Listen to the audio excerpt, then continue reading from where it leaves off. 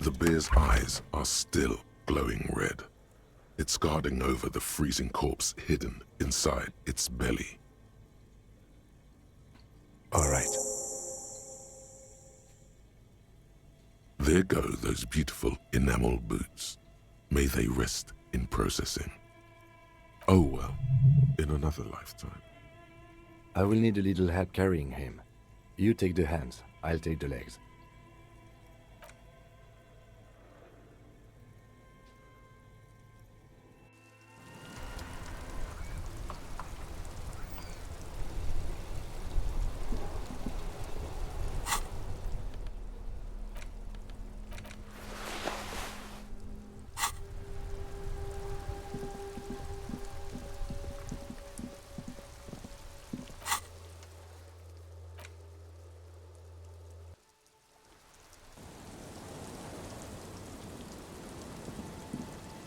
It's getting late, and it's raining. Time. The bed is comforting, if a bit run down. Still, you've earned a rest. Across the room, the heating system hums its soft lullaby. The mattress feels soft and sheets warm. It only takes you moments for the world to fall away.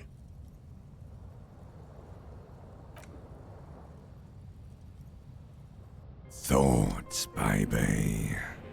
A million little lights in the dark. You're one fine instrument, brother. All those faces and all those names. All that laughter and screaming and scheming around. Every corner and every street. Recorded in you. Forever on ferrotape. On and on it goes, for untold hours. At the disco where you first asked her to dance. Rising, rising, above the dark curvature, the great wingspan of sleep. Studded with stars. Behold, there are millions of them down there. The first time, the last time. The smoke in her mouth, the plotted flowers, the faces turning, changing. It's the world, Harry boy. And you're made of it. Every day you're out there, you make more of yourself from it. I'm afraid you can't be unmade now. You can never forget this shit. Beautiful. It's stuck on loop, whirling, spitting out words and images. You're the son of the world again. Harrister, a ceaseless agent. Picking up litter and old newspapers. Collecting your little bubblegum wrappers and idiotic picture postcards. Meaningless, meaningless keepsakes. Reading your awful letters and recalling things, aren't you? The endless names of the world. An address book you are. The map of a city. You'll go insane if you keep going like this. One more day, and you'll be in the loony bin. I just know you will. And for what, brother man? For the working class. Solving your little crossword puzzles. Doing your tasks. Crossing names off lists. Trying to become some sort of world detector. It won't make it okay. It won't put smoke back in her mouth. There he goes again. He's a real political animal, our Harry. He still doesn't see that it's the world changing around him. He's got no idea what he's in for. 'Cause only love can break your heart. Beep, beep, beep! The alarm is ringing, Harry! The disco circus goes on and on! You barely slept 3 hours last night! Do it for the picture puzzle. Put it all together. Solve the world. One conversation at a time.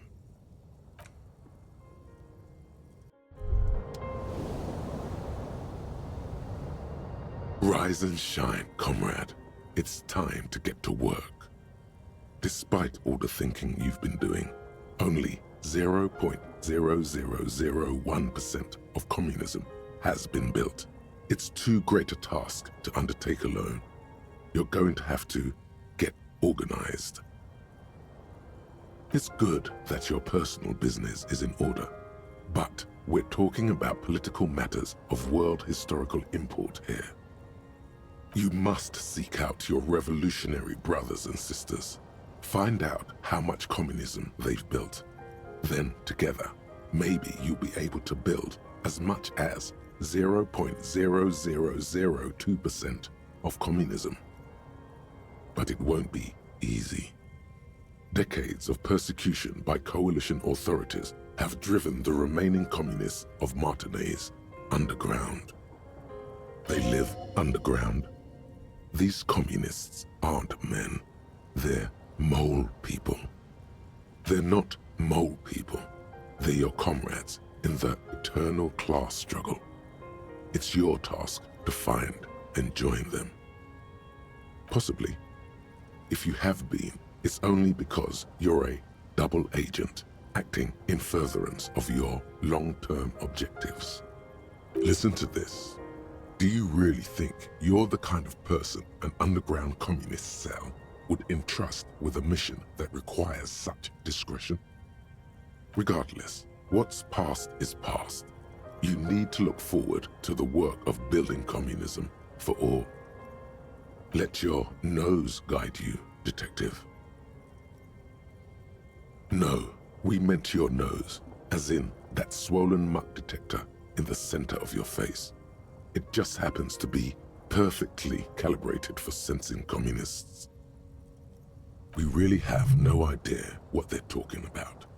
There's no linkage between ideology and olfaction. Failure.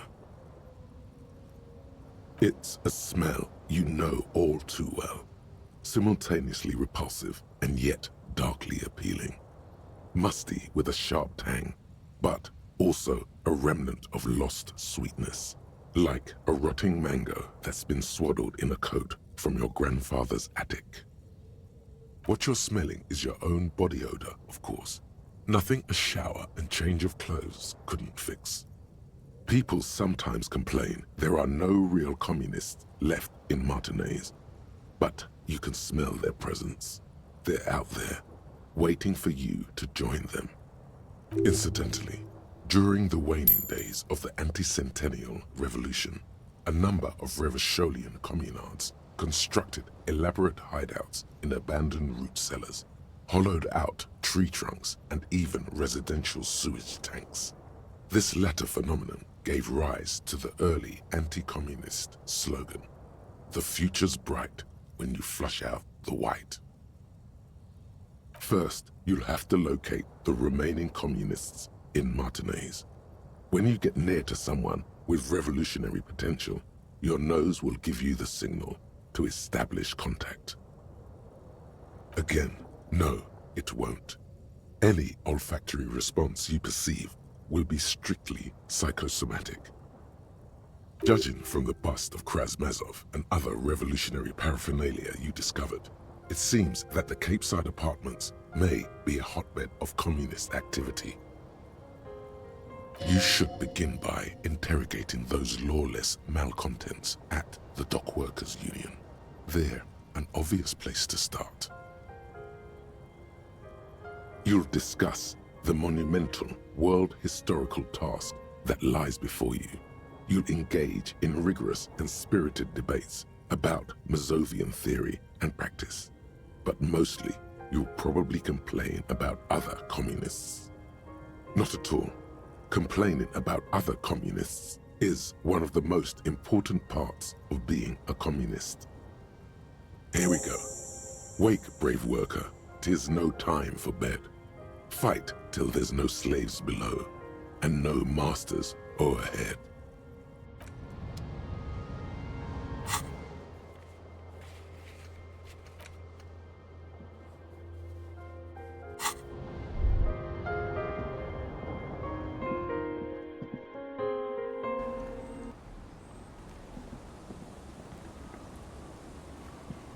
Yes? The lieutenant's posture becomes rigid and uncomfortable as you lean forward and sniff the area just above his shoulder blade. The lieutenant is fastidious as a cat in matters of his personal upkeep, and yet, in the folds of his jacket, you can just perceive the stale and acrid traces of oil rags, transmission fluid, and brake pads. Wait, there's something else there. Something that sets your GABA receptors aflutter. The lieutenant's aftershave, a common drugstore brand. Strong hints of pine needle. But what sort of ideological picture do these smells paint? Tough to say. Do you need something, detective? It's nothing fancy, just plain old Tiger Super Special. Are you thinking of, you know? I didn't mean to offend. It's your business, of course. Was there something else you wish to discuss? As you turn, a bright light catches your eye, making you squint. From a distant sunset, a stage light, flash photography, nowhere in particular. It's just what superstar law officers do. They squint at lights and they solve shit.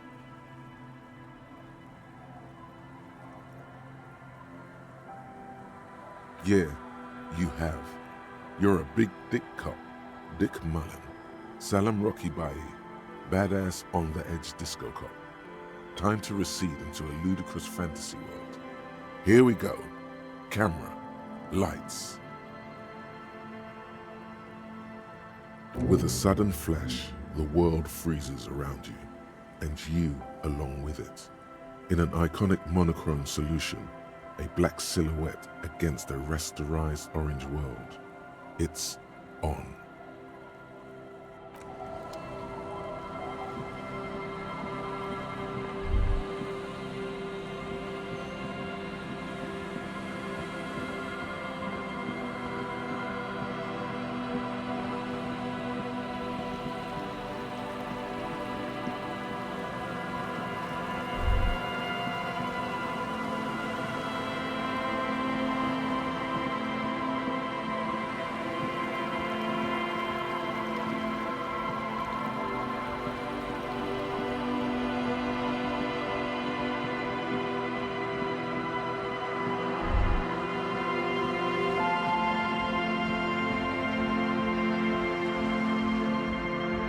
A shaggy-looking girl in her late teens or early 20s kneels on the ice with an electronic contraption in her hand. Hearing you approach, she looks up. Oh, hello there. It's cold out here, but she's not wearing a hat. She must be freezing. Huh? Maybe she didn't hear you. A little louder. So should you.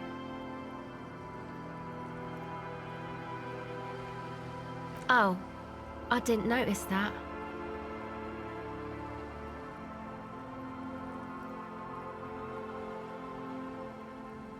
Yeah, well... Look, man, fuck the hat. What did she just say? That's not how a civilian is supposed to address an officer of the law.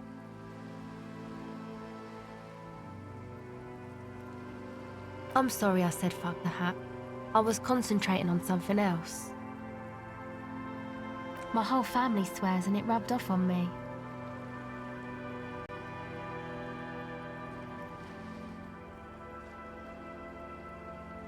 A cell.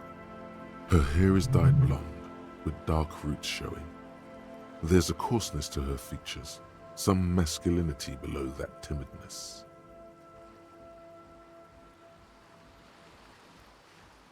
Why?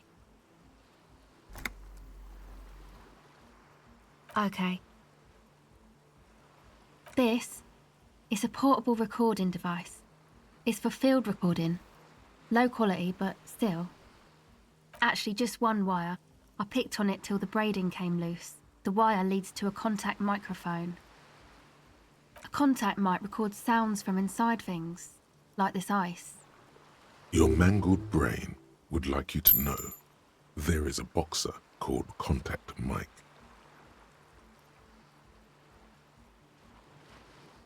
No. You're welcome.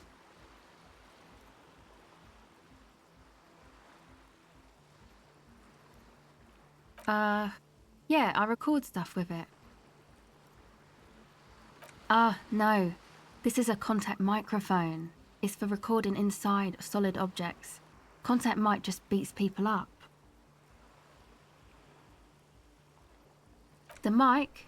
I don't exactly know. Somehow it doesn't pick up vibrations from the air. The book said it only picks up structure-borne sound, if you like technobabble. Same place I got the recorder from, the Elysium.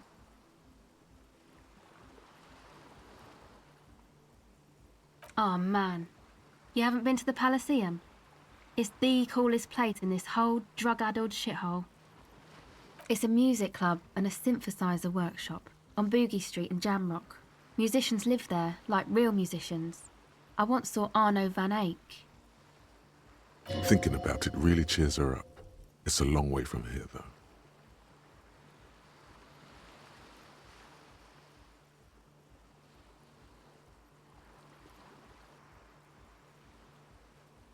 Yeah, there might be some. I don't think they look down on the homosexual underground there. The Elysium's not that kind of place. It's cool.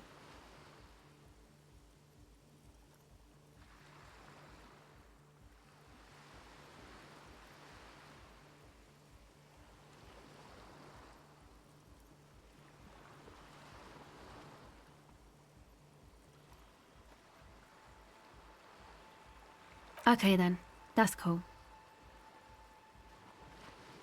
Oh yeah. I guess even with your modern take on sexuality, you wouldn't be in the Van Eyck demographic.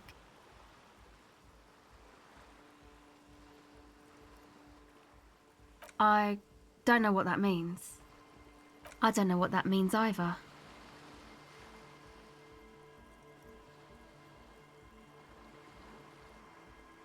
That's cool.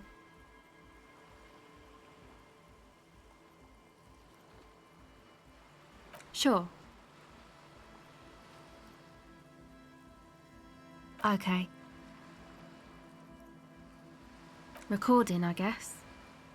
I think I'm recording cracks in the ice, but there's no way to tell. Not without headphones. I think I just recorded your footsteps too. Not sure how that will sound. What happened to the old headphones? My boyfriend sold them. I don't know, man. Things. Just stuff you need for life. Everything checks out, sire.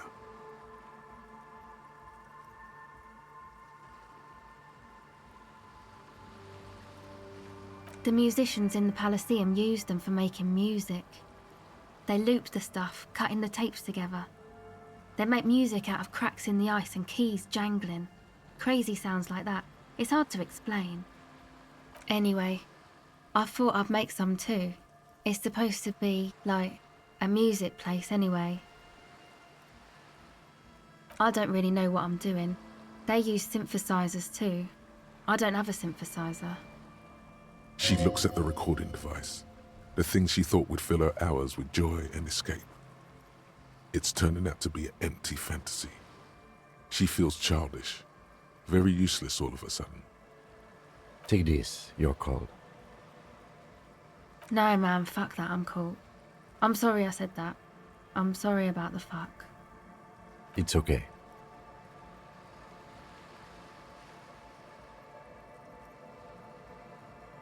That? The boys think it could be a place, like the Palaceum or something. Stupid. It's really not gonna be a Palaceum, that's for sure. And who are these boys? Yeah, Andre and the guys, they're inside, in the tent. And why is that? They got too much stuff crammed in there, no room. Music stuff mostly. Like this tape recorder, but bigger. And there's piles of it. That stuff is more expensive than I am. More expensive than any of us, really. Doesn't matter, I can take the cold. Go ahead.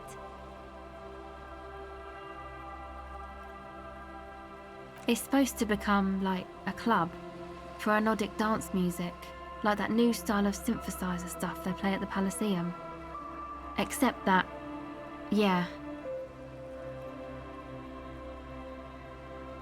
You know, anodic, cathodic, music that's made with electronic instruments.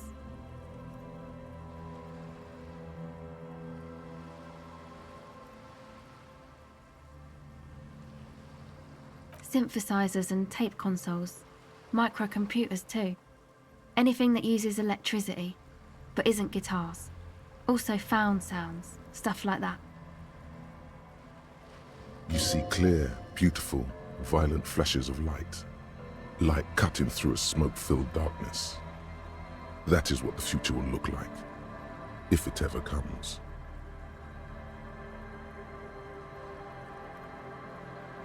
I know.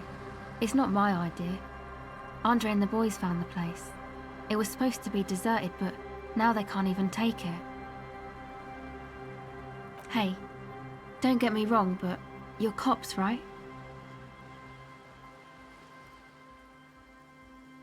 Okay, well, maybe you could talk to Andre and the guys, because there are some strange things going on in that church. If you're police, you should look into it, right? They're inside that thing there. Would be cool if you did. Was there something else? No. Not really, no. She's trying to get out of a direct lie with semantic tricks. She personally didn't put the padlock on the door. Yeah, you know, that's what I meant. Noid did. Noid put the padlock on the door. Yeah, I guess you could say that. To keep more weirdos from getting in. Fucking Martinez. I'm sorry. It's got the worst weirdos. If you get around to it, ask Andre about him, he'll tell ya. Go ahead.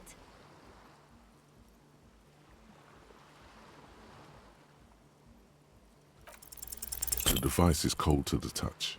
An angular Omicron logo adorns the yellow plastic cover. Underneath you see a reel of tape rolling. You put the device back on the ice. Okay, bye.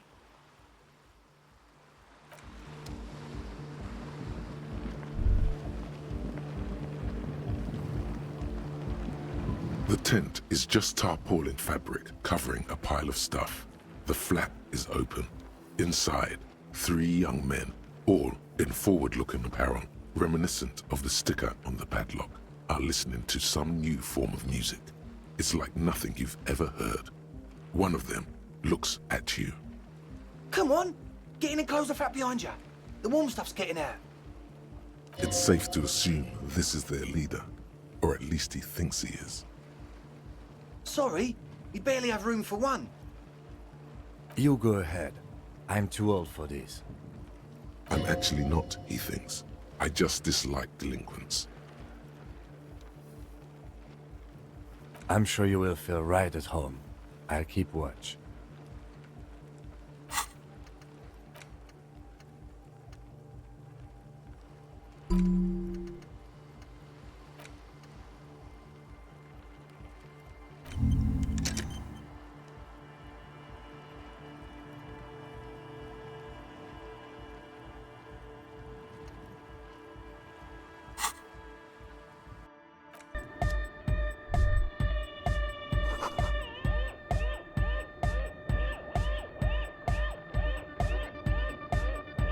see a youngish man bleaching the tips of his hair with a toothbrush. He puts the toothbrush down and extends his hand in greeting. Hello, I'm Andre. It's a pleasure to meet you. His grip is strong, sweaty, and warm. He's trying to project and inspire confidence. This is my posse, Noid. The young man with earrings looks at you suspiciously. And Egghead. Egg!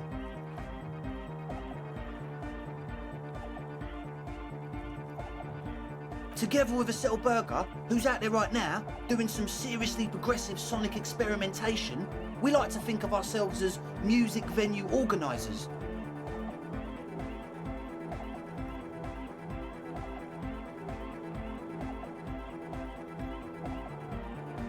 We have many in the pipeline, officer. You see, we've been all over Jamrock North, prospecting for real estate to establish a new venue in. Also for talent. Yeah, thank you, Egghead. And while there is no shortage of raw, unfettered talent spinning tapes in Jamrock, we've had rotten luck with the real estate part. Place is a shithole. I apologise for my friend Noid's potty mouth. I realise this is not how you speak to a police officer. He has authority issues.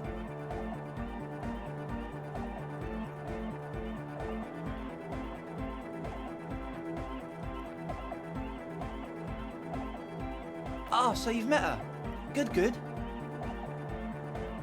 Yeah, it's a matter of occupied ecclesiastical property. I bet you've noticed the derelict hive of narcomania on the coast.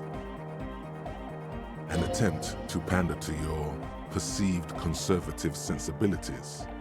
No person his age would ever use a word like narcomania with a straight face. Don't fall for it. I'm talking about the church, and I'm not exaggerating. Even a place of spiritual refuge can become a magnet for all sorts of dopeheads and burnouts if left unattended. Dopeheads. Burnouts. Well, I'm sad to say, that's exactly what happened. Sad because we were just about to put Martinez on the map with one of the maddest dance clubs in Jamrock. Nah, strike that, in Revershol. Strike that. The word. And sadder yet, because the dopeheads and burnouts holed up in there are the worst kind. He leans back a little, watching you with a steady, serious gaze, letting you imagine just how bad those dopeheads and burnouts really are. Good. This calls for an opinion. You're an expert in those.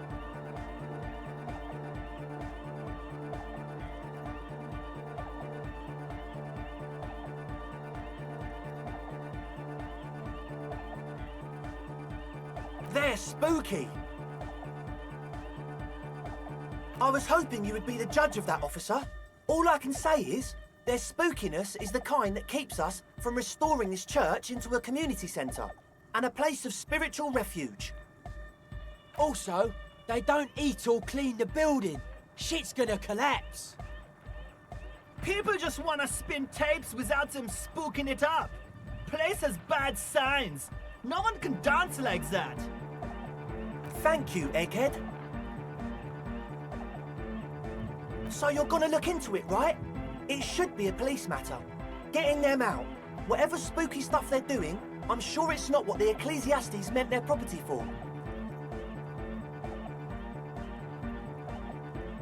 All right, man. Andre's obviously very happy you took him seriously. The whole tent is. The boys exchanged giddy looks. I did ask Noid to install a measure against more drifters wandering in. It's a temporary fix, just something to contain the situation. I had to do it in an hurry. Not my best work, but it should hold for a while. Of course. Noid, give the officer the key. All right.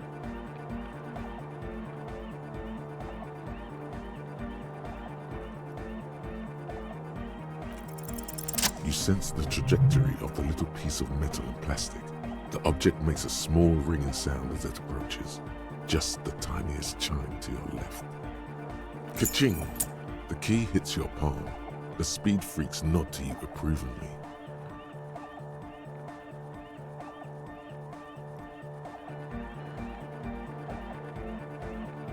The speed freak nods to you.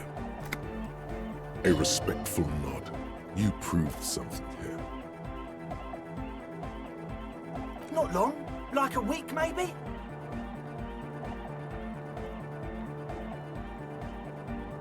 I'm super sure they're alive. I mean, come on. I'm at least 90%, maybe 85% sure they're still alive. Somewhere in the ruinous past that led you here, there was something called exams. You may have learned the term involuntary manslaughter there.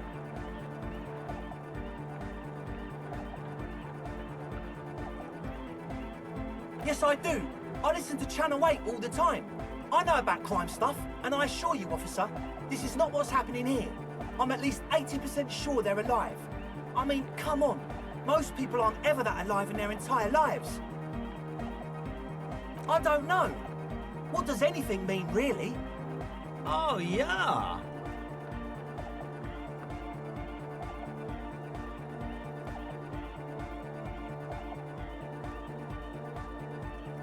You're right. It is nonsense. Total garbage. I knew you'd see through it. You're one smart cop. It feels good to be the smart cop, doesn't it? That's a good cop to be. Has a nice ring to it. Smart cop. You wouldn't want to be stupid cop, now would you? But still, maybe he's just sucking up to you.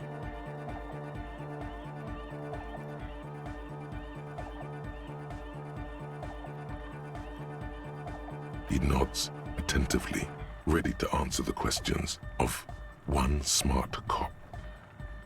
Sure, man. Tell us what you want to know. Let's do it. Truth is, I don't really know. None of us do. I don't even know how many there are. All we've seen are glimpses.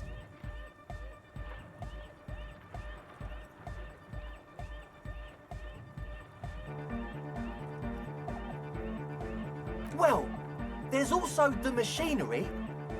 This machinery is of the deeply mystical variety. When I first scouted the place, back in February, it was abandoned, empty. Took some time getting the crew together. So about 2 weeks ago, we came here hoping to set the stuff up. Suddenly, there are all these strange machines lying around in there. One of them has wires running into bowls of water. Wires into water. Never seen anything like it. Andre, tell him about the feeling. Oh, and it felt like there was something in there with us, watching us from the dark. No, the other one.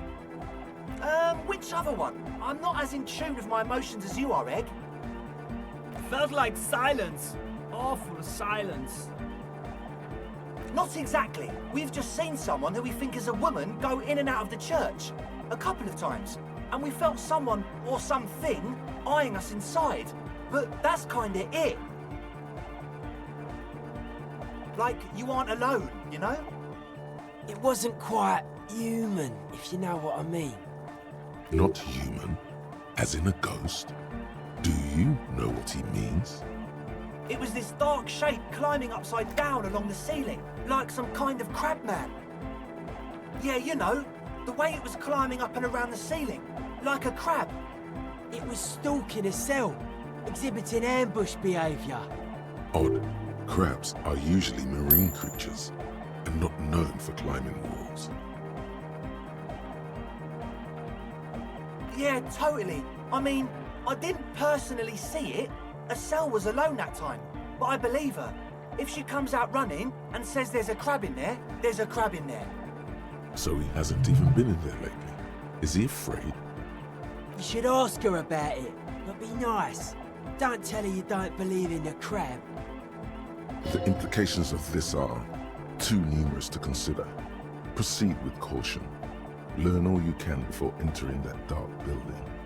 There probably is no crab man. Don't let them draw you in with this nonsense. You should talk to Noid about that. I just got a distinct burnout and dopehead sign from them. Probably jacked up to some snuff station too. Probably, very likely. Well, honestly, I can't, but I am. This is a below-feeble attempt at avoidance. Basically, he is attempting to weaponize idiocy.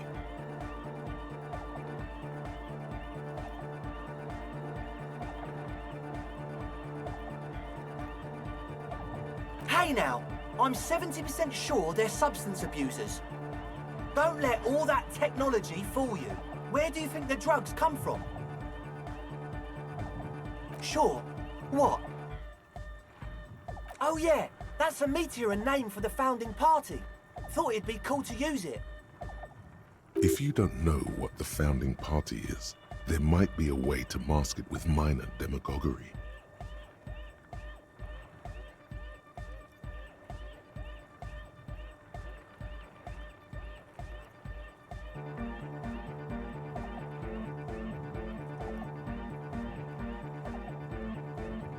Come to think of it, I've never really looked them up, you know? I can't give you a precise definition, but they're a very powerful religious organisation. And they have roots in ancient mass society. And they're the custodians of the Pericarnassian Church. Plus, they anoint the innocents. They, like, made the innocentic system, no?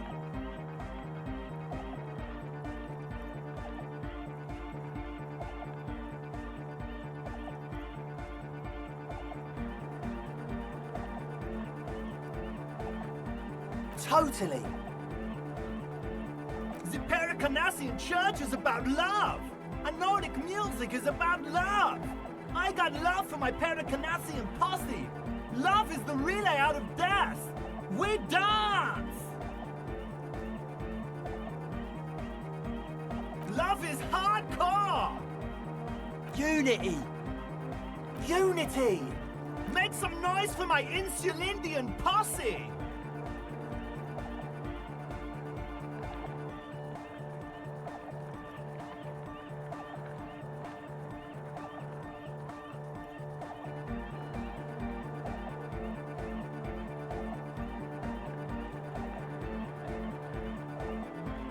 Oh yeah, it can. He's coming around. You're getting it.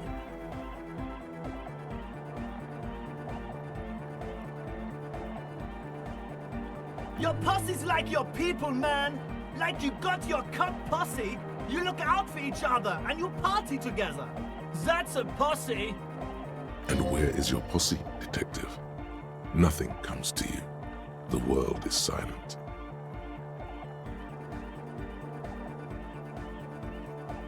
Yeah! Yakokata! The place to be! He seems ecstatic that you share his vision of Pericarnassianism. Do it for the masses. Do it for the crew. I didn't want to say it, but it was pretty lame of you to imply otherwise. Anyway, you got more questions?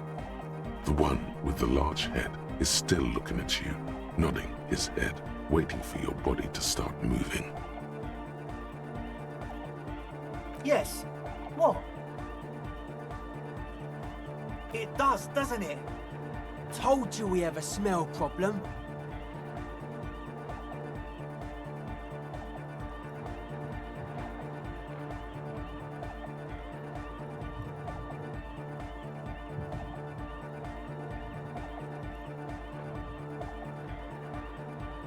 Ether? I don't smell ether. Do you, Noid? No, He sniffs the air, then shrugs. It doesn't take a forensic scientist to guess it's drug-related. They look and act like the kind of guys who've done their fair share. However, their breathing is regular, their jaws stay put and their pupils aren't dilated. So, not under the influence right now. At least, not under the influence of stimulants. That doesn't rule out hallucinogens, benzos, some depressants. How do you know all this? He nods enthusiastically, no doubt a little relieved.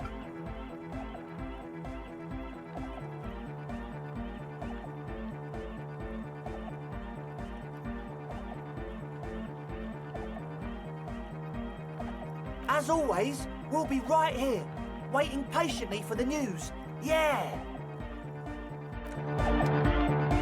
so you had a talk with Andre, and now you want to discuss things with Noid. Good. It's good you talked to Andre first. Gave me time to get a reading on your sign. Can't really talk to people before you get a reading. Yeah, gotta compare. See if we can align. I suck at socialising, man. Even now, our sign synchronisation is way off. But I'll see what I can do. A sticker? You mean the yellow one? Can you describe it to me? Interesting. He wants you to describe it, though he already knows what it looks like.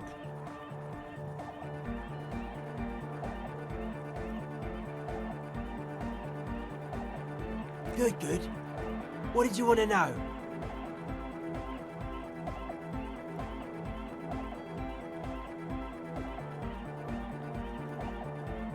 Yes, you're the 23rd person to get it right. And I've asked 23 people. Looks like it's a dead guy smiling to the entire human race. Really? We're all the same. Same eyes, same smiles, same death. He defeated history. We are living in the age of history, and in the eyes of history, we are always already dead. How can we ever smile then? Because history is a lie, and so are its deaths. The present moment and life are the hardcore. The hardcore expels death. Or maybe he's not dead. Maybe he's just really ecstatic about the beats.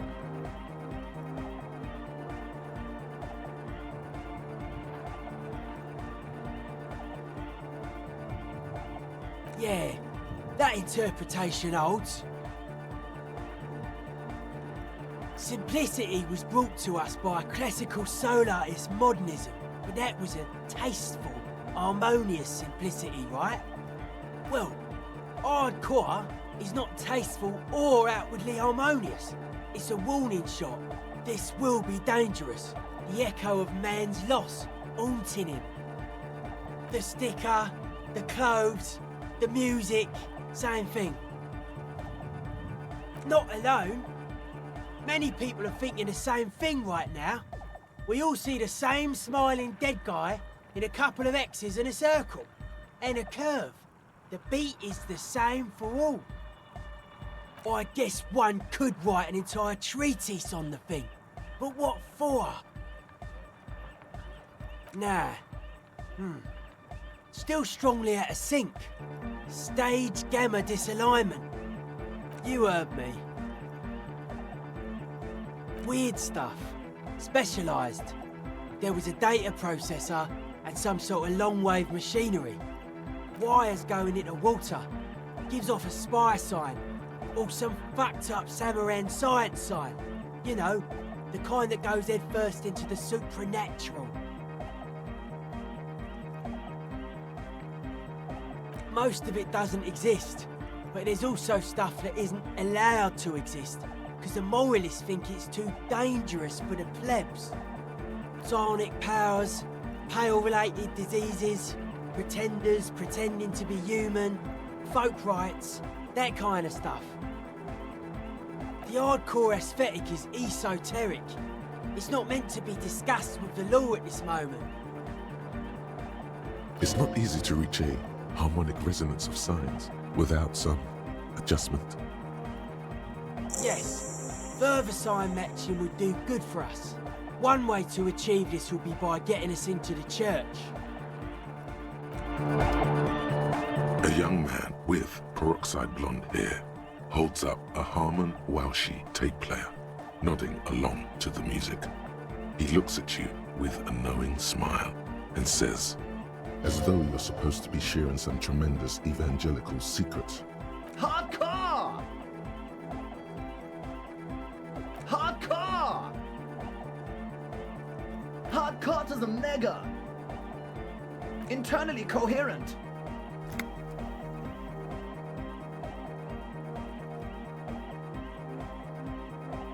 Good morning, yeah! 1, 2, 3, Yakokata, the place to be!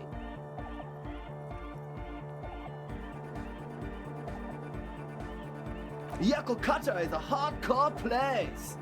Yekokata is an abbreviation from the Gradian term, Zone of Ecological Catastrophe, an agricultural megaproject in the extreme southeast of the Gradian Isola. It involved cutting-edge approaches to irrigation and a completely new type of fertilizer.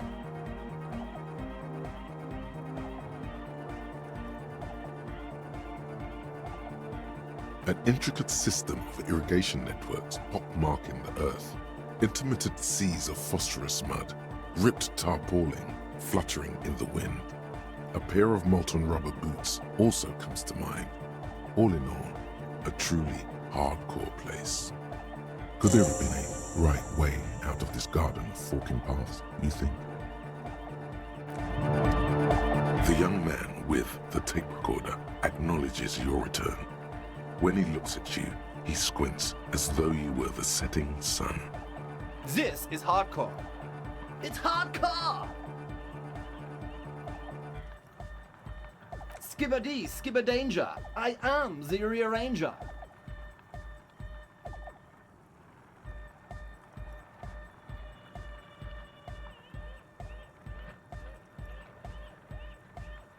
Your cop training did not prepare you for this. What to do?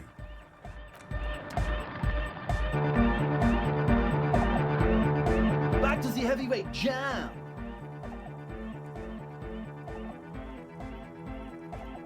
Hardcore! It's hardcore! Skibbity, skibberdanger. Your cop training.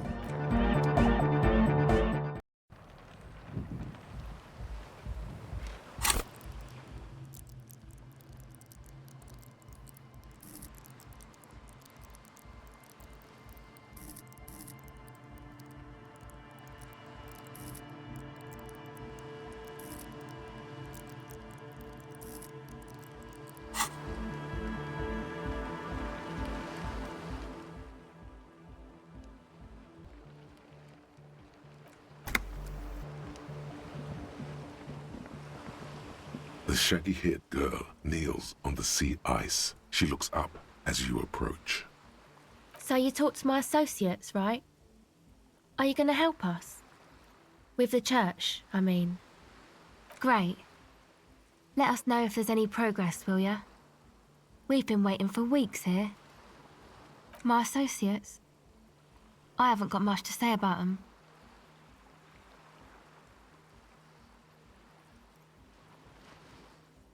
Of course I do. I just don't tell people about my friends and who they are and so on. I don't provide information on them. To the cops.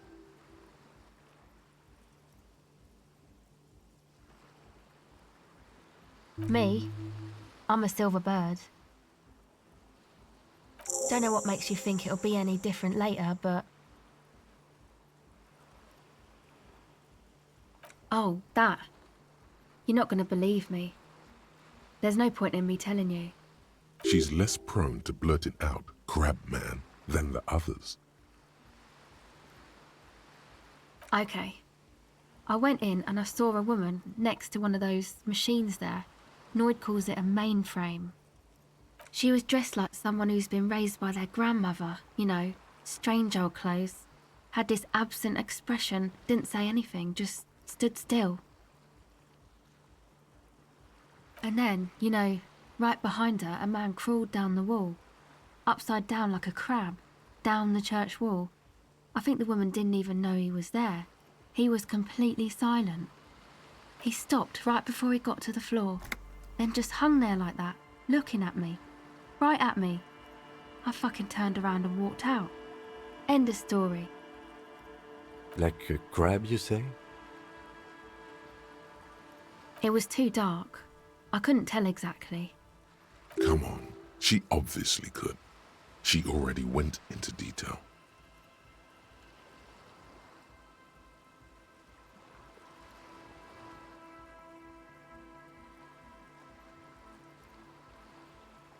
He looked like a banger, okay?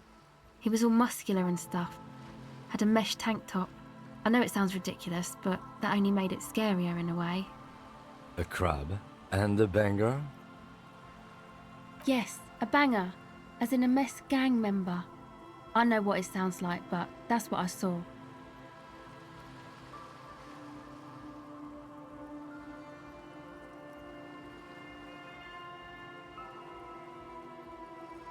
Why?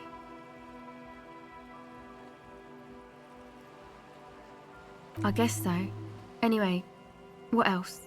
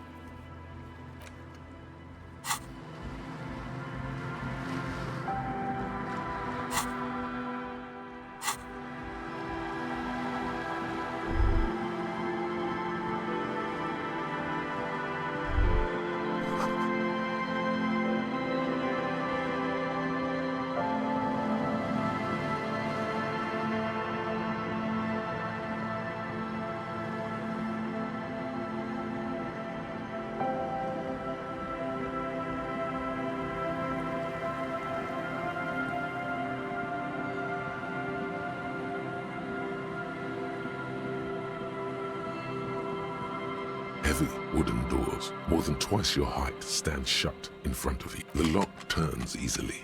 You hear a click as the shackle pops open. Let's go. As you do, you hear the echo of the doomed commercial area, its black holes and dusty machines. Then the feeling passes. A great whoosh of air rushes into the dark innards of the church, as though rushing to fill a great vacuum. In the heart of the city,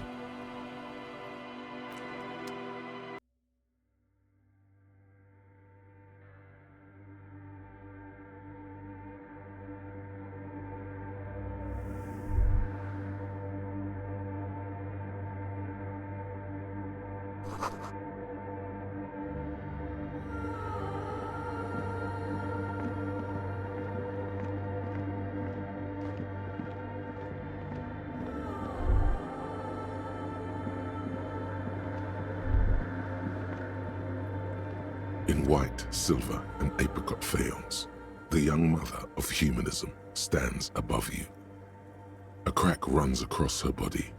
She is impossibly tall, oval-faced and sad, a dark and radiant majesty. This is her innocence, Dolores Day. Cradled in her arms are a pair of glowing lungs, clearly visible from underneath her flowing dress. You should kneel. Your knees touch the floor. The floorboards are hard and cold. There you kneel among the snowdrifts, diffuse light falling on your hands from beyond the glass. The woman looks down at you kneeling.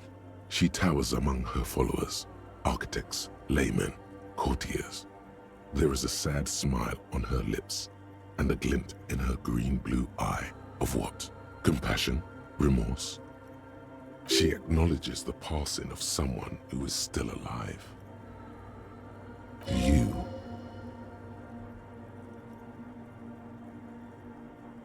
As that terrible word passes through your mind, the lieutenant draws an X-shaped cross from shoulder to shoulder. Your fingertips touch your chest 4 times. Then you rise from your knees into the apricot-colored light of the window.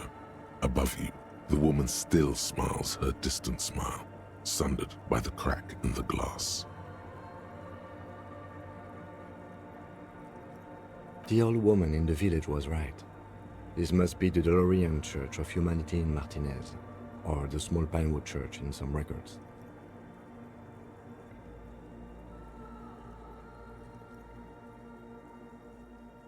It's a minor landmark, not easy to find. Most maps misplace it. It was built not long after Revachol's founding, 300 or so years ago, by first-generation settlers. On the coast of an uninhabited archipelago where only animals had roamed before, in the wild reeds. There used to be 7 stave churches on the coast. Les Sept Sœurs, they call them, the 7 sisters. Only one remains. The rest were burnt in the revolution or used for building materials. We should be respectful here, although the building appears to be deserted. I do not believe we'll find anything connected to the lynching here. Something else, perhaps? Respectful? Is the lieutenant a follower of DeLoreanism? There it is again. A small pang of guilt. It's time to ask him what happened here. I have a theory, yes. There was a police raid a while back. I heard the place was shot to pieces. The old woman in the village was being tactful with us when she didn't mention it. She has more respect for the RCM than many around here. Well, your station was involved, I hear, although I can't be sure. How come the lieutenant isn't sure? Is this confidential information? 3 precincts were involved in the raid, and people say Precinct 41 was one of them. I am pretty sure it was a clandestine operation. I don't know anything more about it, why it was conducted, or who participated. I try not to pry into extra-district matters.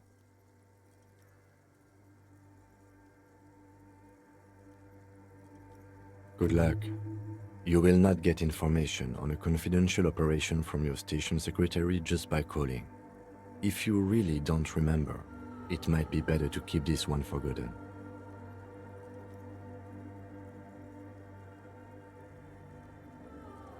It happened a while ago. It's unimportant to our business in Martinez now. Yes, we all are. Her name, body, and rule are synonymous with humanism. The laws we enforce are DeLorean in origin.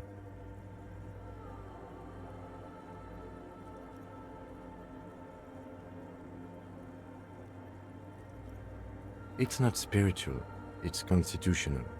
The DeLorean system does not demand faith, only accordance.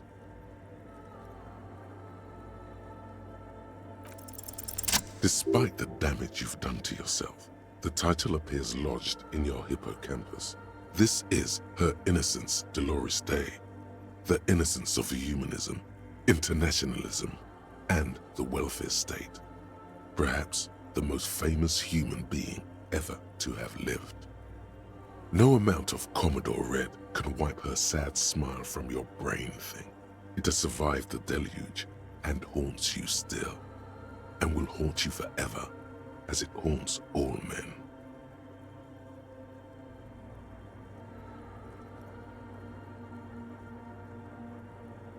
The highest category of historic individual, an embodiment of the world spirit. More, an innocence is elected to office by the founding party, a precedent that has taken place a mere 6 times in the entirety of history. The legal system of the Real Belt is built to accommodate an authentic rule should it coincide with our time. An innocence is infallible. The decisions made by one are not decisions. They are inevitabilities. What would have happened anyway? Only accelerated, packed into decades instead of centuries. An innocence is a continuous, compressed event, a sacred human being. It is an honor and a glory to live when one is in office. No, we are alone. 300 years ago, in the wake of the discovery of this Isola, the Insulindian, by explorers from the continent of Muindi, she is, among other things, the innocence of inter-isolary travel and the connected world. Many things, you know she was a woman of the court, the wife of an influential Marchese, and eventually the principal advisor to Irene la Navigateur, Queen of Suresnes, modern-day Sir La Clé, also that she was gorgeous beyond beauty. Draped in ancient sadness, are you sure you want to remember this bit of historic trivia? Standing under a long, slender form like this, dwarfed? Yes! Big bummer! Boring history! Gotta keep it light, man! Keep it moving! Get fucked up instead!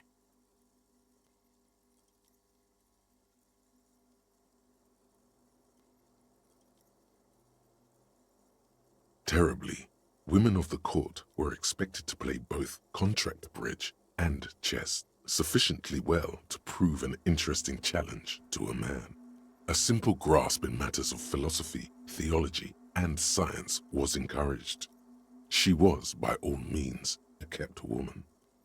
She made the most of her position in the antediluvian court, a court visited by the most prominent thinkers and artists of the day. In secret, she was becoming the era's preeminent philosopher of the state, a scalpel, a piercing gaze. She was an almost preternaturally magnetic and intelligent individual. To her contemporaries, she appeared out of time, a messenger from the future of the species. We all fell in love with her, head over heels. Even before she was declared an innocence, her influence was tremendous. It was on her advice that Irene Le Navigateur sponsored a number of voyages into the Pale, a costly, often tragic endeavor, ultimately vindicated by the discovery of the new world, the piece of reality you're standing on. She was crowned 2 years after the first expedition returned, setting in motion what is widely considered the greatest era in history. Wow, indeed.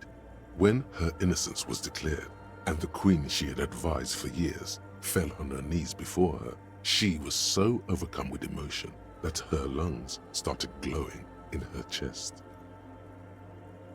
Bystanders reported golden filaments lighting the already sunlit chamber around her, clearly visible beneath her dress. That is why the lungs are the symbol of love for the cultures of the Riel Belt. As did we all, the lands of the Mes and the Occident, and even faraway Supremwindi, altogether 21 of the 40 mundial nations of the time, immediately accepted Innocentic rule, even before her crowning. In a city called Advesperaskit in Vesper Messina, her homeland, the name of the city means evening comes, but it happened on a winter's morning, with the canals frozen and slush falling out of the sky. She was dressed in a white and pearl dress on an emptied-out plaza with the crowd far away. Already, her Theriers, the secret servicemen of the Innocents, were worried about an assassination attempt.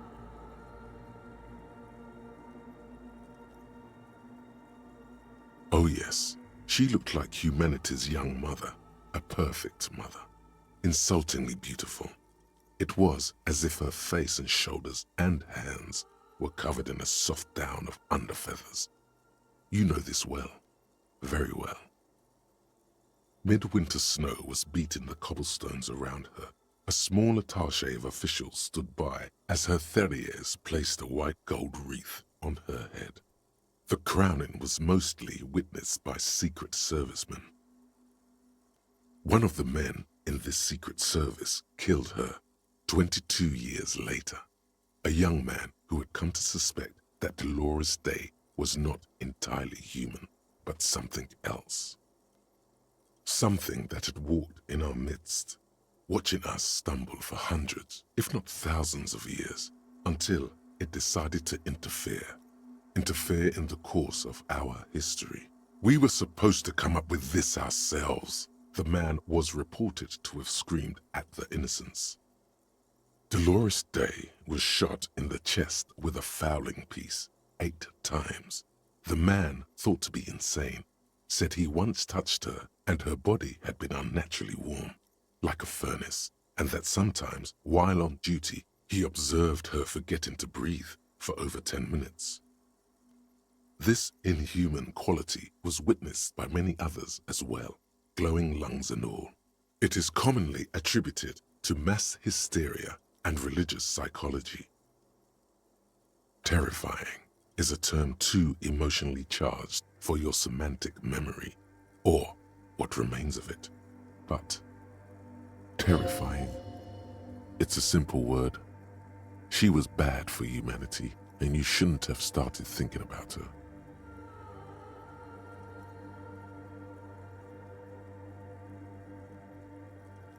You already do.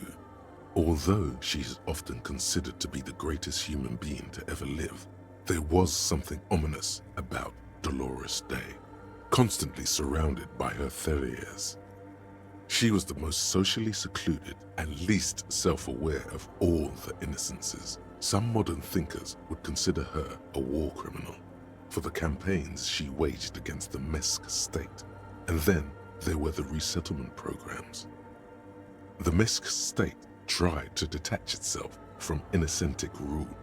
Parts of the world were experiencing whiplash from accelerating into secularism. Her mandatory education programs and mass resettlement of upstream Marguerite were problematic as well. Dissenters were suppressed by a military force she called the Army of Humanity, suggesting those who fight against it are not part of humanity. She adored chess, yes, but also military war games. Dolores Day often holds a tiny tin soldier between her index finger and thumb in icons such as this. She was also blonde, the blondest woman you have ever seen, with green eyes the color of the Pacific, mare interregnum. Little is known of her Marchese husband. It's as if he vanished from history after completing his role, which was to introduce Dolores Day to court. In conclusion, yes, there is something lonely, paranoid, and even terrifying that people seldom mention, but feel when they think of her. This subtle terror is part of her iconography. Lieutenant Yefreiter, you've stood there for over 5 minutes. What are you thinking of, if I may ask?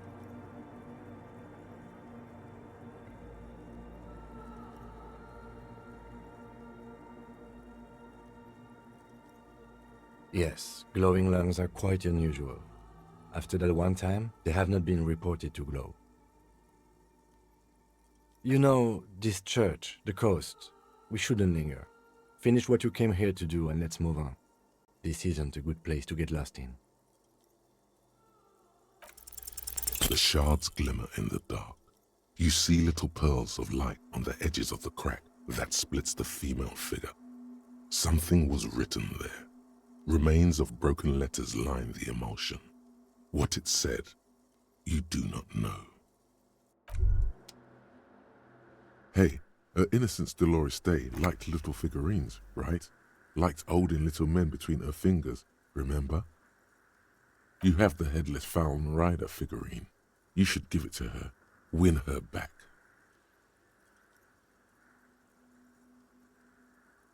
Don't be so pessimistic. Love doesn't die that easily. This isn't funny. You have a bad feeling about this one. So very, very, very nifty. Nifty and mysterious. This is surely what the figurines are for.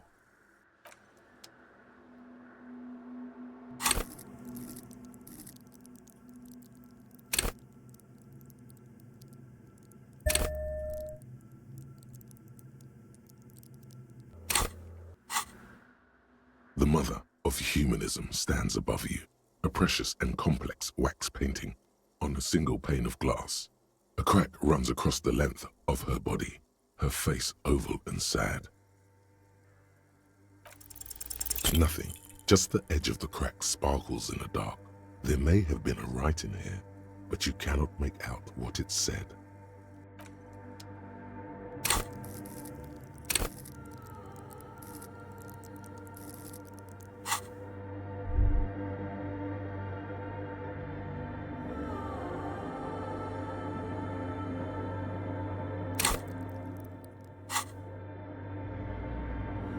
A machine stands in the corner, watched over by the figures on the stained glass window.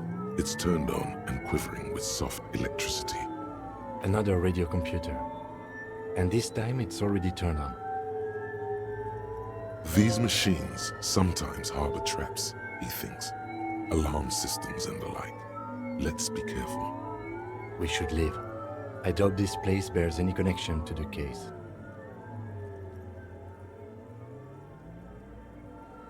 You see fluorescent play and print buttons on the keyboard.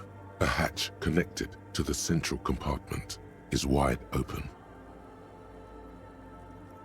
The lieutenant says nothing. You see the machine's glowing frame reflected back from his diamond-shaped glasses. you're free to proceed.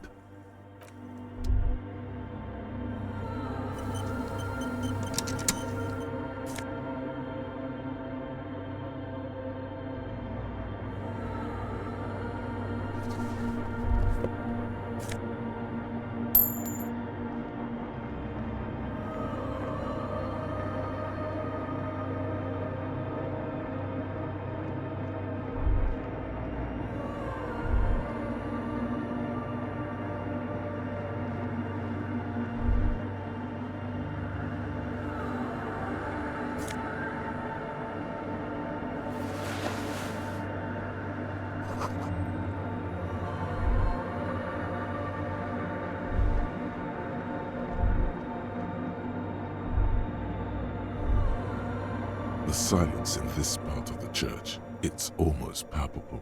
All the shifting matter and shuffling of living things is gone. Nothing seems to exist beyond the church anymore. Maybe if you were to stand in just the right spot, even your footsteps would be completely silent. And then it's gone, almost all of it, but for the faintest of hums. It seems the sound here is detached from its source somehow, if not blotted out outright. Truly unusual. You can hardly hear your own breathing.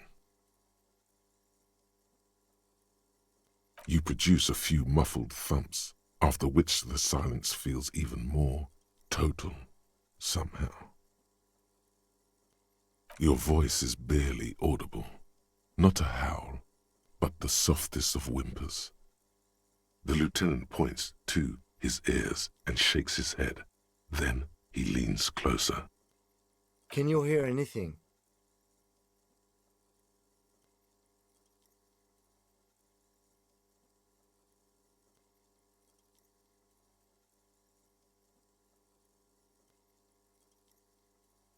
I wonder why the church was built with such strange acoustics.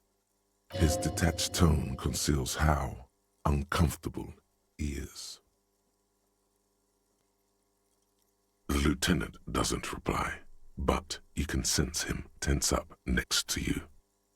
The orderly rows of ceiling panels become barely visible, then disappear completely in the darkness of the tower overhead.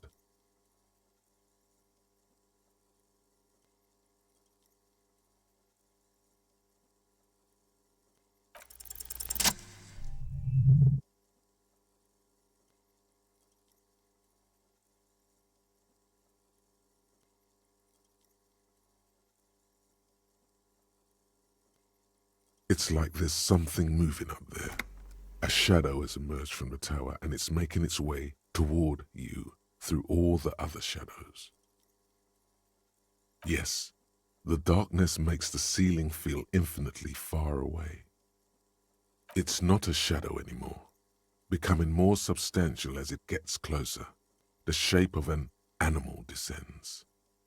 Officer, is there something up there? Oh no, you've lost sight of it. Where did it go?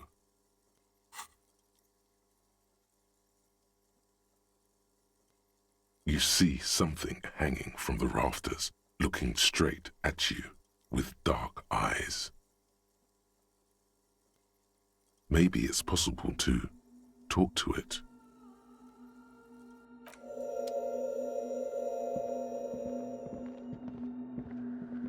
The shadow is a man made of the same stuff as the carpentry of the building. He is studying you intently.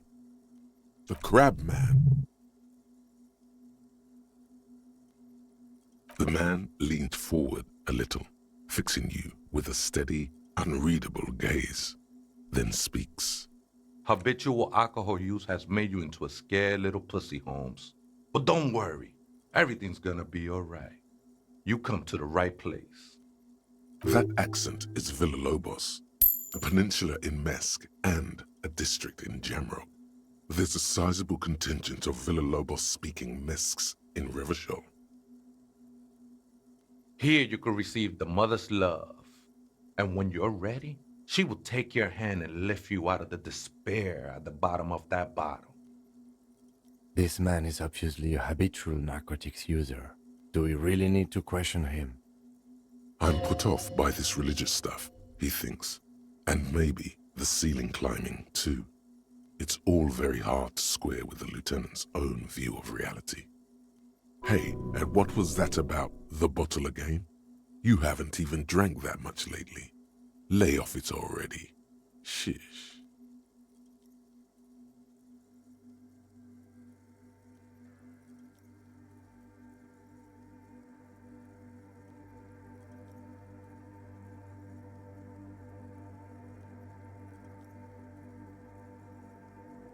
Oh yeah, sure. You don't know anything about alcohol use. You got it all under control, Way.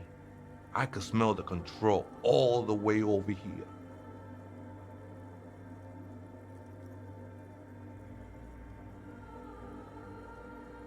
Not all of it. I was like you once. You don't know all the havoc Albino is wrecking on your mind and your spirit. Necesita parar, homie. You know, actually, since we're here, you may want to pay attention to what the ceiling climber is saying. If the lieutenant agrees, then maybe, just maybe, you should pay attention. Fuck you, Crabman! You don't tell us what to do! Tell him!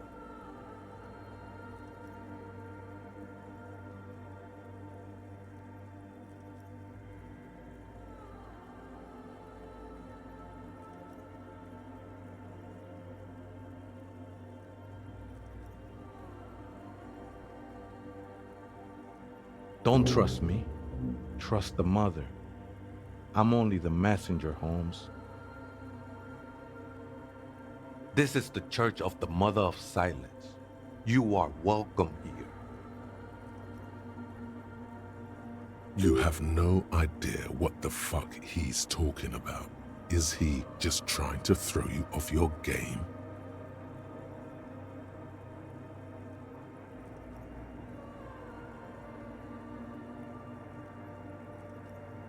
Other spooker? Oh, esa viejita es muy estudiosa. Don't know, Holmes. Viejita is grandma?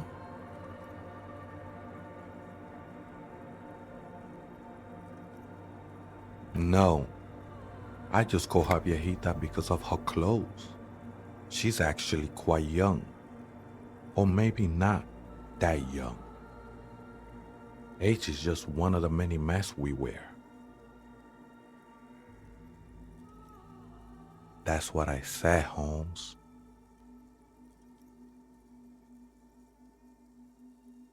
Don't really follow her comings and goings. Just see her typing on her computer now and then. We got different interests.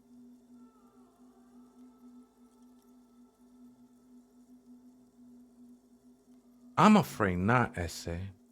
You just have to wait until she comes back, or search through her radio computer. the ones in the tent outside, right? I see them. Think they scared of me.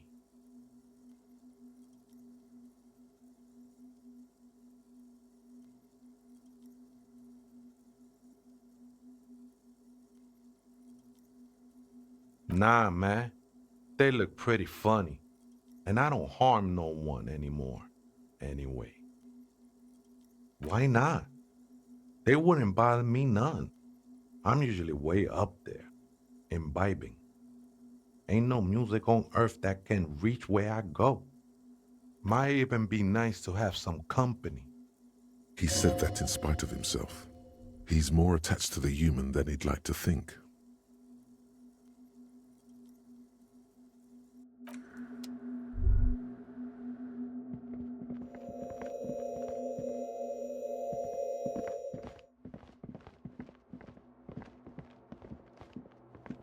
The machine's keyboard is still illuminated, revealing fluorescent play and print buttons.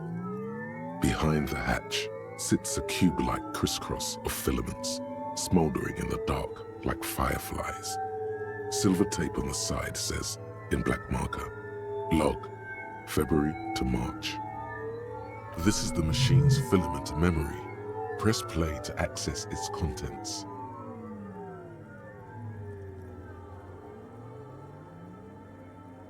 The speaker comes to life. Static seeps through the machine's planar magnetic driver. An old lady greets you. Her voice sounds 100 years old.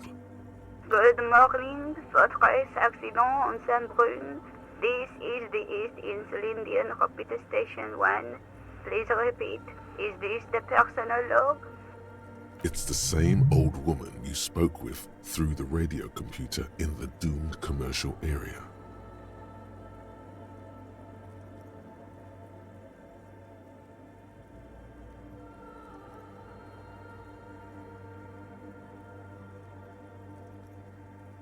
Good, thank you. Please repeat. Is this the personal log? Good. Please repeat the password. Let's look around. There's no use trying to guess the answer. Maybe he knows something.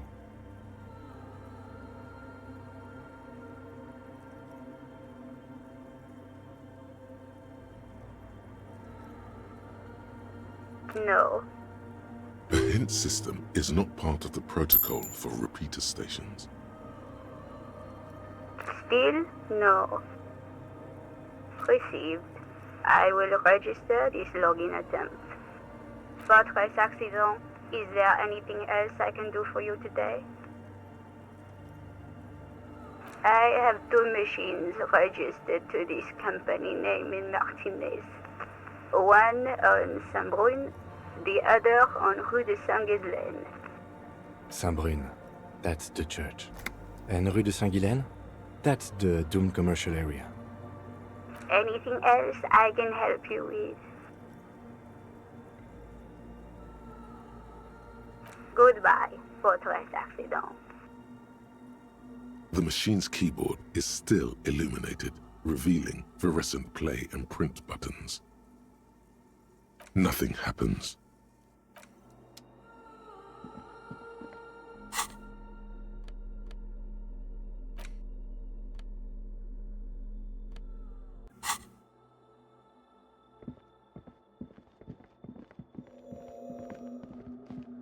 Oh, hey, Wei, there's coffee in the back.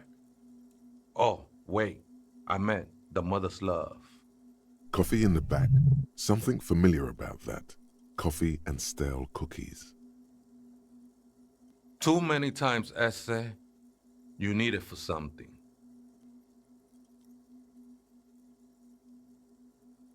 Don't sweat it, vato. The password is afterlife death. That is true. But what comes after death? What you think of that? Makes me almost pity La Nilita Pequeña when I hear it.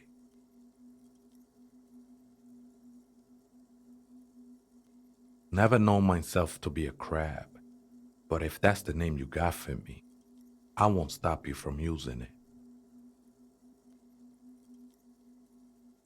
I always thought of myself more like a flame, flickering along the rafters and beams.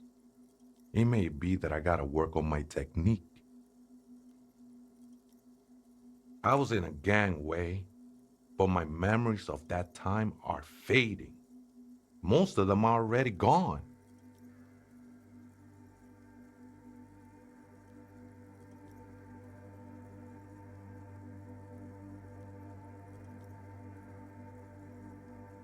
That's not really the point, I said.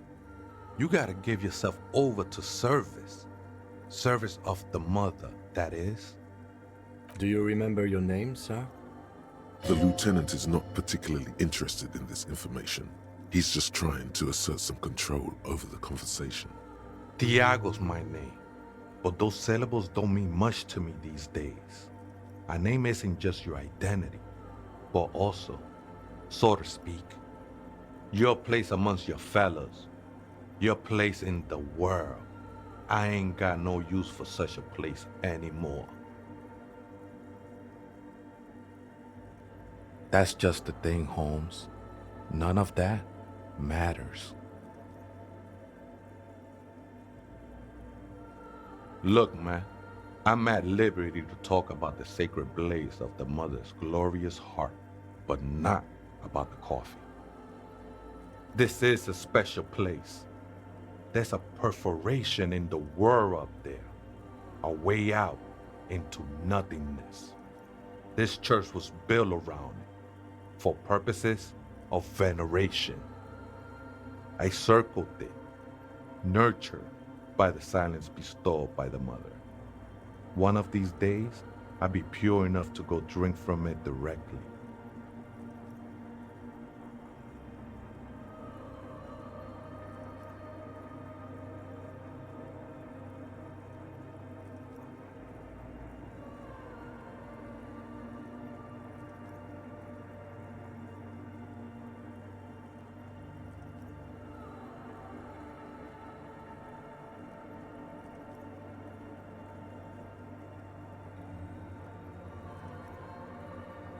No.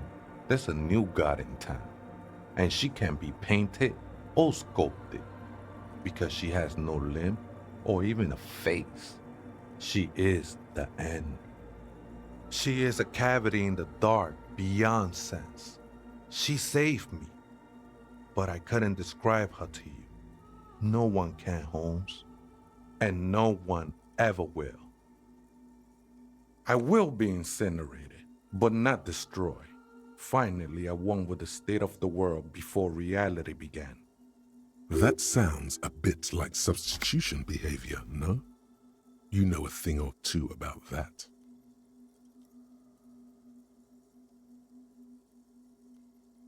I'm a seraph, Holmes. I sing the mother's glory.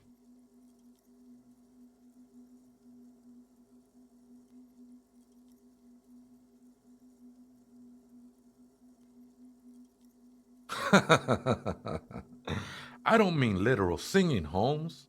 This is the mother of silence we're talking about. It's the singing of a burning heart. You may be thinking, but fire crackles. No, Holmes, that's the material that's burning. The flames themselves are without sound. Hard to say. I think I did some construction work here, back when I still had material worries. Up there, I realized what the true purpose of the church was. Been spending a lot of time here ever since. The past is nothing to me now, eh? It didn't belong to me. Does it mean he witnessed the police raid?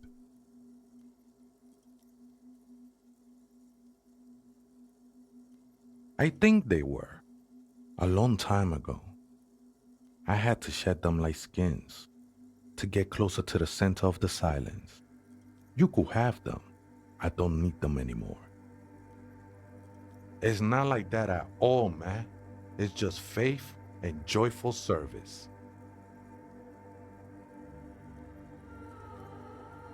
I know it will take time. Don't sweat it.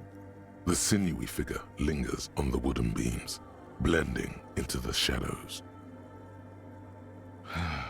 Something like that. Did you witness it? Not really, or at least I don't remember much of it anymore. The mother's love has done its job. That's what's so great about the mother. It lets you forget about everything. I think we're done here, Essay. That was an interesting conversation. However, I'm still not sure how it's relevant to our investigation.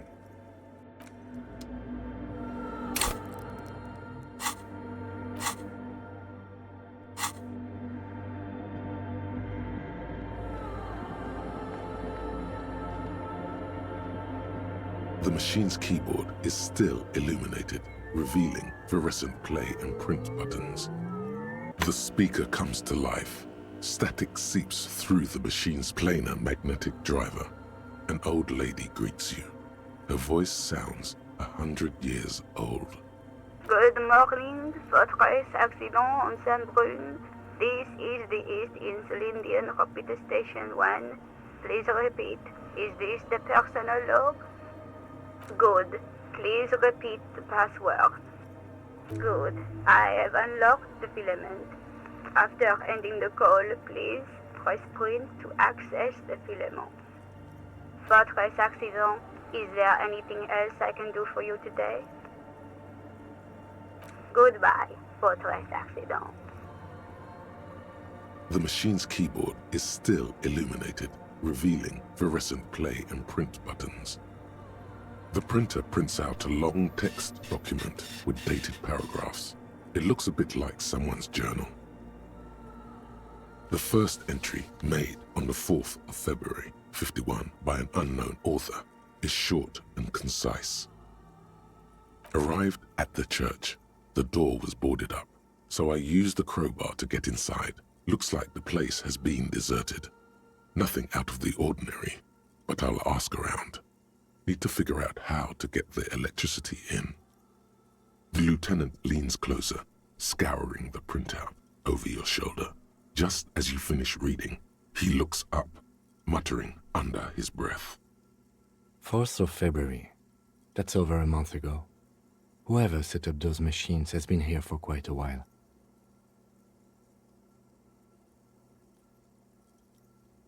"6th of February, 51. Had a little chat with the local fishermen. Said I shouldn't go near that place, that the church was spooky and ridden with narcotics. It's a little spooky, all right. Still haven't figured out the electricity.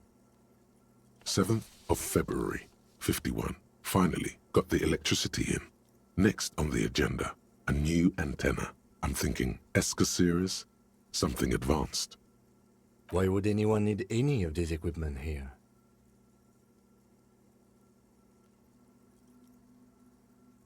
8th of February, 51.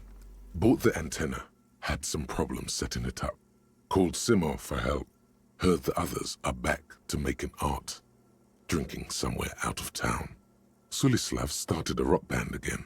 Lexi has been seen asking money from strangers. But at least the artists have their act together. They're qualified labor. They can get work anywhere. Graphic design, ads. The programmers are doing fine too. I mean, they're programmers. The writers, though, they're fucked. I just have to find out what caused that data loss and be done with it.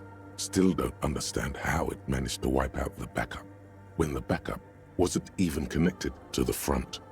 I know. Everyone thinks it's impossible. They say I must be lying. I'm here to set it right. Seems like something to do with radio computers. Unfortunately, I don't know enough about them to understand what the author is saying. Something about the backup data getting destroyed, and how everyone thought it was the author's fault. Let's just keep reading. I think these people worked in the radio computer games business, the one we saw in the Doom commercial area. They must be our former co-workers. 12th of February, 51. Brought some food from the grocery store. Apparently, there's a strike going on in the harbor. Definitely not happy to see the Martinez people again. Everything's now set up in the church. Going to start working tomorrow, 8 a.m. The strike. We are nearing the date of the murder. Keep reading. I'm interested now. I want to know what's that radio anomaly that sent this person here in the first place. 25th of February, 51. I've been sending data up to Lintel for a while now, trying to recreate the data loss, but nothing. Didn't even feel like logging in, the disappointment. But I did discover a curious audio-spatial anomaly at the back of the church. I've named it the Swallow. It swallows sound. Need to get some mics. Is she talking about? 28th of February, 51.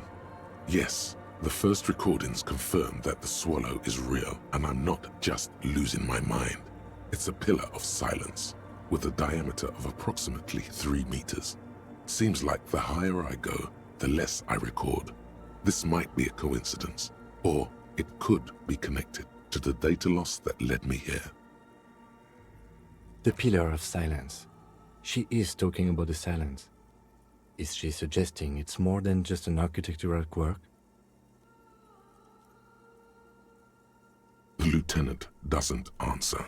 He follows your gaze, studying the basins. The water shines in them. No ripples. March 51. Some kind of young disco men have appeared next to the church. I've been trying to record the silence to find the epicenter, but now it turns out I've also been capturing the future of dance music, one neo-disco song over and over again. Fortunately, the song is so monotonous, I was able to devise an algorithm to factor it out. The other day, one of the disco men came in. Before I could even say hello, she got scared and left. Good, I don't want anyone distracting me from my work. That disco man must be a cell. The girl on the ice? Sounds like her, yes. March 51. I got a call from the repeater station. Someone has tried to access the radio computer in our old office in Martinez. Can't do anything about it. The storekeeper still doesn't want to let me inside the building. Thinks I'm part of some kind of curse. How Martinez of her. I knew it wasn't a good idea to meddle with that machine. No. It was a great idea. You're learning things. This is how you learn things about machines. March 51. A new 2-meter aux cable. Noodles. Crackers.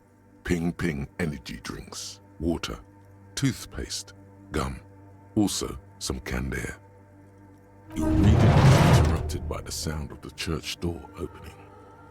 A strange woman makes straight for the radio computer.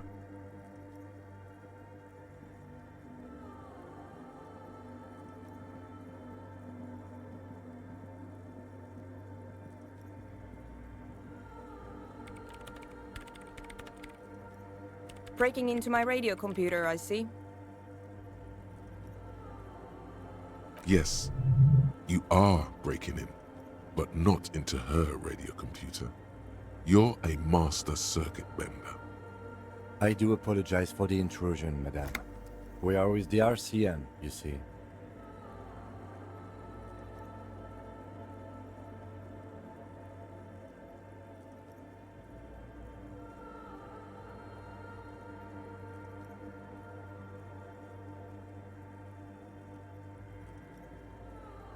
You won't find any answers from here. It's just me and my computer, and it has been this way for weeks. Now please give me some room. I need 2 seconds to see that you haven't destroyed anything. We should talk to her after she has rebooted the machine.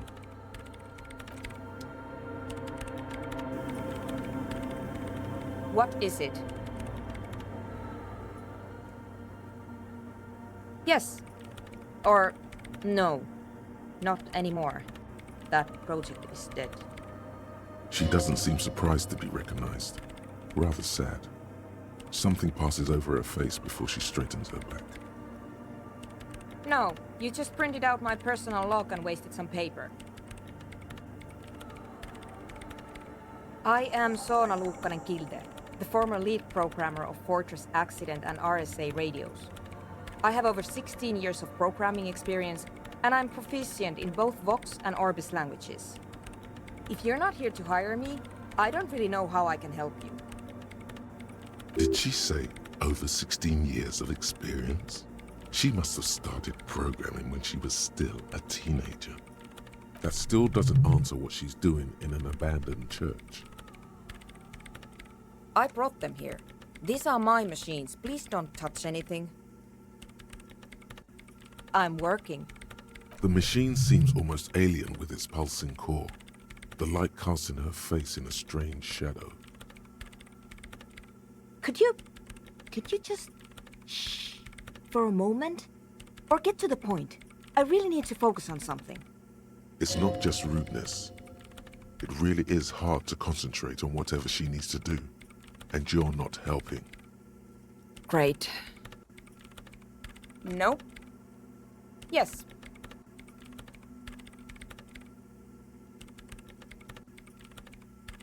No, you're right.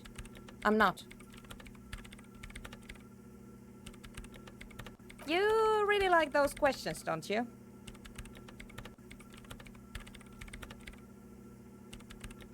I'm conducting scientific research here. You can't throw me out. I'm looking for the location of a 2mm hole in the world. Wait, what? She's looking for a disruption in the radio waves. That's what her personal log said. The lieutenant raises his brows, but doesn't say anything. Yes, that's what led me here. But I suspect it might be something a bit more complicated than that. Exactly. What does it mean? Up to now, it has been impossible to say what it is because it's impossible to measure nothing. What do you think it is? What qualities does nothing have? How do you measure something that does not exist? That's a little above your pay grade at the moment.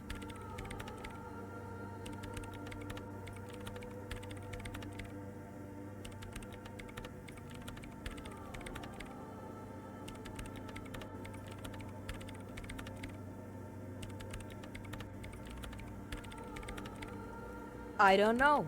Are we? That's what I'm trying to figure out here. But how do I figure it out? You measure it by its surroundings, by that which does exist, which is what I've been trying to do. I've tried using hydro transducers to record the silence, to find out where it begins. But honestly, it's not progressing very well. But does it have anything to do with necroplasmic life forms? Ghosts, in everyday parlance. Somewhere underneath those roof beams, I assume.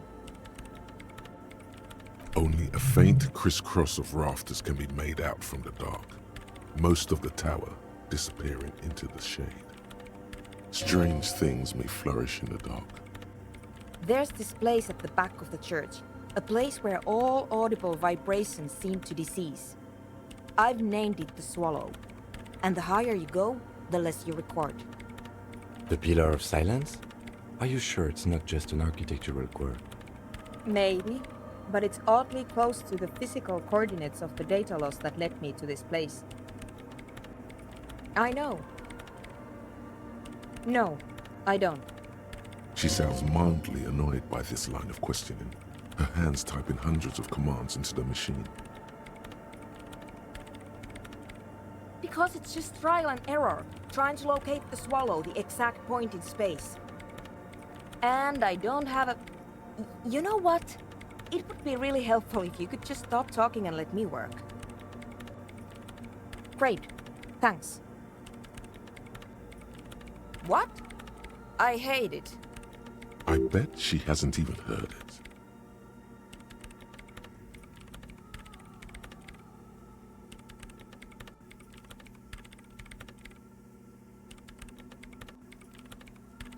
Maybe I'd have to be on drugs to get it, but to a sober mind it just sounds like uninspired rug whipping. No idea what it has to do with either dancing or music. This is about those speed freaks in the tent, isn't it? I've got some news for you. It's not a nightclub they want to build here. Take a guess, why don't you?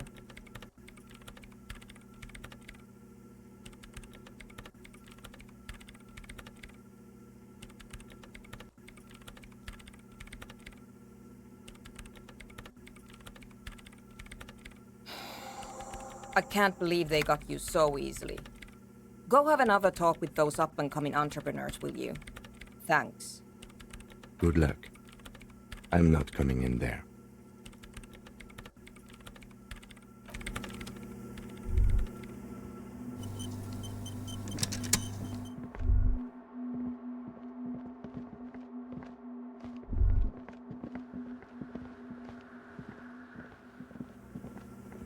The mother of humanism stands above you, a precious and complex wax painting on a single pane of glass. A crack runs across the length of her body, her face oval and sad. Why? That does seem to be a problem. Maybe you meant something else? I don't know. What are we thinking of? Part of your mind has gone on to other things already. only a strange little sadness remains. The mother of humanism towers above you, a wax painting on a cracked.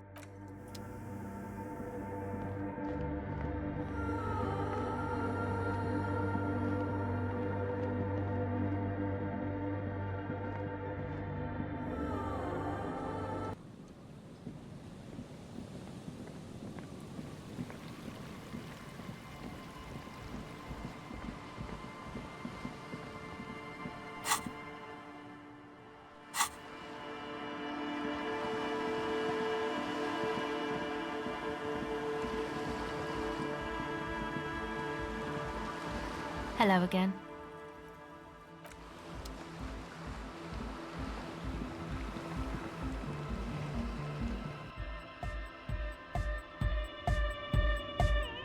We're close. True, hard, full, car. Hardcore. Yeah!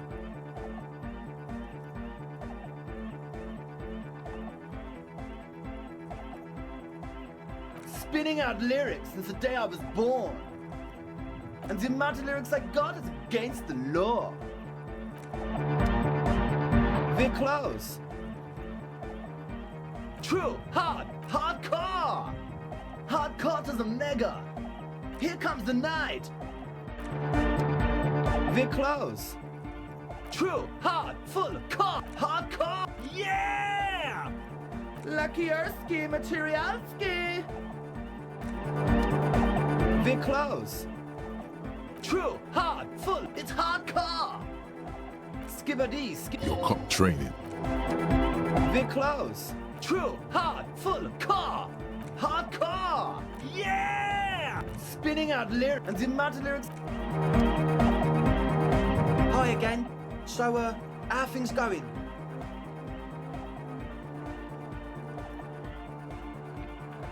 He's a quiet man, mostly communicates through music, and by being a master of ceremonies. You know, a host, a declaimer of slogans. He's a performer, gets the people going. Well, he's just kind of here. I don't really know how to communicate with him. Yeah, sometimes, when I stumble and find my way into his centre, you have to hear a lot of hardcore to the mega first though. The man smiles mysteriously, choosing to let the beat speak for itself. I get it. He's a puzzle. And? What happened? Oh man! Who is he? What did you think?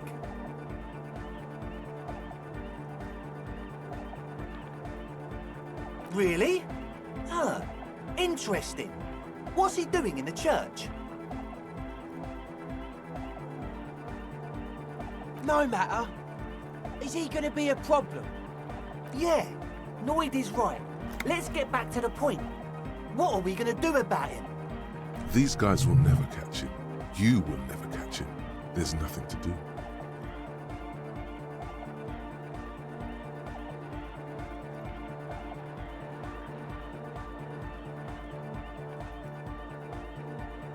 But he's likely up to no good. He's a crab man. A menace to society. I dunno, man. Doesn't it feel like a major hindrance to you? A spooky guy climbing around when all the guests are trying to have nice, friendly hyper time?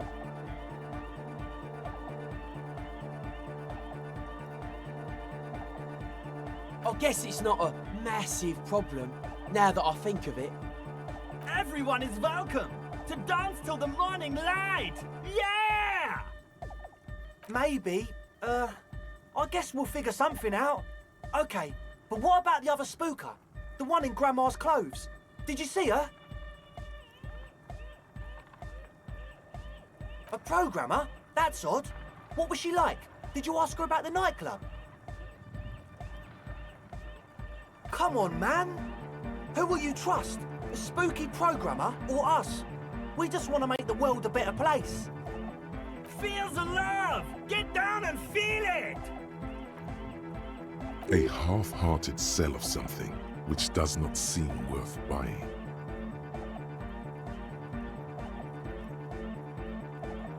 You'll get there, believe me. When we've got our gear set up, things will be flowing and pumping. Anyway, now that it's settled, how did she seem? I mean, disposition-wise, about the dance club idea. Ja oder nein? Rocking it or dropping it? What a pity! That's my favourite thing in the world! And she doesn't like it at all! A shame. What can we do now? Do you see a way out of this jam and into a laser-lit future of dance and unity? Unity! Dance! And you can't just evict her?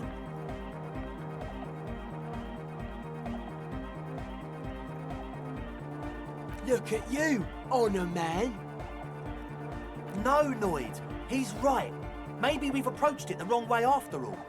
I'm sure there's a workaround. We can make a deal not to bother her. If that's okay with her, we only want to get in the church and spread the joy and ecstasy of music. The lines in the dark exist, coexist. At least Crabman seems like an advanced being. He's hard.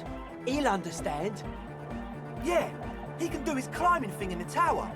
And the programmer, does she like anodic dance music? Egghead cannot believe what she just said. It makes him pump the jam a little slower for a moment, but then he returns to the full swing of it. No worries. We'll figure it out.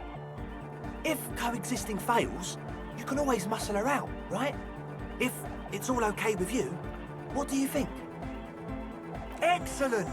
Good luck, my friend.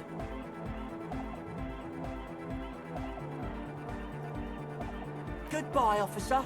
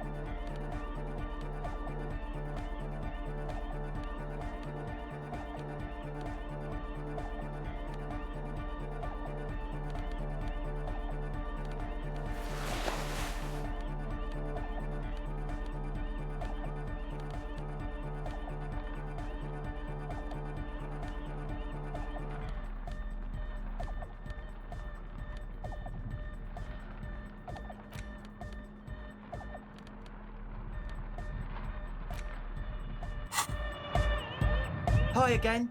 So, how are things going?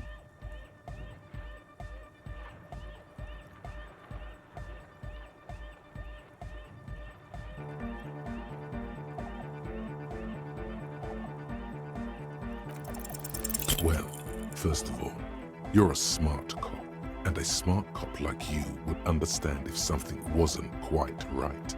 So this should be easy. The gist of it is, they want to turn the church into a club, but a suspicious element has overtaken the building. It's very important to understand what the gist of things is. Always consult the gist before making up your mind. This is going well. Plus, and it has to be considered, you can't invent the future of dance music in this smelly old tent. Imagine if you had the church. That settles it. Analysis complete. Their story checks out. All in all, you really can't tell what that mean programmer grandma was talking about. Goodbye, officer.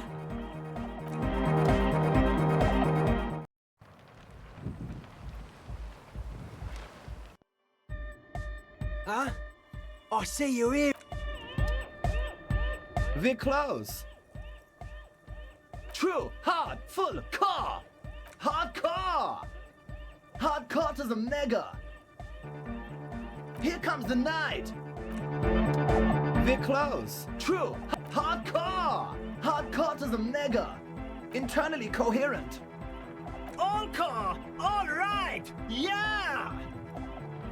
He furrows his brow as his very large head traces the sublime, invisible movement of the music in the very real air of the stuffy tent. Hardcore! Ah!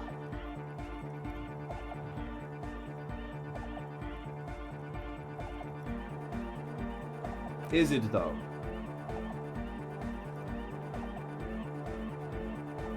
But is it? I mean, really? Feels like you should reply with the very pinnacle of idiocy here, so that things get totally transcendent. But you haven't gotten there yet, so you don't know what to say.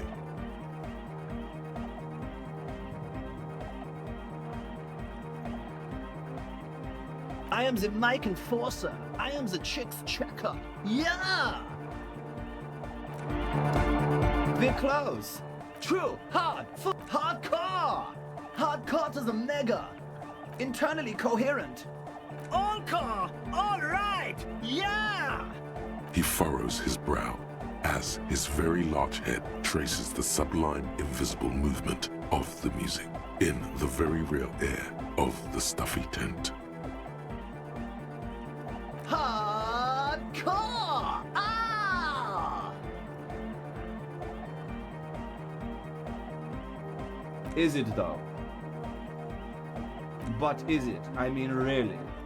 Feels like you should reply with a... Under the radar, over the top. We're close. True, hard, full, core. Hardcore! Hardcore to the mega. Internally coherent. All core, all right, yeah! He furrows his brow as his very large head traces the sublime, invisible movement of the music in the very real air of the stuffy tent. Hardcore! Ah! Is it though? One mind, one spirit. There's no other world. There's no other life. We're close. True, hard, full, core. Hardcore! Hardcore to the mega. Internally coherent. All core, all right, yeah! Gotta get the people going. I'm the party boy. It's my job. Hardcore party 25/7 beyond the winter's orbit style. There is a place far away in Cutler, beyond a certain latitude, known as Winter's Orbit, where there are 25 hours in a day. It is a tremendously cold place, abandoned to drunks and failed rock stars, full of eternite, depression, and half-finished ski-flying hills. The Suru live there. We're close.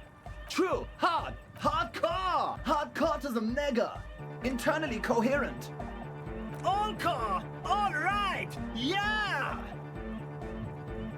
Gotta get the people going. I'm the party boy. It's my job. Two on a track. Watch your back. Watch out for the heart attack. We're close. True, hard, full, core. Hardcore. Hardcore to the mega. Internally coherent. All core, all right, yeah! Gotta get the people going. Yeah, request. I want everybody as close to the stage as possible. We're close. True, hard, full, core. Hardcore. Hardcore to the mega. Internally coherent. All core, all right, yeah! He furrows his brow as his very large head... Hardcore! Ah! The question is, what is the question?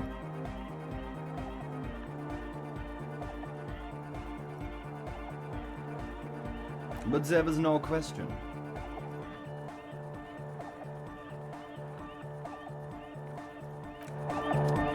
We're close. True. Hard. Hardcore. Hardcore to the neck. Internally coherent. All core. All right. Yeah. He furrows his... Hardcore. The question is, what is the question? But there was a question? We're close. True. Hardcore. Hardcore does internally. All core. All. He furrows his brow as his very large head traces the sublime, invisible movement of the music in the Hardcore. Is it though? One mind. One. We're close. True. Hardcore. Hardcore does internally. All core. All right. He furrows. Is it though? But is it? I mean, really? No, but seriously, I'm a bit worried it isn't.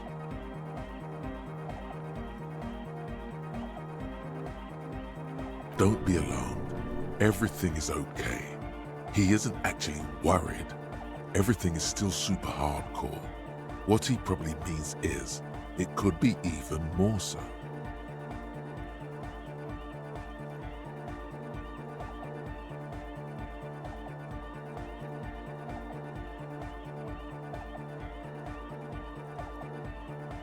There's nothing wrong with it. I'm still in love with the hardcore. Sometimes I just feel like anodic music is in its infancy, you know? For example, take this Arno van Eyck jam I've been pumping for the last month, and will continue pumping for the rest of 51. Isn't something holding it back from being hyper? It's like it's only ultra. I think it's super hardcore, but you're right. It's not hyper hardcore. If anything, it sounds a bit proto, like it's not fully formed yet. You might be a moribund alcoholic and a failed cop, but you are pretty certain a thing cannot be both proto and hardcore. Wow! Culture cop! I think you might be right, but how could it become hardcore then? I know it in my heart, but cannot think it in my head. If this is not hardcore, how could anything be?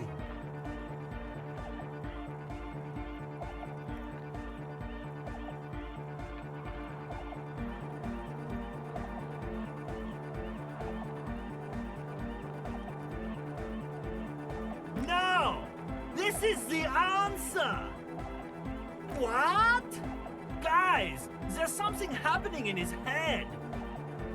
Oh yeah! He's doing it! But you're not. This is almost certainly a matter that surpasses the limits of reason. I know! So does mine! Uh-huh.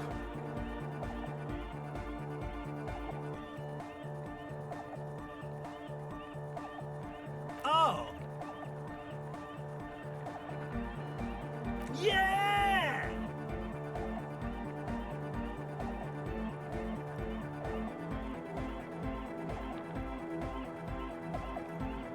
No nation, but transnation! No war, but class war! He's not a communist. It's just something he likes to yell. He picked it up from a tape jockey at the Elysium. She was a communist, though. Yeah! With a rebel yell! Don't be a lunatic. Of course he isn't. Jermaine here just yells random things. Odds are, sooner or later one of them will come off as fault reading. Yeah! Revolution imperative! Unless you were thinking Revolution imperative right now. Anyway, I've had a similar thing happen with eggs yelling. I know what you mean. Hardcore superstar! I could be a communist. If you want that, do you want me to be a communist? Please don't turn him into a communist. Oh yeah, turn him into a communist. Come on, it would be super.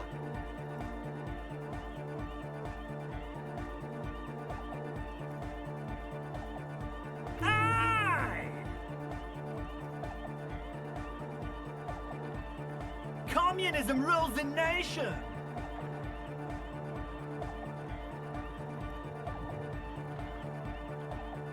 Here comes the sun!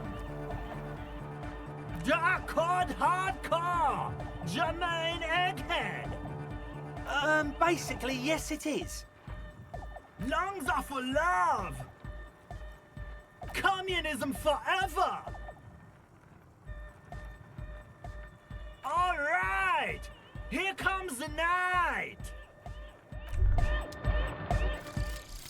Jamais vu. Derealization. Jamais vu. The opposite of déjà vu. Not already seen, but never seen. Everything that should be familiar appears strange and new, like some half-forgotten day in your childhood. Only now.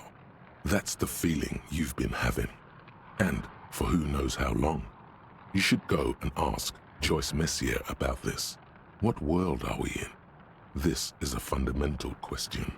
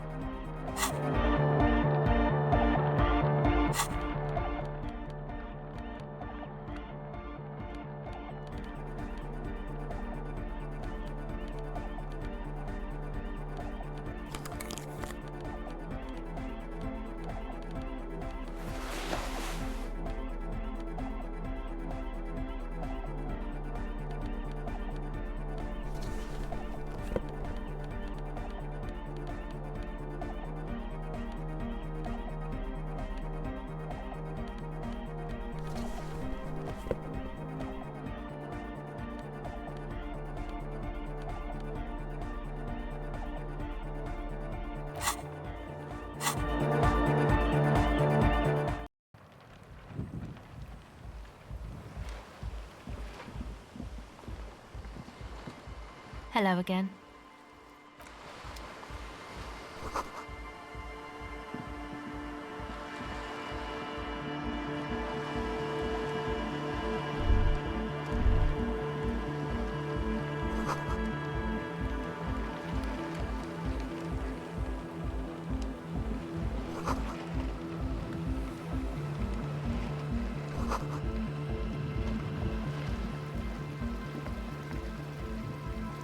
A pane of eternite has been planted into the snow.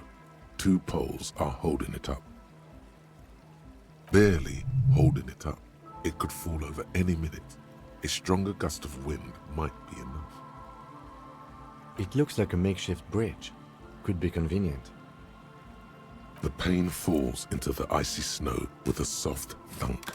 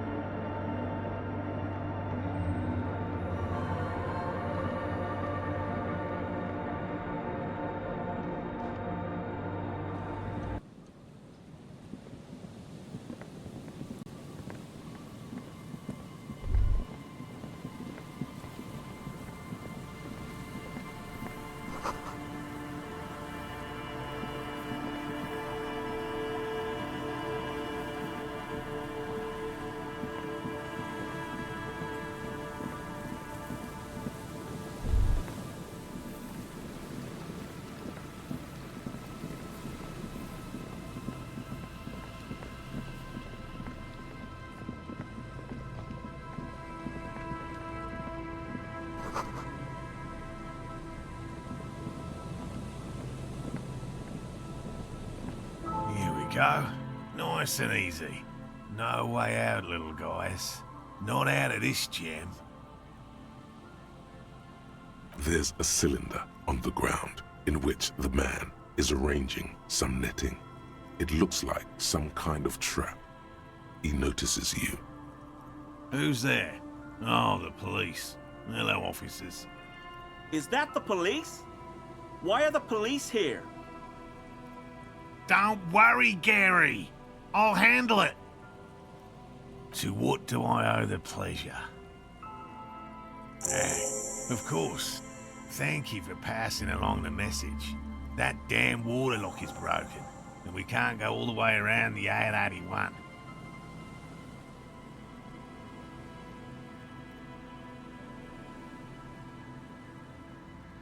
Oh, good. We should really be getting back. Gary could use a hot shower and a warm bed. Did he say we can go back now? Yes, Gary. We can go soon. If you see Lena, tell her I won't be long. Sir, your wife is waiting for you. I just have to do one more round. See if the phasmid has taken the bait. Then we go in. For all his passion, this man is diligent and patient. You could learn things from him.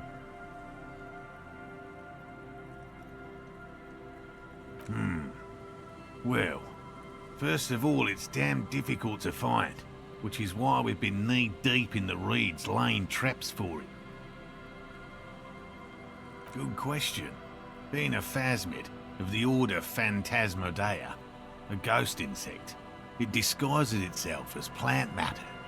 In this case, the reeds. Awful lot of reeds around, aren't there? And I suspect it may have also developed other specialised techniques to protect itself from predators or scientists in our present case.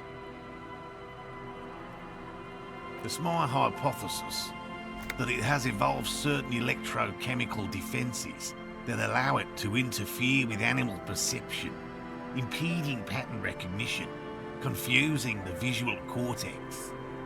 But I cannot describe how these defences work, much less how they evolve, without studying a live specimen. Yes, it makes perfect sense. You're beginning to suspect there's something paranatural about this phasmid. I'm expecting it to be quite giant. One known species of phasmid called the Megaphasmodea zoensis, is about the size of a grown man's forearm. So,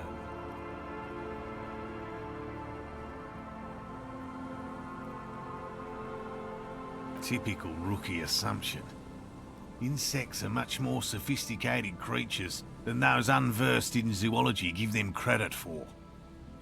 Even simply catching a glimpse of the Insulindian phasmid would be the apex of of any cryptozoologist's career.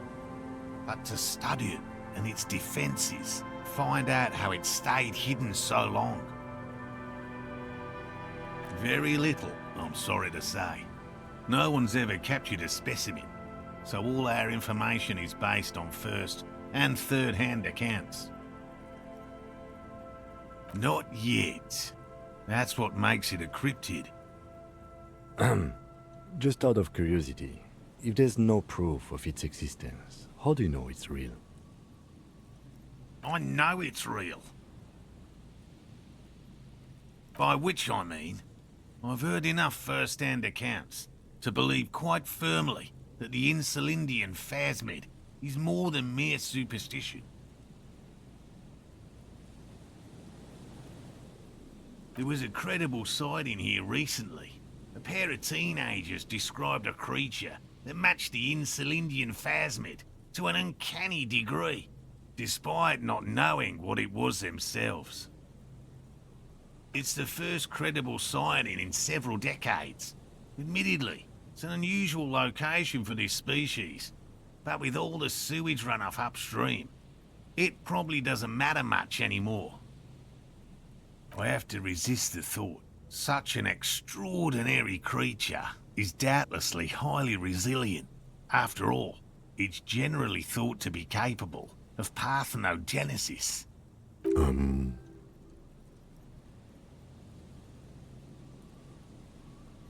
Yes, the females don't need males to reproduce.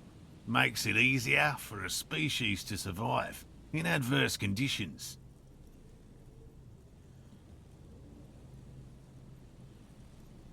Yes, the Insulindian phasmid is a very clever insect. That's why it's so damn difficult to catch. But as a scientist, I'll try my best to remain dispassionate. Well, they may not look impressive, but Lena designed them quite cleverly, so I'm sure they'll do the trick. Yes. Simple. Attracted by the locusts, the phasmid crawls down the funnel and, having eaten its fill, can get back out. At least, that's the intention. The net isn't a perfect solution, but we didn't want to use anything that might damage the specimen's delicate exoskeleton. Locusts. Nearly all known phasmids are herbivores, of course. But we've hypothesized that the Insulindian phasmid might occasionally prey on other insects. Inside the traps, a number of locusts crawl and tumble over one another in a tiny, chittering swarm. A meat-eating stick insect? Does it pretend to be the reeds as part of its ambush behavior? This seems unlikely. Thank you for your opinion.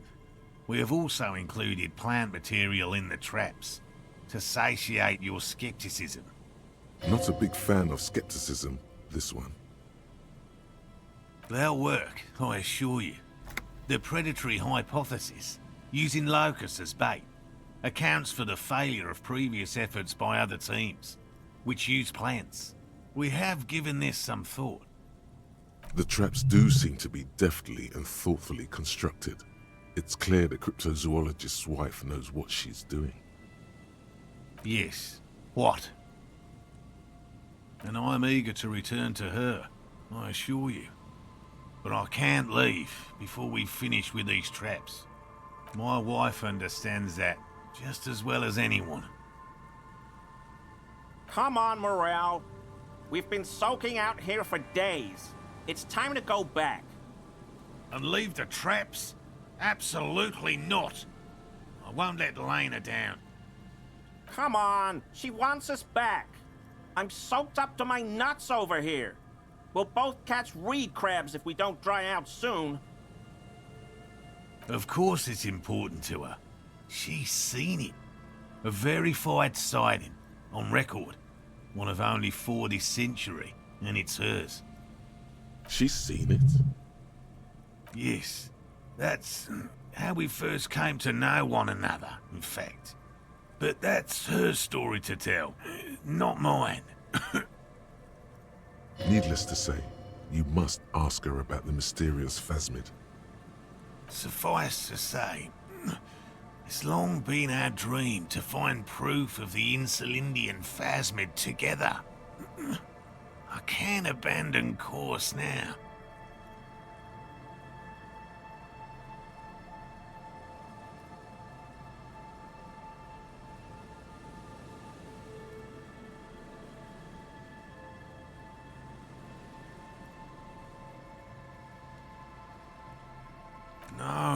No.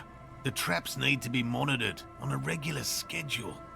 What would we do if the phasmid were to starve while we were sipping tea at the hostel? He's dead set on this. I could go for some trap setting. I've just always liked animals and puzzles. Searching for cryptids is a bit of both. He seems reluctant to talk about himself, but he'll open up, if you prod a little.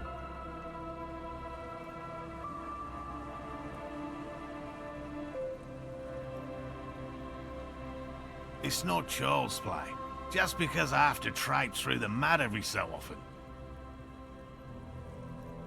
No, very few cryptids are ever discovered, and not for a lack of trying. To stay hidden is a cryptid's primary quality. It's even in the name, cryptid. Of the list of cryptids kept by the Cryptozoological Society of Chemnee, which is 4,082 items long, about 2,000 have been confirmed as hoaxes. 2 are categorized as confirmed discoveries. The rest are in differing stages of discovery, refutation, and data collection. Yes, the Chateau Quan forest pygmy, who turned out to be an extinct species of primate, and a cave salamander from Yugograd, who is, honestly, quite unremarkable. It's in a zoo somewhere. We cryptozoologists are brutally honest with ourselves, more so even than the public. With cryptids, most cryptids are hoaxes or they are never found. That does not mean we should stop searching.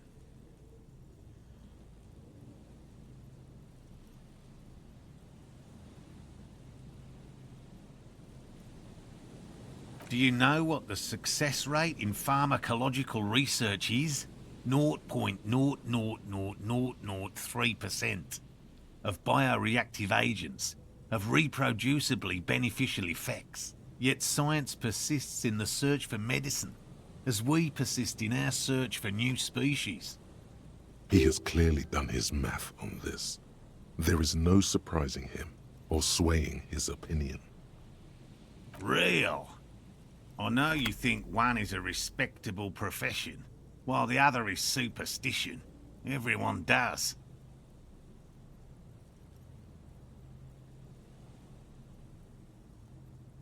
Indeed. My methods do not differ from other scientists. I simply draw upon a wider variety of evidence. And I have more hope that something truly surprising might happen. No, as I said, I have yet to catch a cryptid, although I have come close. Interesting. Something for later, this close call. Everything from forgotten regional lore to newspaper accounts, like the one that brought us here, to look for the phasmid. I keep a very open mind. He's interested in things that people believe that scientists don't.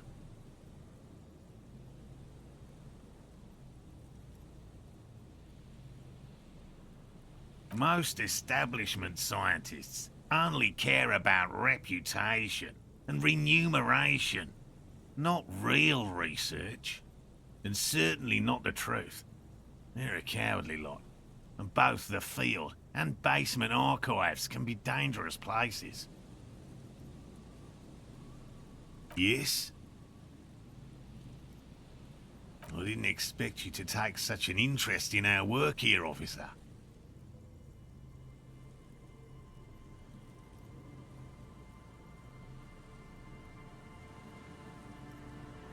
Well, be that as it may, I'd really appreciate the help. There are 4 in total. One is to the south, on this little peninsula, by the boathouses there. It's very near. Another we set in Land's End, to the northeast. It's behind a small sand dune there, on your way to the old radio tower, after the church. The third is set near the canal, where you crossed, by a concrete slab. A big thicket of reeds going up the slope, and among them... You should check at least one of those before returning to this one, since I just said it. This one's more of a technicality, but still, better safe and stupid than sorry. That seems like a lot. Do we really have time for this extracurricular venture? Is it? If you think it's important, you have been right before. Bring it to me at once. Just make sure the trap is closed tight. That's highly unlikely, officer. But in the event you do, I'll spray you with a pheromone mixture I developed. It's made of musk and research chemicals. The pheromone should attract the insect to you, or at least prevent it from bolting at the sight of you. It's quite potent. Will last you about a week.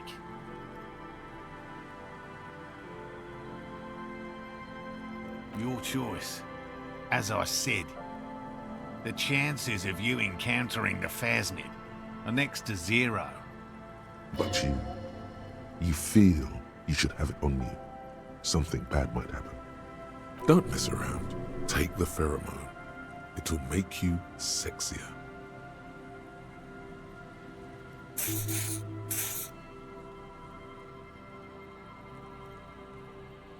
I hope you're not buying this. It dispenses it without letting you touch the canister, so it would be precious like holy water.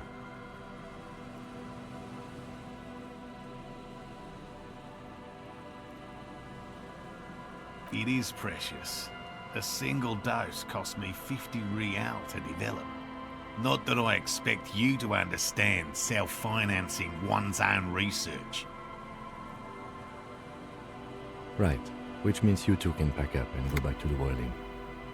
Whatever he thinks about this detour, it's clear that these men are exhausted and in need of assistance. Finally, someone's talking sense. Thank you for your help. Gary and I will start breaking down camp. If you have any more questions, now's the time to ask. We'll be gone once you get to it. If it's more cryptid-related business you want to discuss, you'll have time for that later too. But what if the information is vital? On the hunt? What about his eager-to-leave friend Gary there? Talk to him too, perhaps. All right. What cryptids precisely? I usually discuss these things with specialists, so I don't know what. We would have to discuss. He wants to say, but decides against it, since you've offered to help. You need to ask him about specific cryptids. Cryptids you've heard about from Lena, or his friend Gary. He won't just talk. I see you've been talking about cryptids with Lena. The kind green ape is one of her favourites. A warm wave passes him. Of course, the kind green ape is her favourite, he thinks. We travelled to South Safra to look for it once. Gary and I got stuck in a rainstorm though, and had to spend most of our time there in a little village. The search was fabulously unsuccessful, but the people were very nice. I'm glad they didn't understand what Gary was saying about them. What? South Safra? They're just on a different rung of the ladder, Morel. I had no problem with them. Really? You kept complaining about how dirty everything is, but we digress. They're a nascent culture. I just didn't feel comfortable. And let's change the topic, okay? Talk about your critters. Or whatever. Yes, back to cryptozoology. You don't want to sow disagreement between friends. Formerly the most dangerous, yes. But do you know the most dangerous living cryptid? He doesn't want to make it feel like you knowing it is some big deal.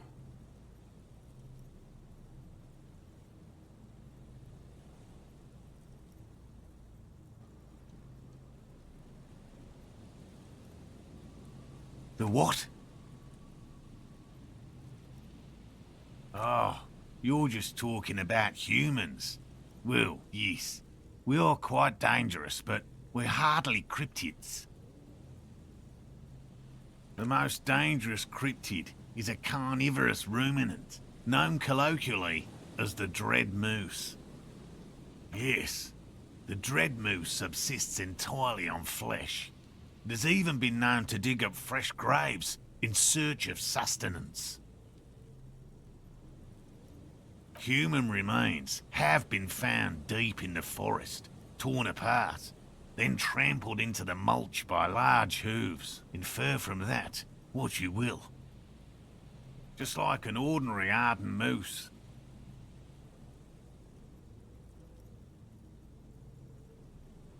You can't. That's what makes it so dreadful and hard to identify. A moose that looks like any other moose. What's going on here? He's kidding, right? The bodies found in the forest are just one piece of physical evidence. There's more. The recent surge in the moose population has hidden carnivores. The dread moose are effectively removing competition for both themselves and their evolutionary cousins.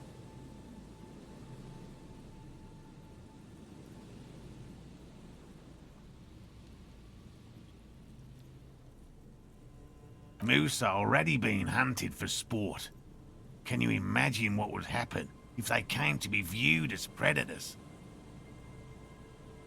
The carnivorous moose are a very young species, the result of a genetic mutation that fared well in the process of natural selection.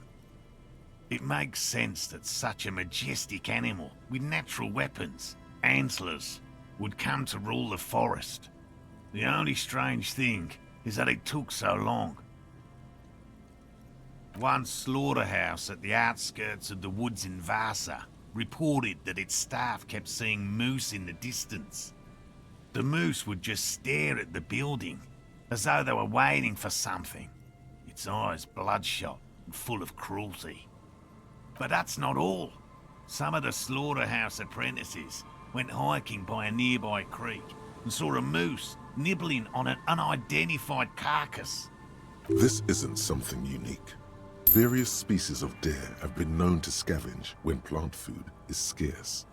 Anyway, there is more than enough evidence to justify a thorough search for the dread moose.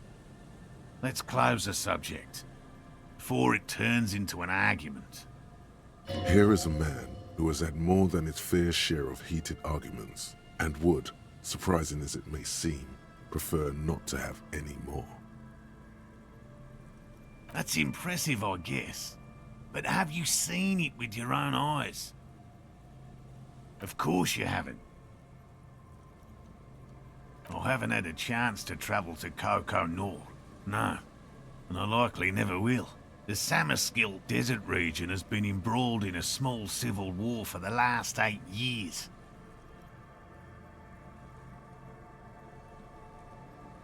I fear this mindless barbarism may have wiped out the elusive creature entirely.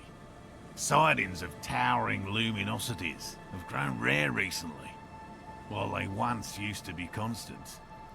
Yes, sightings of mirages are constant. A mirage is a constant phenomenon that people have no time to report when a war is going on. It remains unclear what this has got to do with you seeing it, as he was inquiring before. He was just being defensive. Oh, everyone knows about that one, thanks to Professor Mijanu being the talk of the town for a time. Although, probably because her life ended as a result of her work in Gutler, no one remembers her contributions to the search for the Nong-Ok. A flightless cursor owl found in the Seminine Isles. Its long legs permit the Nong-Ok to run faster than any other avian, perhaps any other animal, who knows. When it's not hunting its prey in this manner, the Ok hangs from tree branches, like a bat, waiting to dive on hapless prey below on the jungle floor. Mijanu liked extreme animals, you see. One of the few figures of the academic establishment I respect. Really a shame she disappeared.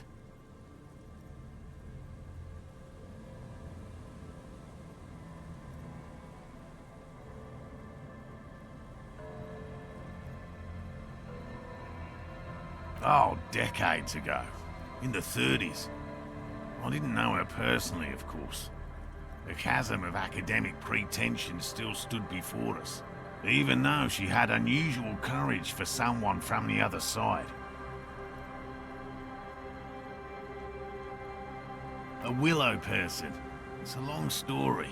One non-specialist would find rather dull. Willow people? Not at all. They're not people, really. Some argue they aren't really animals, as they seem to have evolved directly from trees.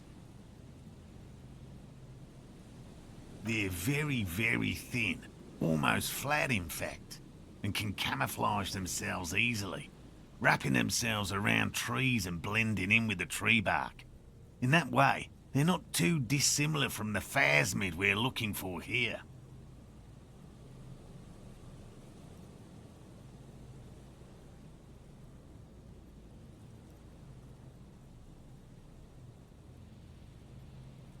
Gary and I painted an entire grove's worth of trees in slow-drying paints. It was a bright lavender colour. I was hoping one of the willow people would get paint on it and not be able to camouflage itself. After waiting in hiding for hours, I saw a figure slip from one of the trees, a lavender shadow dashing through the grove. I chased it with a net. Not very elegant. You can't be elegant in the field. And, well, it was faster than me. A lavender shadow. I know you think we were snacking on funny mushrooms. It's easier to mock someone and to admit that the world might be more interesting than you've imagined. Furthermore, I'm not saying it was a confirmed sighting. I'm painfully aware of what goes into verifying such things. There is a serious possibility that I saw a squirrel or a trick of the light. I am my own harshest critic.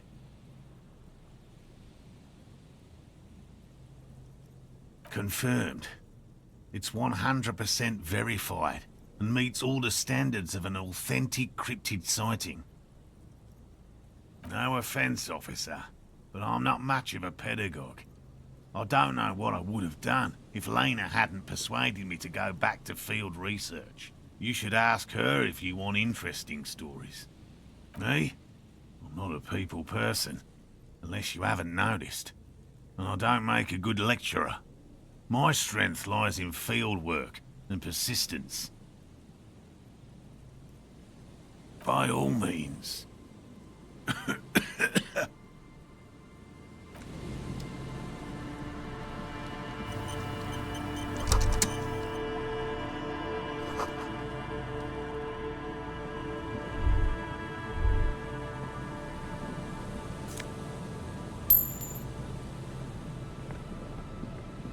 Hello, I'm Gary.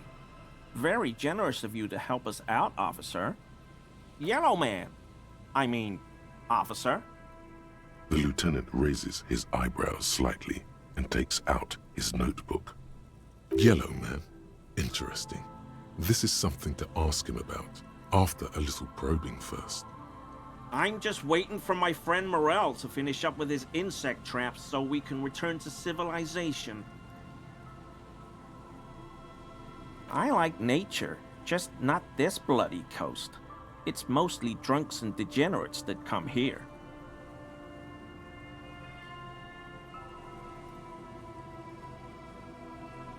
Oh, I've been tempted. But someone has to stay strong for Revocol. He pronounces Revocol with a hard K, unlike other people. Serious question time. This man is no innocent. No one is. I like to pronounce it the hard way. The old way. The Vespertine way. He winks at you, trying to relay some hidden message, inviting you to mispronounce it too, perhaps. It's odd. It's a secret rite, a very fringe nationalist handshake, probably.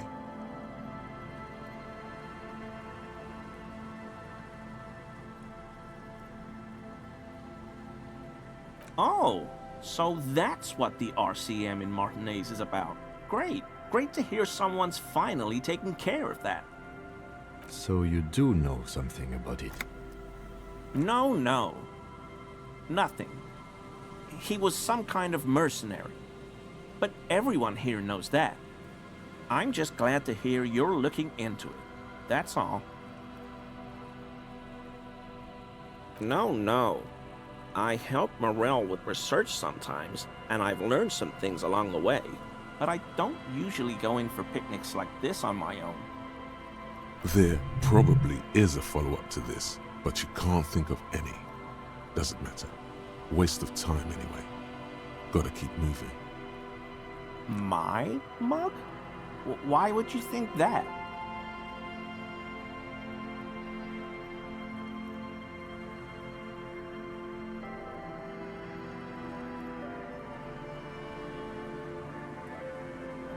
Really? I hear it all the time. All in jest, of course. No offense meant to anyone.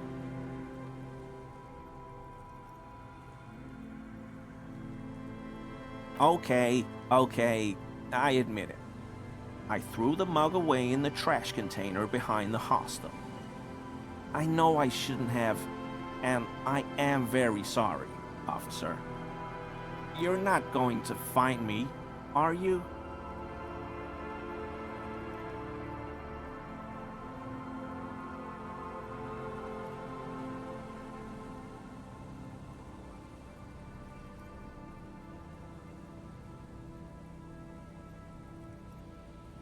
Okay, I deserve that. And I won't do it again. You have my word. I don't know what got into me. Stuffing my garbage in another man's property, I've been having trouble at work lately. The Quakos are price dumping us out of competition. What did you do, Gary? Nothing. Just answering some questions. Helping out the law.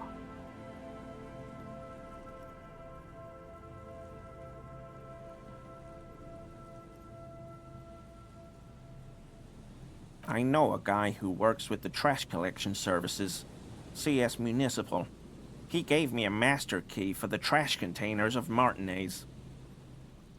So I can use the Whirling's trash compactor to store my own stuff. Garbage disposal is expensive as hell.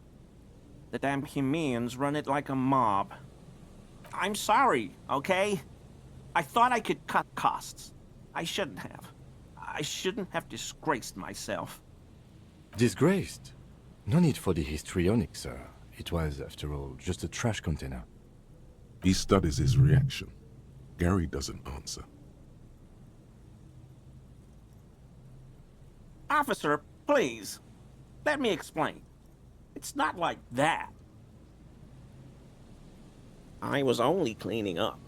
I live right across the yard from where he was hanged, and I saw him stripped naked. All the clothes lying around in the yard, smelling. People are animals, you know? Then I came out to clean up the rags because no one else would. I put them into the whirling's trash, along with a broken mug, admittedly. Okay, I was coming to throw the mug away, and, well, I threw the mug there and the clothes too. Right. It was just civic duty. Exactly. That's exactly what it was. Civic duty. As he shifts uncomfortably, a series of clicks, like the clinking of glass beads against one another as they roll across a hardwood floor. You've heard this sound before, but where? What sound?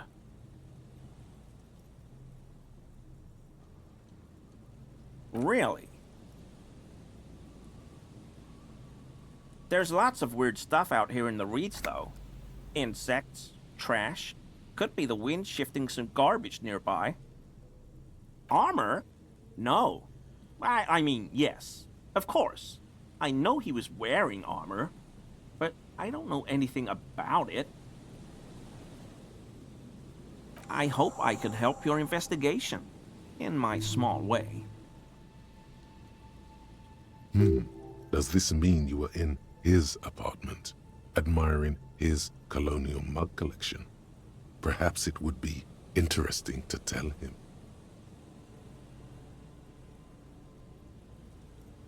Not many Sealites here, or anywhere, other than Sail. I meant no offense, truly. Do you remember how, when we met Measurehead and I said the next racist will be a really good one? Well, this is that racist.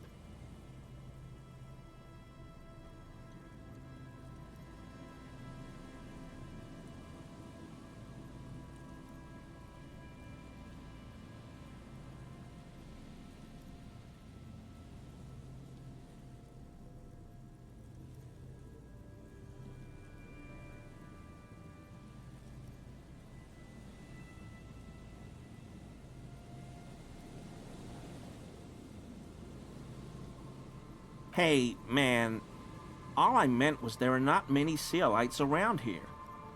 I'm just stating a fact.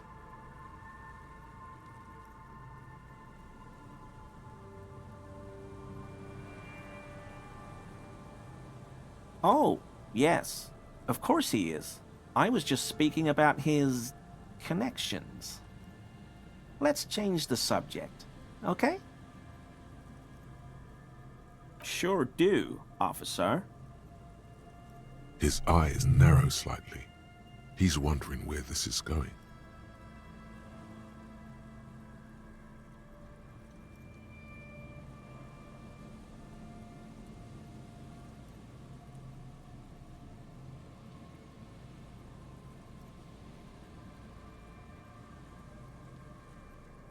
In my home, yes. When I was going to... How did you know?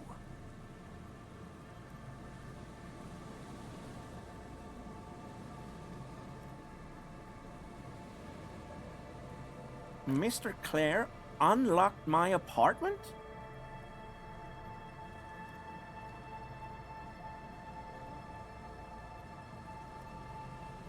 So you work for Everard Clare? Officer, please tell him we're good. No, tell him I'll make it up to him. What have I done? He'll send the muscle after me.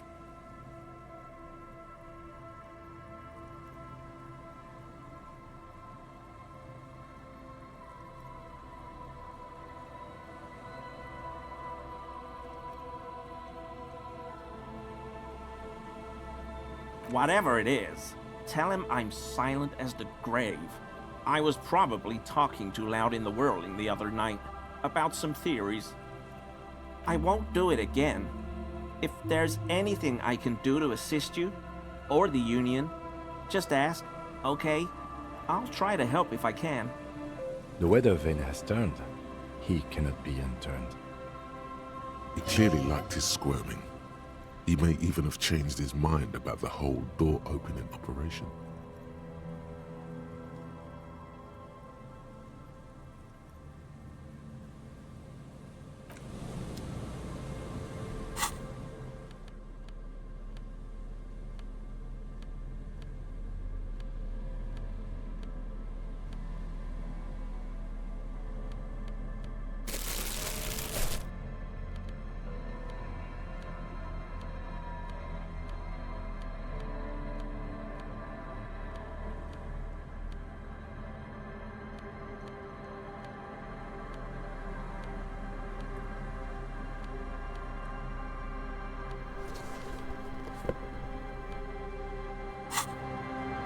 Always a pleasure to see an officer of the law. I mean, officers.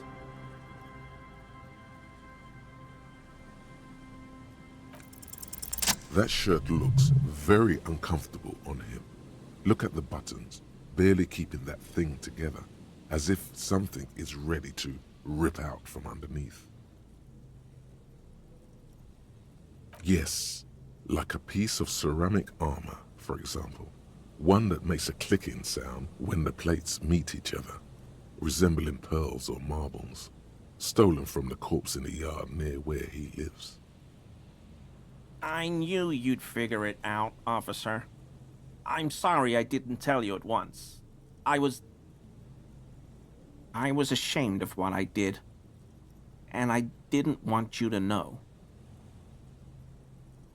This shame is surprisingly sincere. Gary, what's going on? Later, Morale. I've got apologizing to do. No, you've got explaining to do.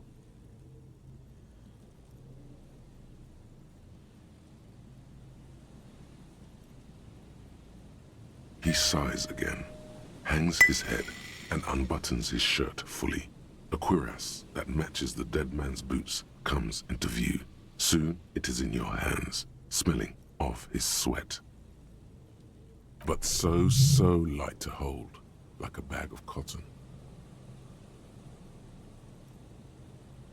Everyone was picking those pieces off him, and I was watching them do it. And they'd scattered his clothes all over the yard. Everything was smelling. So I went there to take out the trash and started cleaning up. All those rags on the ground, him swinging up there, and I had a lapse of honor, sir. I thought, he's a foreigner. They all say he wasn't from here. Only the cuirass was left, so I stripped it off him. It was early in the morning. No one saw me. I took it with me. It was a mistake. Had I known it'd give you guys trouble, I wouldn't have... Fuck. It's okay. It was a loose end, and you are tying it up now. I'm so fucking sorry I called you Yellow Man.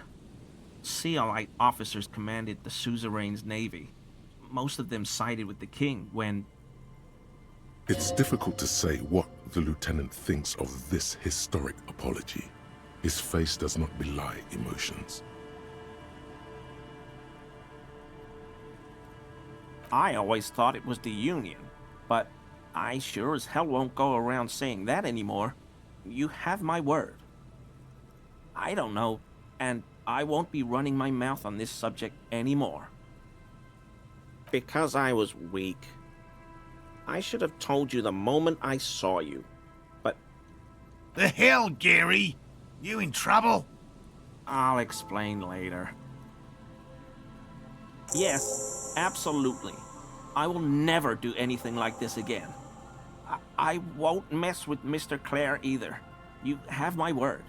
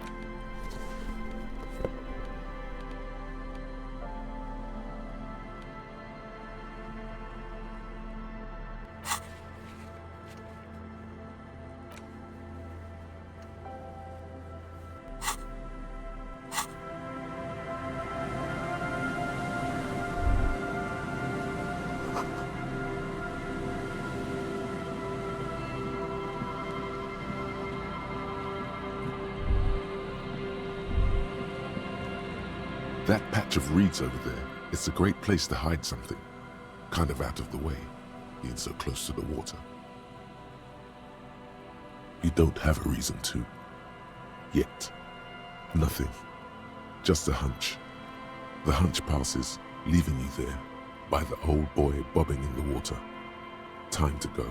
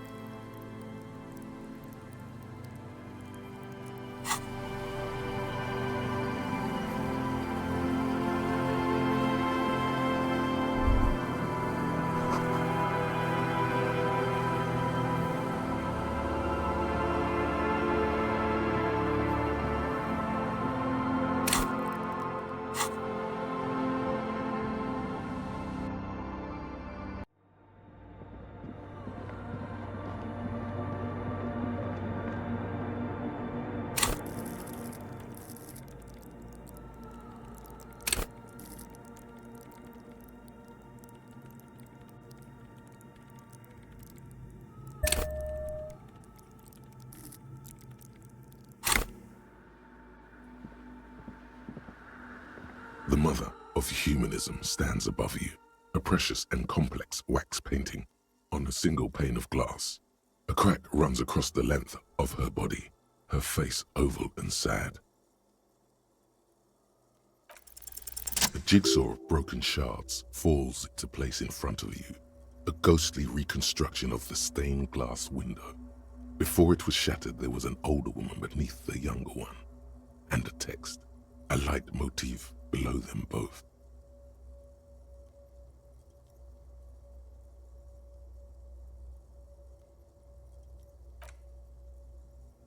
Unknown. Something during the raid the lieutenant mentioned, or just hooligans looking for something to break.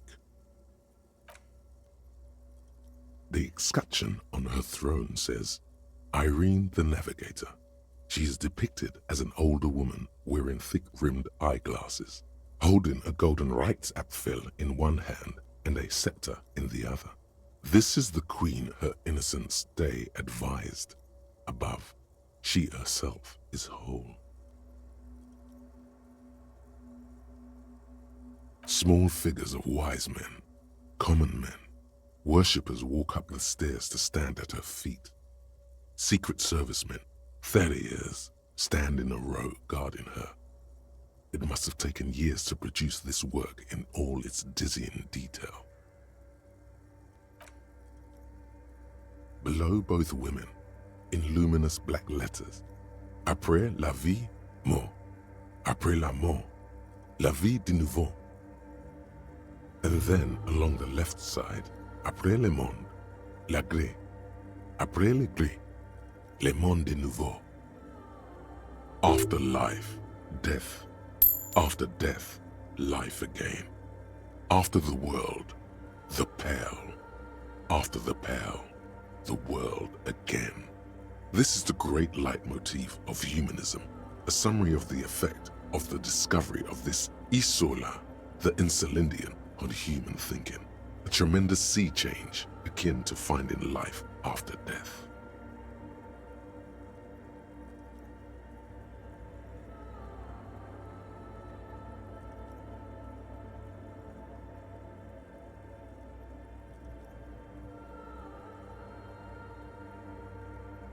Death, life again. After the world, the pale. After the pale, the world again. This exaltation is common in Dolorian sacralism. In the early years, it was even incorporated as the RCM slogan. No more, however. It was deemed subservient to use a strongly moral intern-related motto. We already suspected of bootlicking. The sentence was also seen as too feminine. It was a macho thing. Justice, union, prudence, and force.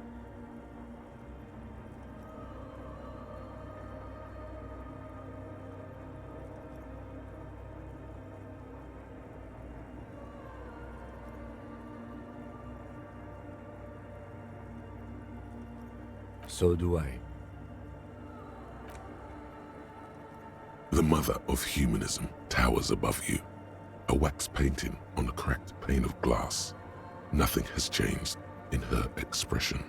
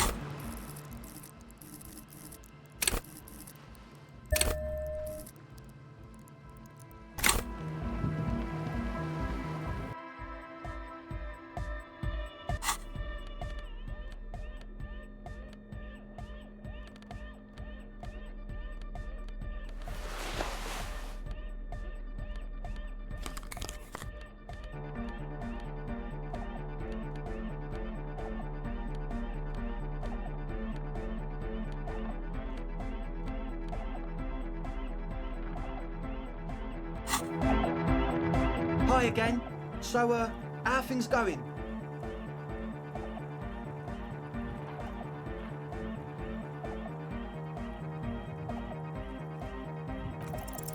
Nothing jumps out to you, nothing out of the ordinary.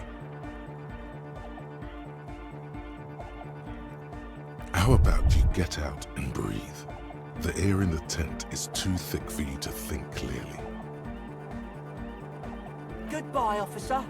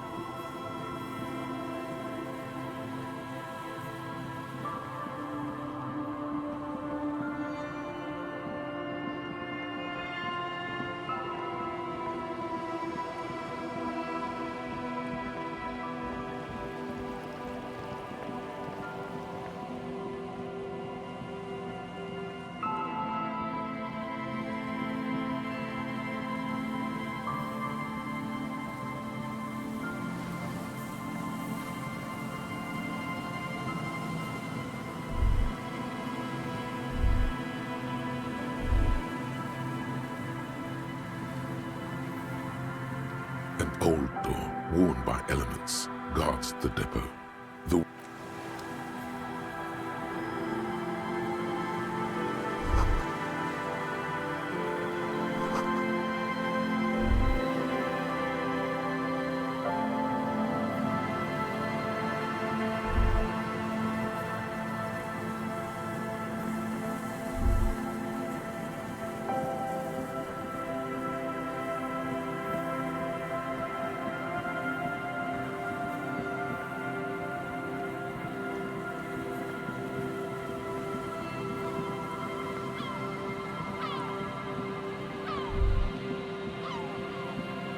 There's a trap in the reeds at your feet. Looks like the same one you saw Morel set before. Same mesh, same wiring. The reeds sway in the coastal breeze. They seem to be waiting for something. Locusts are crawling around in the trap, confused but uneaten. You see no carnivorous reed phasmid gorging on them. Big surprise. Anyway, 1 down, 3 to go.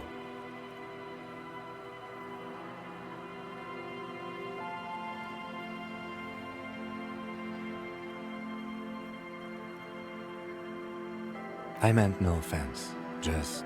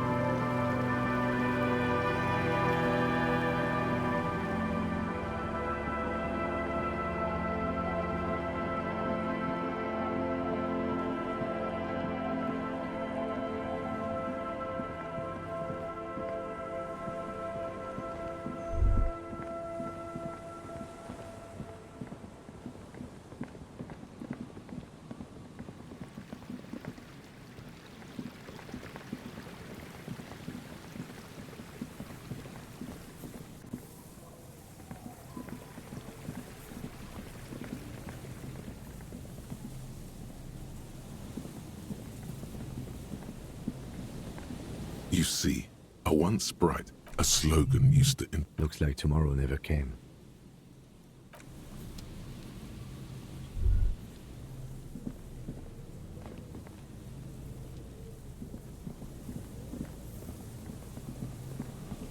The remaining windows rattle from a strong gust of wind.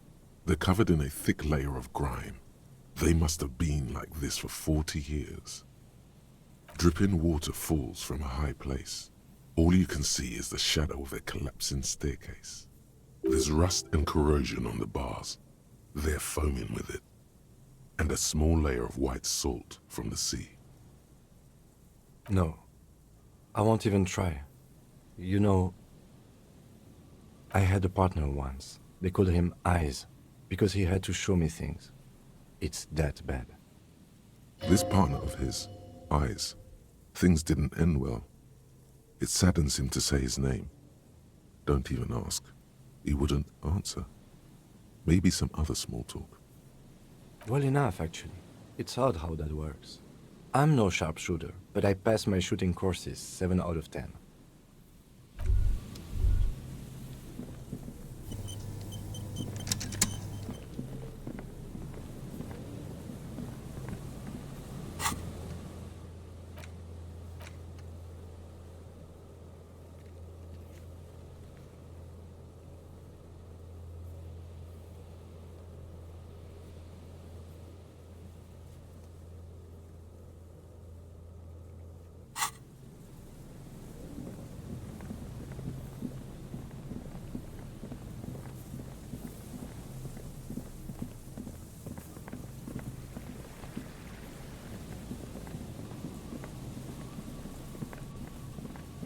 Hello again. Sure, what's on your mind? Yes, they even built a pleasure wheel? Perhaps reminded. Yes, to lure in their star engineers. This part of... Oh, I'm afraid it didn't end well. They used them... What's the Mars Decree? I mean the radio transmission sent out to news agencies and world governments by the newly created Commune of Revachol on the 7th of March in the year 02. A short-lived legislative foundation. It's a beautiful... I tried to get me... The kid takes a peek at... But of course.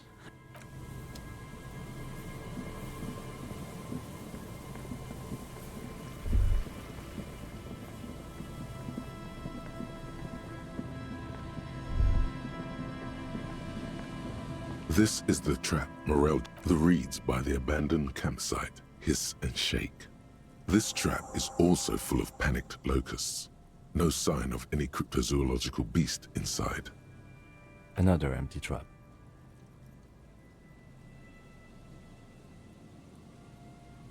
Always up for a good jog. Otherwise, would I still be on this case with you?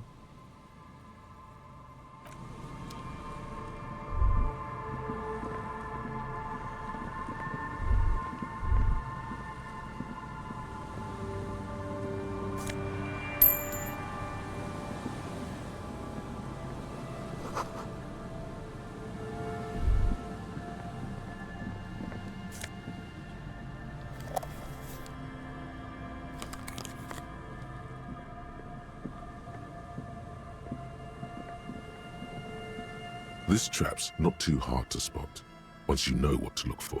Keeping it hidden has not been a priority for the cryptozoologist.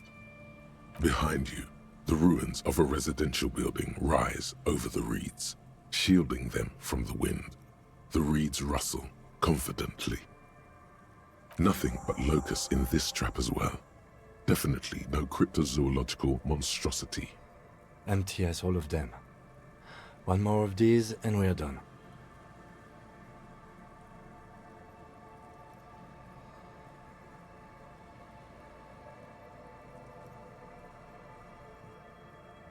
No, I'm fine. I didn't mean to complain, it's just...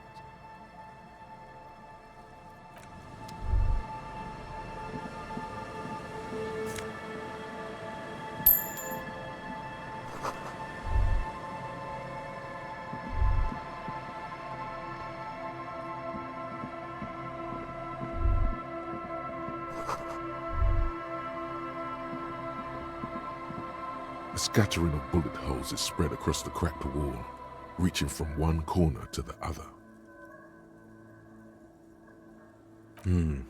Correct. The density of the bullet holes is unusual. Even in a general, average bullet hole frequency in Martinez sense. Grim affairs.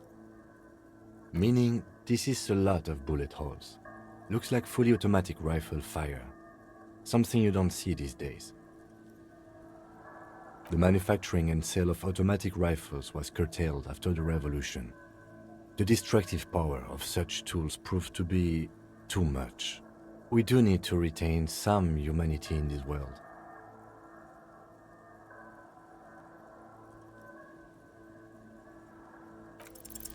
A row of ghostly shades stand facing the wall.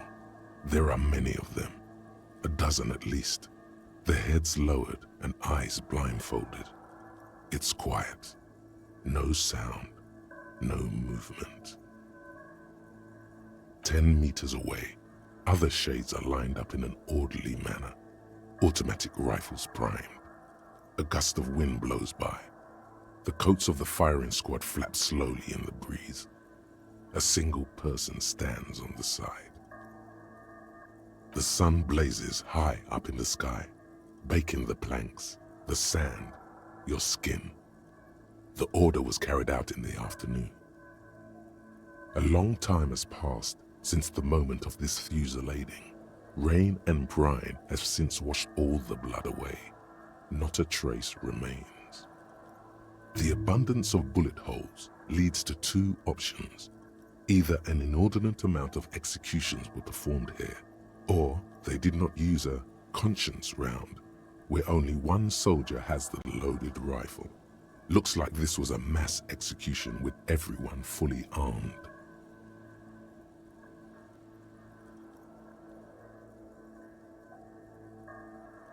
A host of men, probably in everyday clothes, ragged from the conflict and covered in dust.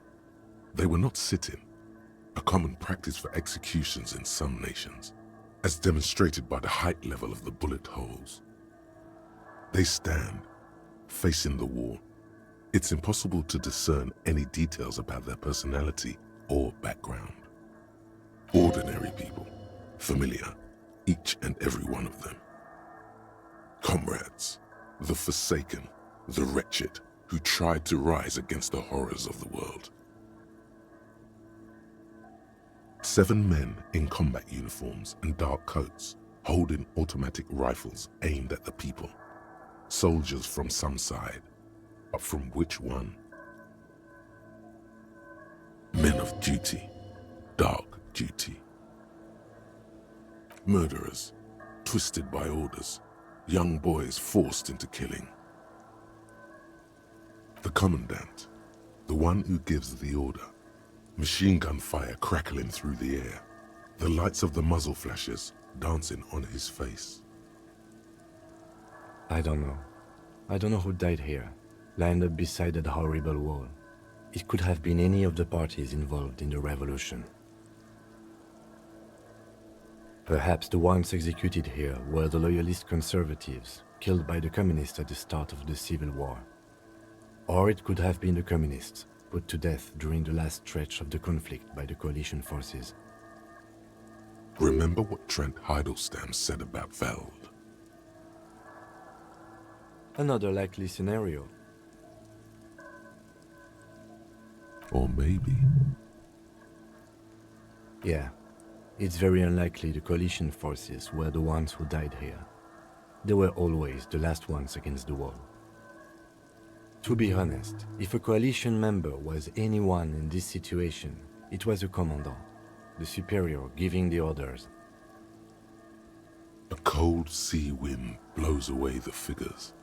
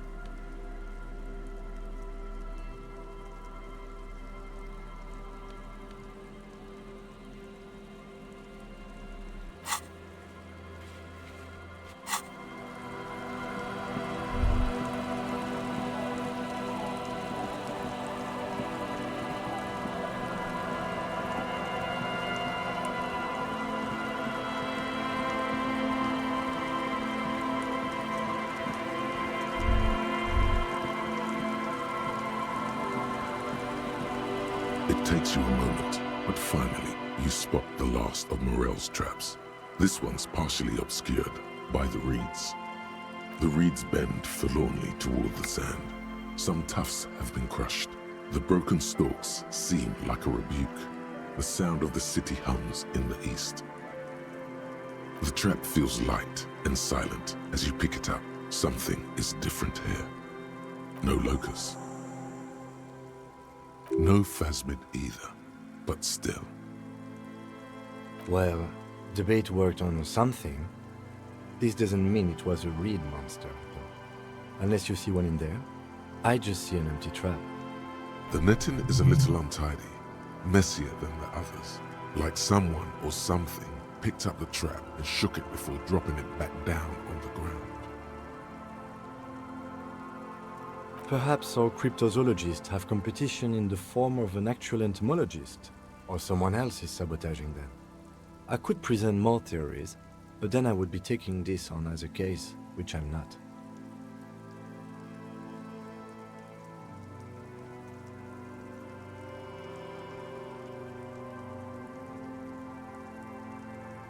We did sort of promise to tell them, didn't we?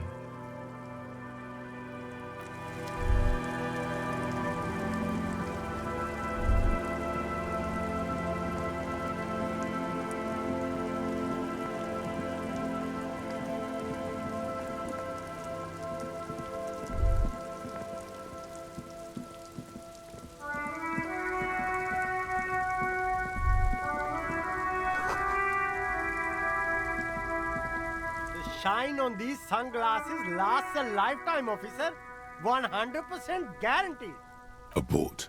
These are hideous. What's more, they don't even fit your face. You can feel them pinching your nose and chafing against your brow.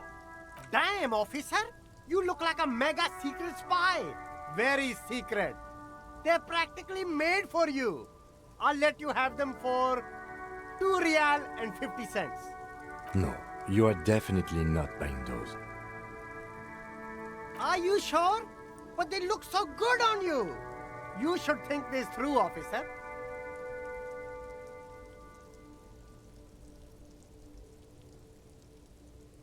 A good starter pair, officer. And when you're ready to upgrade, come back and see me.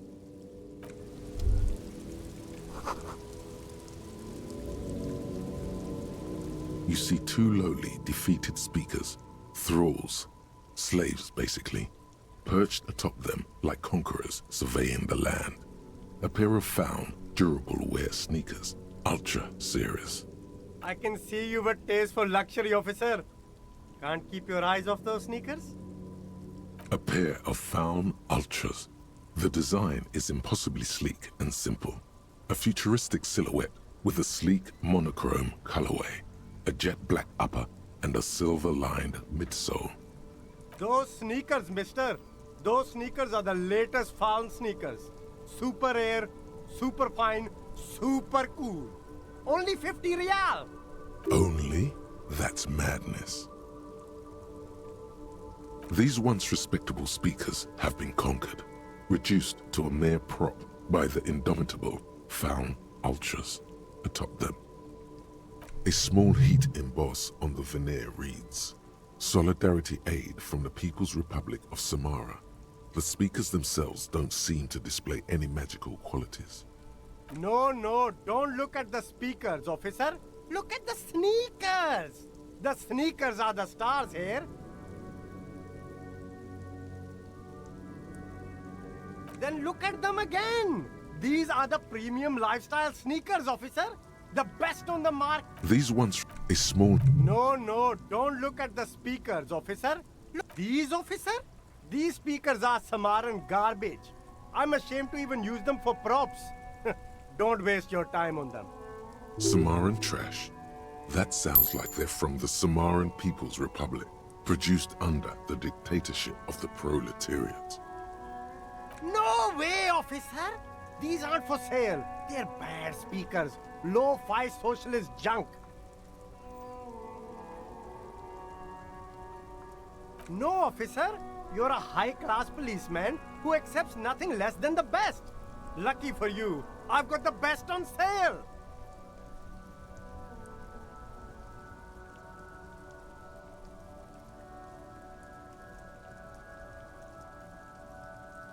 Well, if you want them... But see, they are the pedestal for my sneakers. If I let go of the speakers, where will the sneakers go? I can't leave premium lifestyle sneakers on the ground. If, on the other hand, you wanted to buy the sneakers too, I could maybe throw in the speakers for little extra. 50 cents? Damn, so you have to buy the sneakers first.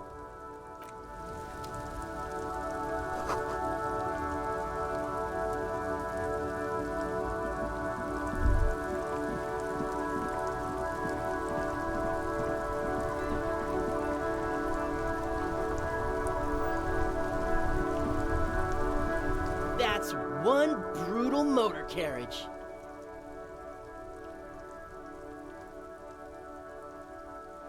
If I were a real skull now, I'd jack it, paint it in palm tree livery, then bottom light it, neon style. A snazzy shit-ripped skullmobile like this would make a fine trophy. We could, like, hang fucking shrunken heads from the side mirrors. Cops' heads. Scary tribal shit. Yeah, tribal shit. A cop carriage like this would have proper skull value. While I appreciate the interest you take in my brutal motor carriage, I have to stop you right there. The RCM takes threats directed at its property seriously. It's just theoretical work, Copper. No basis in reality. Man, if we were certified skulls right now... I can tell you who we're not, cop. We're not snitches or skulls. Which is not to say that the skulls are bitches and... On the contrary. The part of this presentation you want to take home with you, cop man, is we're not part of the skulls yet.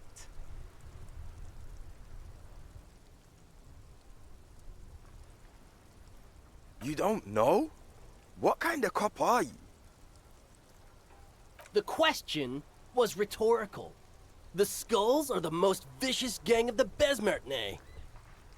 Besmertine, or the Besmati, the Immortals, are West Riversholian crime syndicates.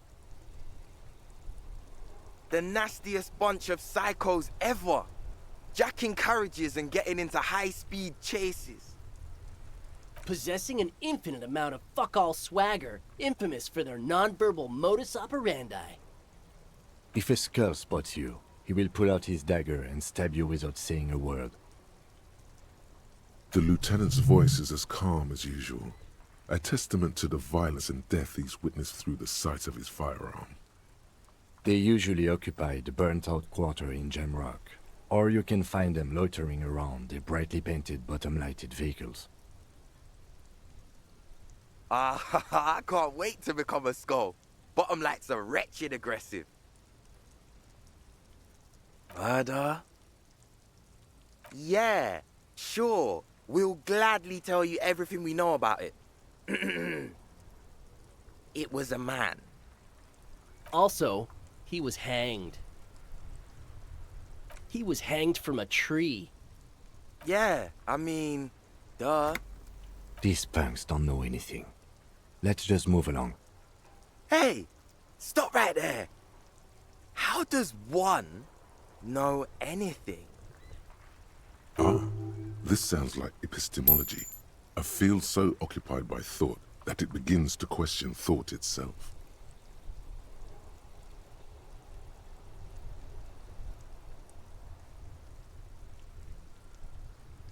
Exactly. How can one know shit? For example, how can one be sure that there truly is a body hanging behind a hostel? What if it's art? Or just a mere specter? So what do you think we know? Oh yeah, Cindy's a right proper skull. Yeah, a true artist of the future. Just like Arno van Eyck.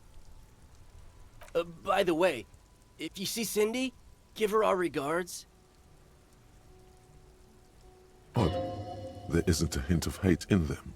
It's like they're piss and fuck the world out of some kind of moral obligation. The lieutenant on your left is unusually lenient toward them. Oh man, yeah. We're not fucking kids, man. Be wary of the abyss. Probably because of how non-verbal their mode of operation is going to be. It's a threat.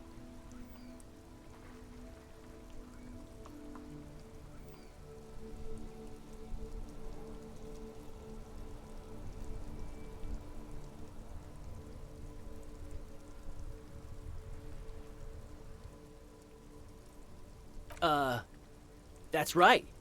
You should back off and let silence rule supreme. What is wrong with you? Now you're just empowering these punks. This is ridiculous. Boys, do you know why the gang is called Skulls? Yeah. The skull symbolizes the embrace of death and nothingness, present in all of us. The vehicle of our future operations. Death and nothingness. They're called Skulls because when you are shot dead in the middle of the street, the skull is the only part the stray dogs want to eat. Just trust me and follow my lead.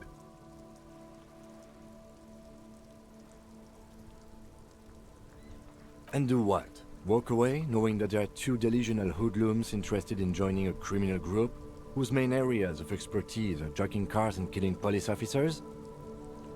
I appreciate the effort. The young men stare at the two of you in confusion. The Union does their share of policing in Martinez, at least where gangs are concerned. That's why there isn't much organized crime around here. Apart from the unions themselves, of course. Don't you worry about that. We're gonna make up for the deficit. Yeah, we are. We're not franchise skulls. Well, not yet. Once we get our name out there, we'll have a chance to join them. Because we can be just as psycho and vicious. You'll see. But in a non-threatening and definitely legal way. We'll fuck the system from the inside later. Just be cool now. The damage will be tenfold. Right on, fuck. So what's happening now? Mm-hmm. What about them?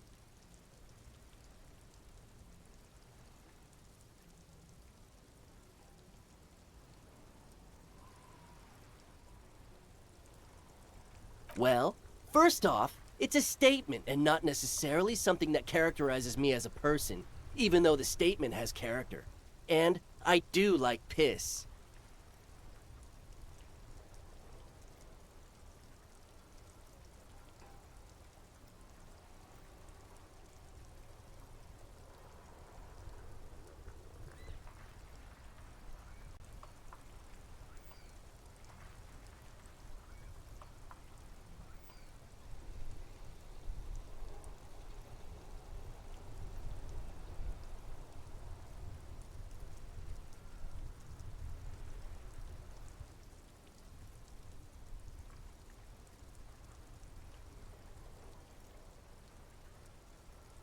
The word piss epitomizes the struggle taking place in the world. Things being defined as they seem, not as they are. And, I guess, it's also about communal spirit, the future, and truly appreciating our differences. Also, you've got to admit, it catches the eye. And since the Grand Piper is slowly but steadily moving towards basing the economy on it, attention, it is imperative that the medium itself convey the message. What I mean by this is, we are all piss and that the world is inherently meaningless. It seems that the young man has a certain expertise in at least one field, even if it's rather narrow. Like I said before, many men keep searching for the one, for so-called true love, which is actually just obsession masquerading as kinship. The thrill of the chase, the hollowness that fills your chest cavity after catching it. To catch a fish, you'll need to hurl the lure many times, And even then, it isn't certain that you'll get anything. If you blow up the lake, though, you get more fish in a shorter time. And, for time is of the essence and fleeting ever so quickly, one must think of a way to fuck the whole world and not get caught up in fucking some one. Because when one fucks everything, he fucks nothing. And that, to me, feels glorious. Sticking your dick into the void. Is it a coincidence that here we have 2 badass jackets and 2 badass cops? Yes? Leather jackets adorned with immature writing? The ideology they convey helps the boys justify poor choices in life and fashion. I'm not a fan.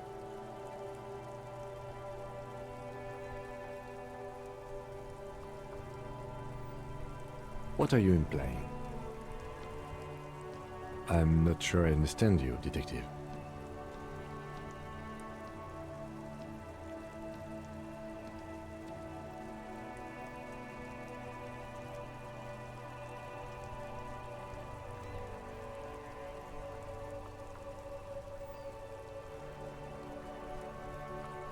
Neither. Fine, if only to end this discussion. Theoretically, if I were a juvenile delinquent, if I were to already be down that path, I think peace is the stronger of the 2 statements. Seems about right, especially considering your heroic exit attempts. That's an origin story for a dynamic duo right there. So are we done here? Or you don't need us around for your secret whisper party, do you?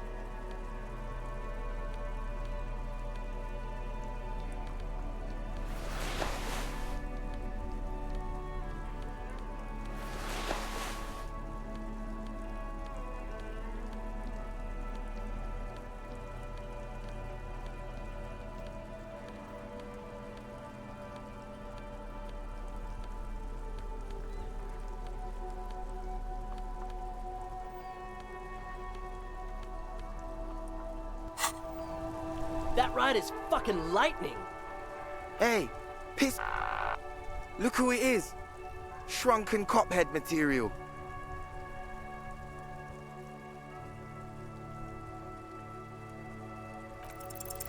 No, no, no. Don't ask anything. Be subtle and scary. The boys dream about being skulls. Use that.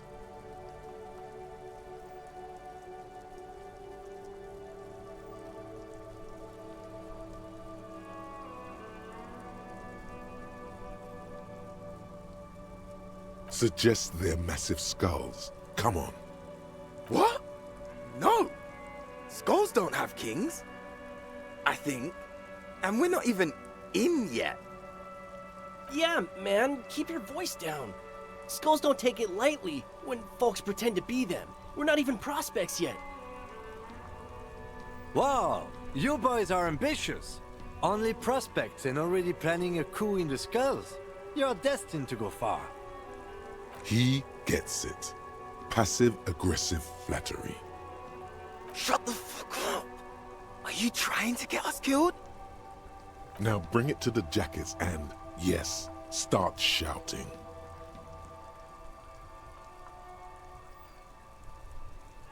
Please be quiet. What? What do you want? The jackets? You got it. No need for cruelty.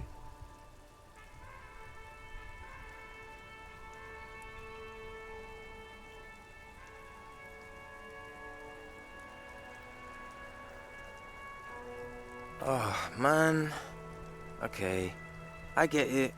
Skulls don't really wear slogans anyway. This was stupid. Fuck.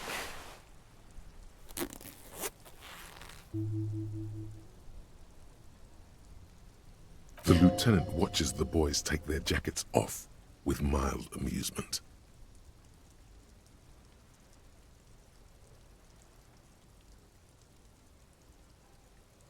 I'm absolutely okay with not having either one, thank you.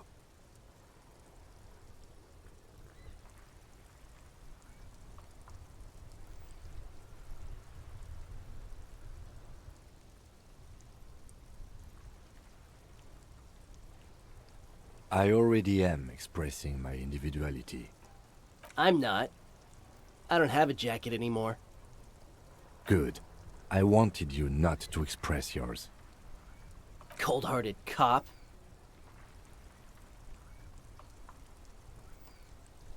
The need will not arise. The jackets are meant to complete each other.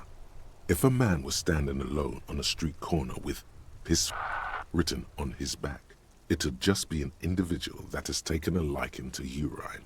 And fuck the world, all on its own, is, frankly, generic. I don't know, Eric. It's cold out. Yeah, let's get out of here. The cops fucked us.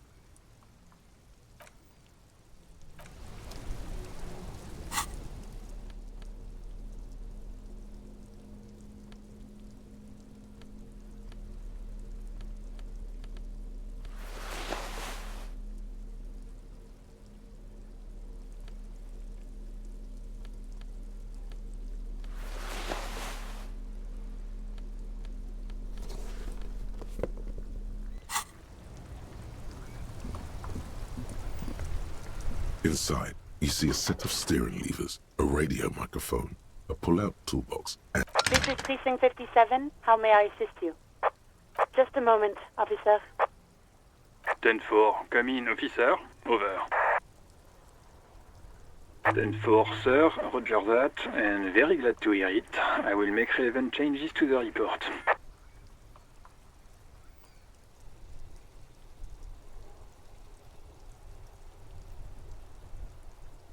10-4, sir. Sorry, but I'm under orders to give a negative to request for personal information. Over. 10-4.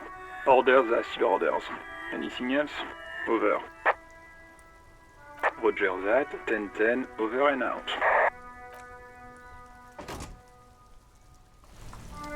Inside, you see a set of steering levers, a radio microphone, a pull... This is Precinct 57. How may I assist you? Still no word, I'm afraid, sir. I know it must be frustrating. Was there anything else you wanted to ask? 57's over and out. In the cabin, you see...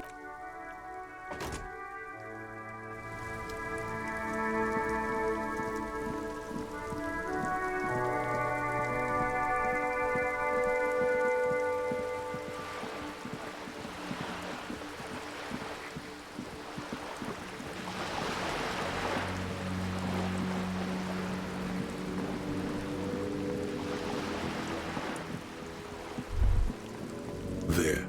Do you smell that? Can you not detect that inimitable whiff of dissatisfaction and restlessness, that sense that the world is in need of dramatic, even violent, reordering? What do you smell? The first thing that strikes you is the overwhelming brine. You imagine yourself underwater, a 100-legged arthropod scuttling along the murky silt at the bottom of the sea. But then, the unmistakable reek of seagull shit hits you, buoyed along on the air currents, an acrid melody atop mouldering cords of wood rot and heavy fuel oil. Everything in order, detective?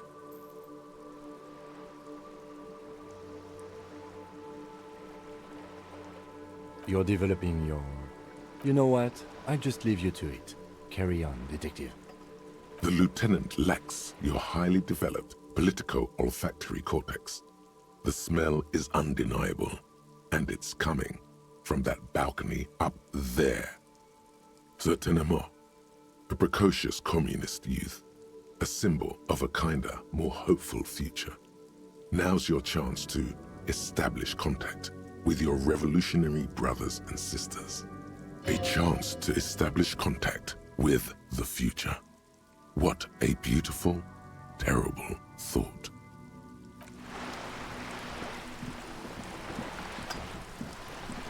You're back. Good. What can I help you with? More lessons in basic reality? My favorite part of the day. Go ahead, ask me anything.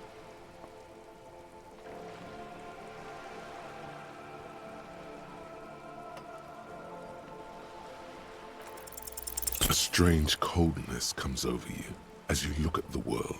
The waves sway the sloop slowly. That's all. The doubt is fully formed in your head. The alien feeling persists. Yet something's still missing. You have finished mulling over the jamais vu thought, but your conceptualization skills are not nuanced enough to make sense of it. Glad to have been of assistance. The little...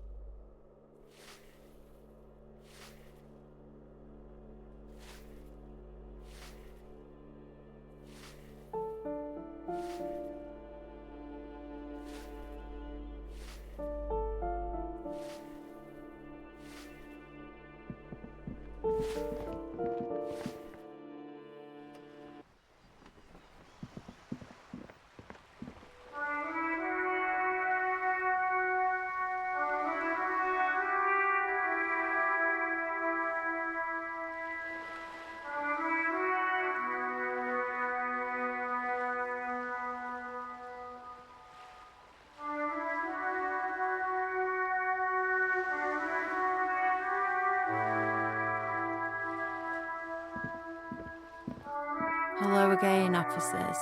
Have you come to admire my mural? I don't believe it.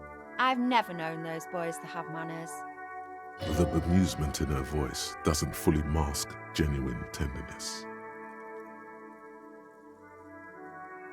There'll never be skulls, but their hearts are in the right place. She throws you a conspiratorial glance, then presses her finger to her lips and squints up at the sky, as though straining to hear something in the distance. Have you noticed the quiet? Every so often, you might hear a gunshot pierce the air somewhere in Jamrock. But in Martinez, no gunshots, no sirens. The people are languishing in boredom and complacency. This place is a sepulchre. We'll paint it red. We bring the raucous, you bring the sirens. And what do you know about politics?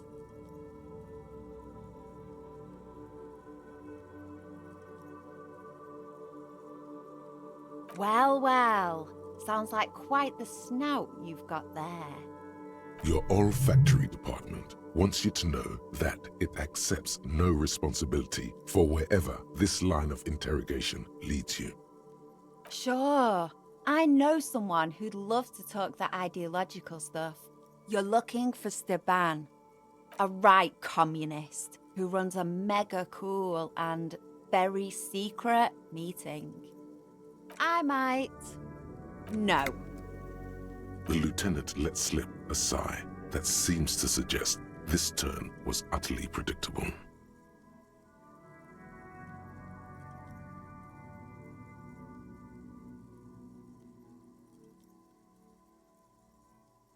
A wicked grin extends across her face.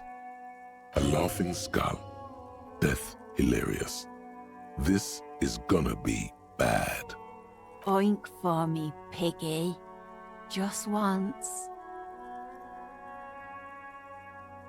Wow, that was easier than I expected. It's almost like you've been wanting to do it this whole time. A cool, damp feeling ripples through you. You realize you needn't have rolled over quite so easily. The lieutenant, needless to say, is not impressed. Sounds like you're really serious about meeting Steban. It's touching, sort of. Steban's group meets only at night, in an old room in these apartments here. It just so happens you're in luck. Their weekly meeting is tonight. Poke your snout around sometime after 10 p.m. and you might just find them. Just that he's a real communist. Not like the play acting you've been doing. The rest, you'll have to see for yourself. Hold on. You didn't think it would be that easy, did you? See, Steban's a bit on the paranoid side. He's got all these mega secret passphrases to keep out infiltrators and the like. You can't join the meeting without one. Sure, I do. Steban trusts me. Why would I? That would be so boring. Now, let's see if you're half as dedicated a communist as you say you are. That's enough. Off with you then.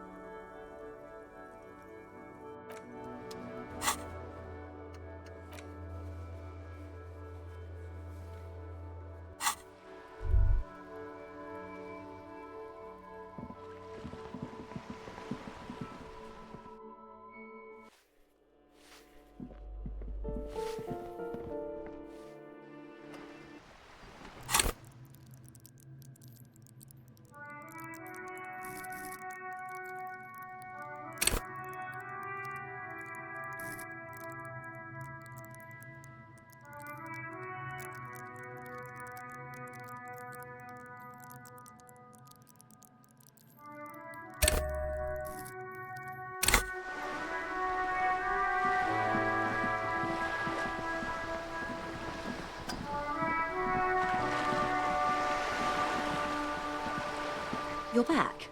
Good. What can I help? More lessons in basic reality? My favorite part of the day. Go ahead, ask me anything. What is all of this? The scent, the sound, the air. What world? The only one, I suppose. The world of matter. And its pale antipode. The camera of her mind glides over the surface of the water. Great bodies of water. Forest-covered surfaces. Clusters of light where the cities lie. You've seen the montage. We all have. This world is enough. There is a term of endearment they coined for it, in the DeLorean century, when humanity was high on this world, discovering more and more of it, these archipelagos included. Elysium.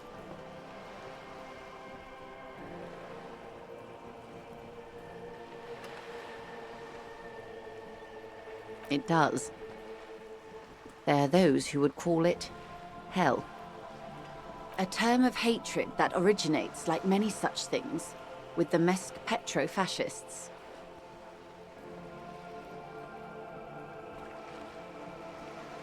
Oh, you want a picture of the world? There is no complete set yet, dear. They're having some trouble reaching orbit. Great things are difficult to achieve. For now, we're viewing the world from the inside, sideways.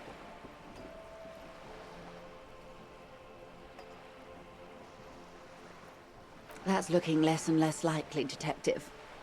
You wouldn't know it from the tabloids, but the ORG nations have been launching weather balloons into the lower ionosphere since the 30s. ORG, Occident Revolutionsgrad. There's a steadily increasing trickle of images. Between the big three, they're piecing together a dark grey corona. Yes. Pale covers 72% of the surface. There are grey flares and prominences, even arcs above entire isolas. The images are blurry, But if there was a sphere in there, it certainly looks like it fractured a long time ago. A cold fear seeps into you.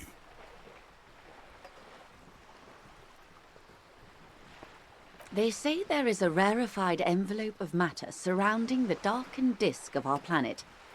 That is, if we are still living on a planet. Or, to speak more plainly, imagine vast swathes of land disrupted by nothingness. I am sorry, dear. It must sound quite terrifying through the acute encephalopathy. Even scientific positivism isn't entirely convinced about what we're dealing with here. But this is one of the greatest questions of our time. Maybe when they get the complete set together, it will jolt us out of our rut, bring us together, however naive it may sound. You have misimagined it. I don't have the power to convey to you the effect and geometry of the images that depict our world from below low orbit. It's like the crowning of the world. It's insane. Very disco. You'd love it.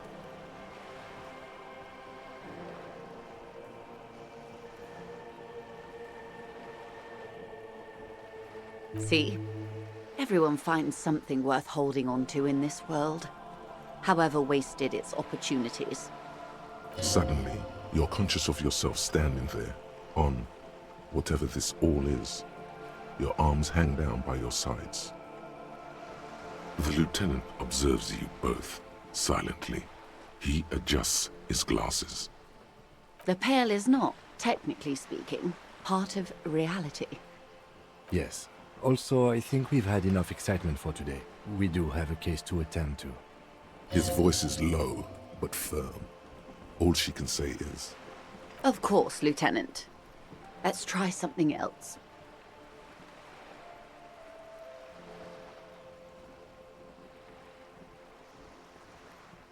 Ma'am, remember you are dealing with a very sensitive and impressionable police officer who is still recovering from a recent medical episode. The Lieutenant's right. Let's change topics. What do you want to know? Anything. you could sneak back later when the lieutenant is not here, unless you can convince him to step aside. Glad to have been of assistance.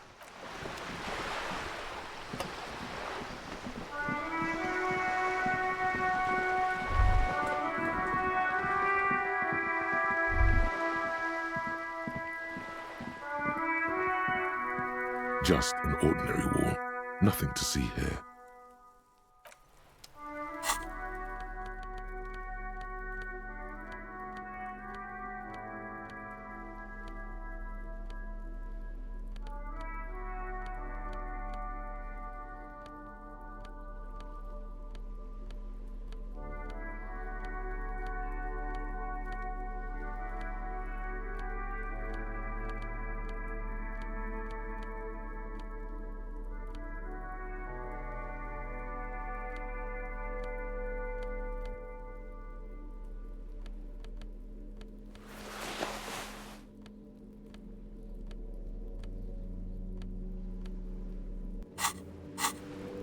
Just an ordinary wall.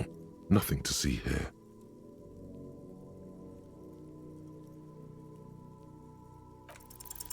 Yeah, why?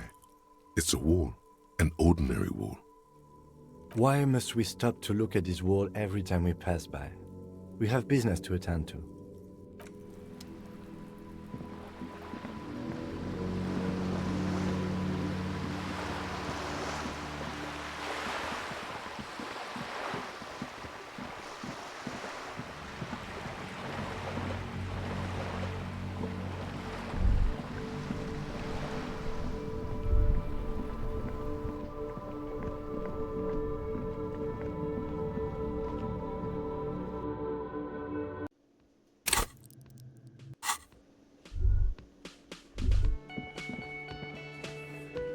Wait, no. Something about this bunch doesn't smell right. They are, but they don't seem too keen to talk with you, do they? No, they don't. Glenn seems to be contemplating grievous bodily harm while he massages his raw knuckles. In the far back, Eugene is doing his best to ignore you.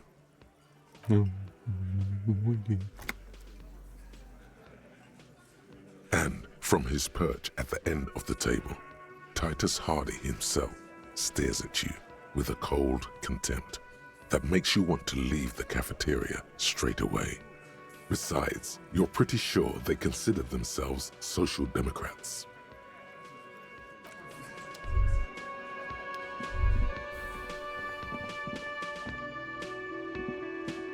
It's great to see you again, officer. My wife can't wait to thank you. Go on, talk to her. Oh, sweetie, I don't even know how to thank you for finding my husband and helping him out. I hope we haven't been too much trouble for you.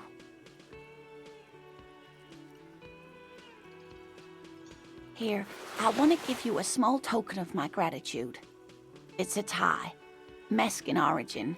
The pin is an antique, quite special. The little silvery knob holding the tie together feels warm in your hand.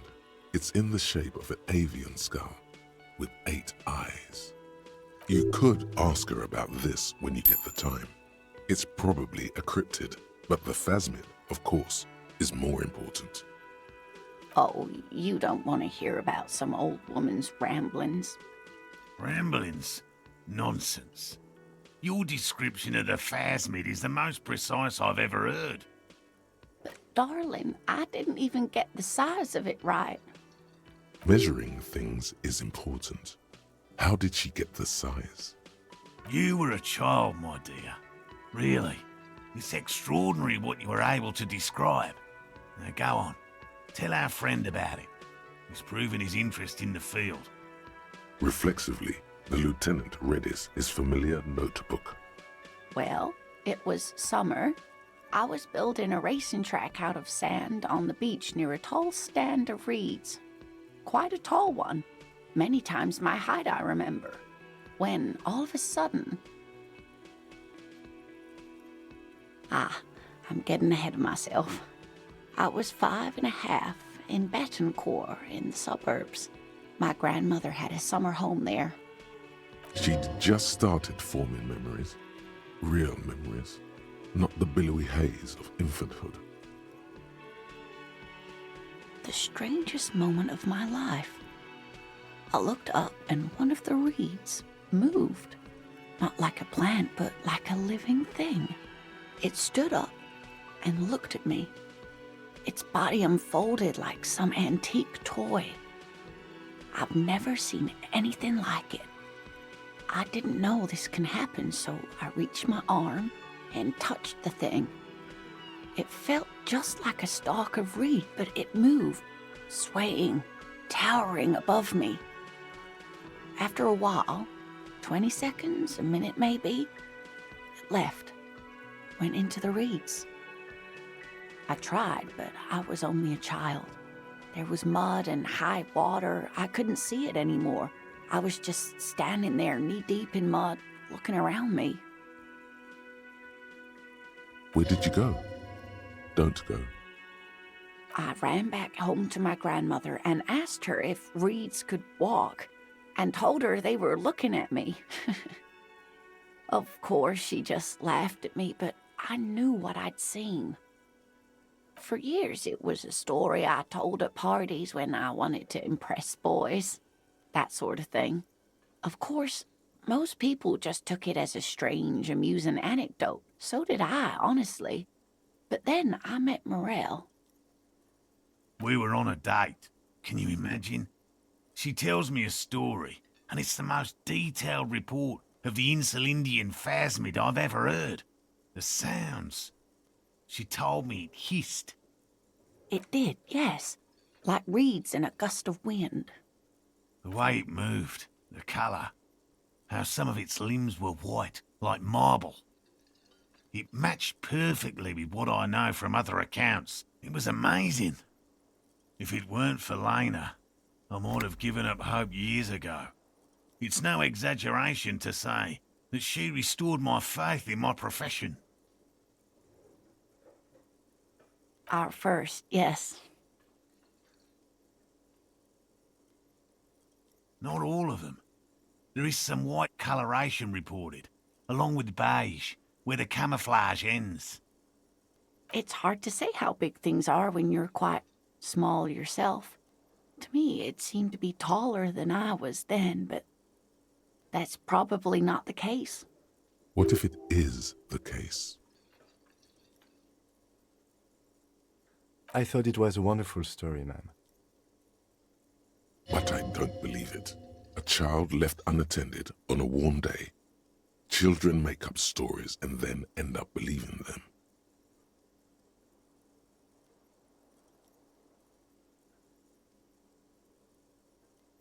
You're welcome, sweetie.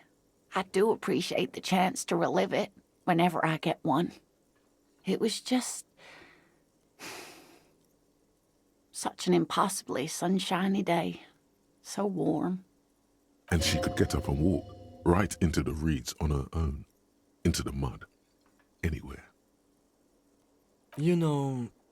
Of course, officers. Is there a particular cryptid you two are interested in learning about?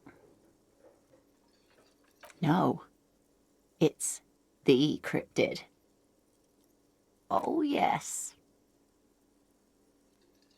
The eight-eyed Teratorn, the largest flying avian ever discovered, with a wingspan of 11.5 meters.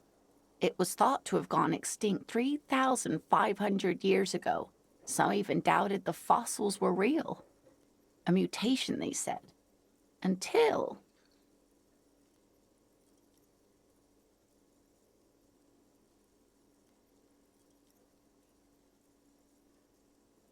Mutation? All of evolution is a mutation. Until it was cited by renowned Gotvaldian explorer and naturalist Uwe Plattenkalk in 21. This renown seems a bit dubious. Your own catalogue comes up completely empty. But, of course, you are not all-knowing. It happened on a botanical expedition into the vast and unexplored Oamrau Canyon in southeast Ilmara. Dr. Plattenkalk got separated from his group during a sandstorm. The world's largest canyon system, sweetie. It's a barren waste east of the Erg Desert, an ancient riverbed completely dried up. Alone in the blasted desert heat, the doctor wandered eastward, where man hasn't stepped foot in over 1,000 years, since the fall of Pericarnassus. He was lost, without any navigation equipment and desperately low on water. After a day or two, he noticed a bird high in the noon sky. A great black bird. It seemed gargantuan. Every now and then, the bird would dive down to feed on an animal carcass somewhere on the horizon.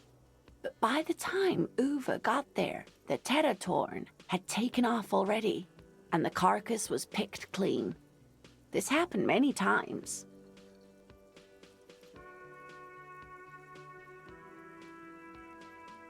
More like he followed it.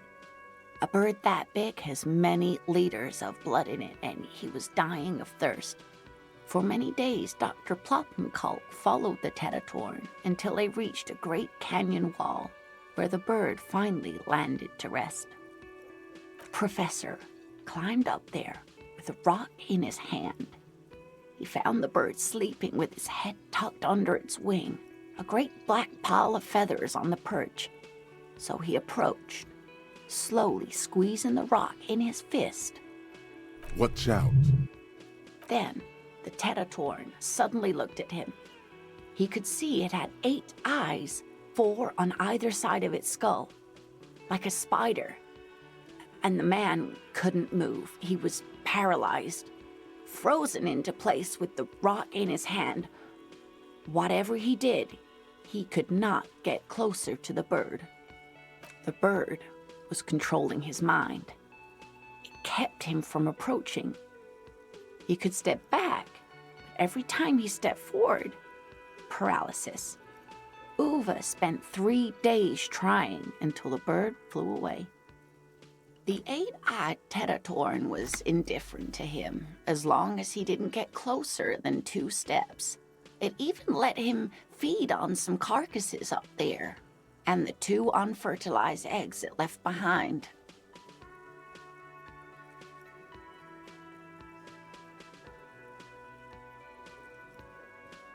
Absolutely, sweetie.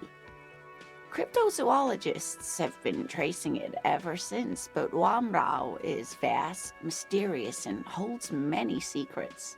Modern radar telemetry shows great promise. We will confirm this one by the end of the decade, latest. This one I liked. Not only does it have 8 eyes, and is a living fossil, and the largest bird ever to live, it also does mind control. Sadly, yes, but there are numerous reports of 8-eyed bird skulls from Il Mara. And then there's the striking resemblance to the Pericarnassian imperial eagle, an ancient heraldic symbol that is hard to pass off as coincidence. The imperial eagle, too, had 8 eyes. Not really. It's just stylization. The way they drew eyes. It's not a zoological drawing. Very, very hard. This one's very famous. Everyone knows it. People will be looking at that tie on you and thinking, that man is into cryptids. So, what else do you want to know? I'm glad you like them, but I'm not really one to tell you about.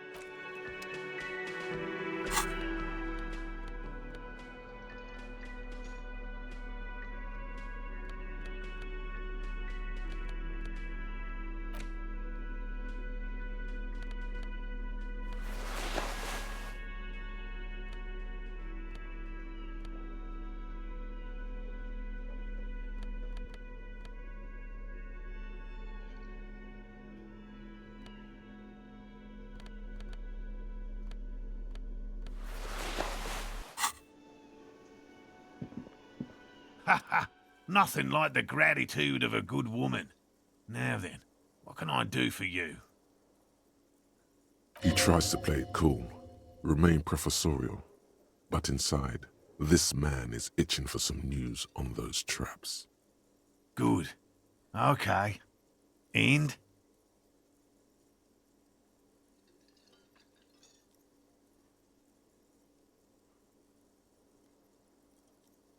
Completely empty? No locusts? No phasmid either? That's not ideal, but... It just means the Insulindian phasmid is even more clever than we thought. Of course, more clever. Yes, the Phantasmadeia picked off the locusts and escaped. This is good news, though we'll have to reconsider the design of the traps, make them more secure. Another trip to the reeds.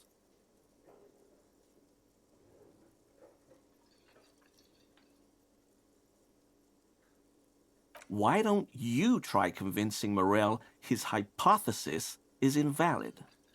Thank you for the vote of no confidence, Gary. An officer. I appreciate your concern, but please leave this to the experts. Unless you have an alternative hypothesis you'd like to venture. Actually, no. Excuse me for getting emotional. This is a big deal for us. You've helped us twice now, and brought some great news too. My gratitude, and the gratitude of the Société Cryptozoologique de Ravachol, is yours. Heartfelt gratitude. But does it feel like closure? What really happened? Thank you, it's an honor. We should probably return to our main investigation here. This has been refreshing, but... Helping cryptozoologists isn't really a priority for our organization, is it? The lieutenant looks out the window, impatiently. Damn it, Lieutenant. Have you no intellectual curiosity?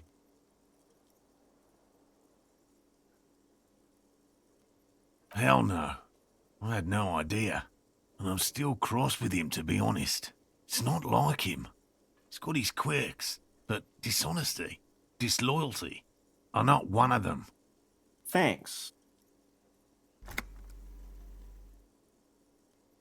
He's still glad his friend stood up for him.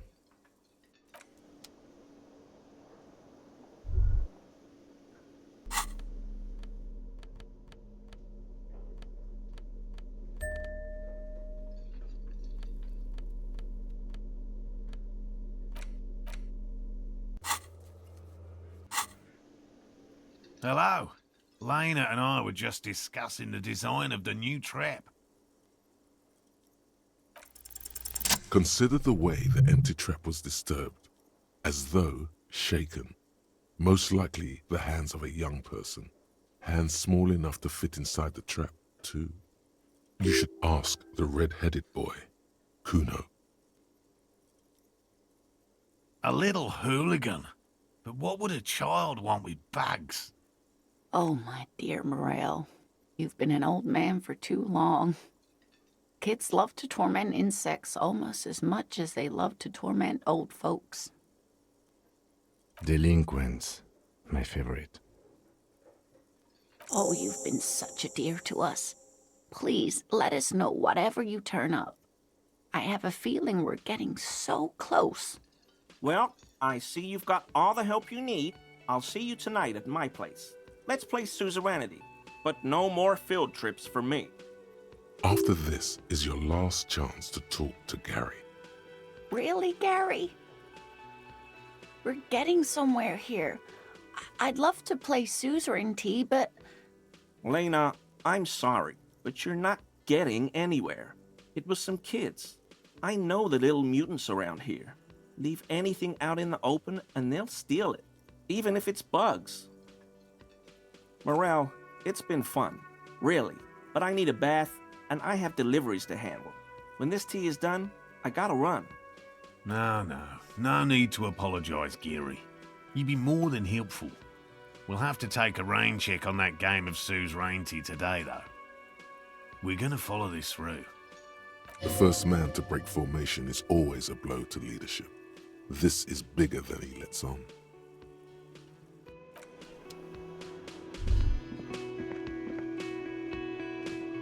Always a pleasure to see an officer of the law. I mean, officers.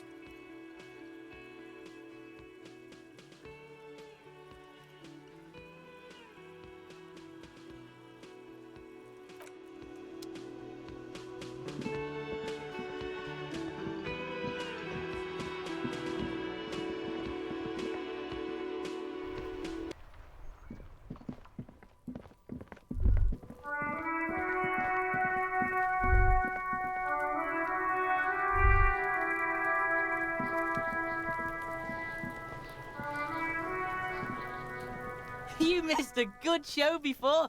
A kid came by and completely fucked the tree to pieces. He fucked the tree up! Fucked it good! It was porno! By the way, Kipt is a racial slur.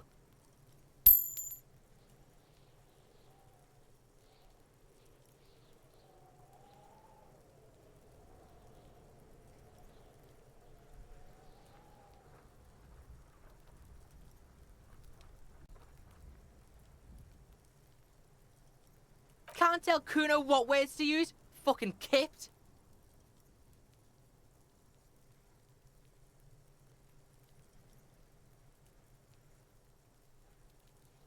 Fuck you. Kuno says kipped if he wants to. Kuno's dad says kipped all the time. Kipped's a cool word. Kipped, kippity kippity kipped. Kippity kipped, kipped. It's like a little engine has come alive on the other side of the fence. An engine that only says Kipt. Kipped.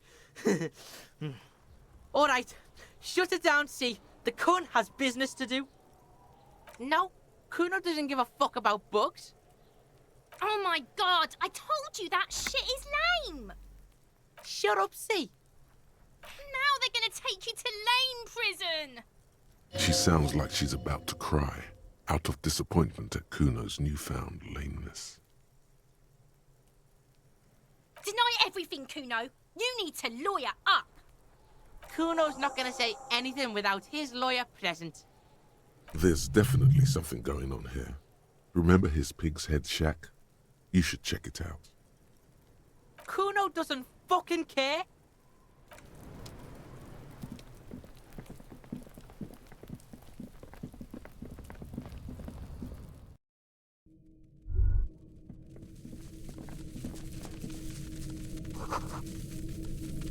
All around you, the hisses and chirps of locusts fill the musky air. The earthen floor of the shack has been shaped into mounds of mud, dotted with little holes for windows.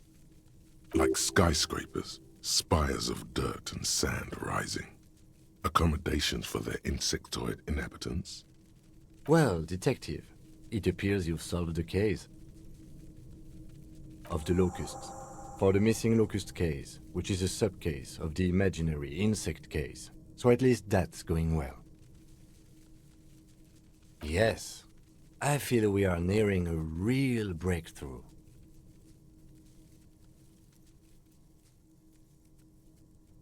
I'll let you handle the Kuno side of things. You are doing just fine.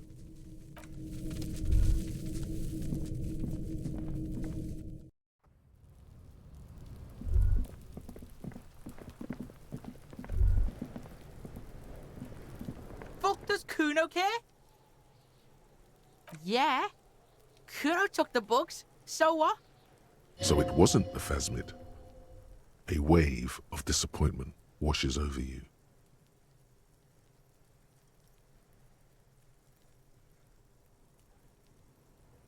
It's not Bugtown. It's the city of locusts. Locusts aren't just bug shit. They come out of the sky like a fucking shadow. Shit descends. Stop! You stop. It's like they're fucking night. Locust City, Night City, City of Rage. There's a tug of war over the name of his fantastical city. It's almost too big for his imagination. The girl forces herself to watch again, the corners of her eyes twitching from discomfort.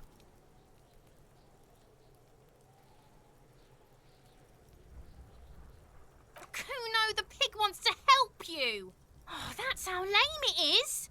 Please just don't say you're... An artist? Maybe I am an artist. You hear that, everyone? I'm a fucking artist now. Oh my god, Kuno! He's gonna make you totally lame in, like, 3 seconds. Don't let him, Kuno. Yo, fuck you, see? Kuno can be what Kuno wants to be. Kuno's his own man. Kuno's free. Kuno made himself into Kuno. Kuno can make himself into anything. Kuno can make himself into a pig if he wants. Kuno can make himself into a... Kuno doesn't give a shit. But don't make yourself into a pig, Kuno. You'll have to take me away. In it, you hear snow melting, dripping from the eaves. Someone closing a window.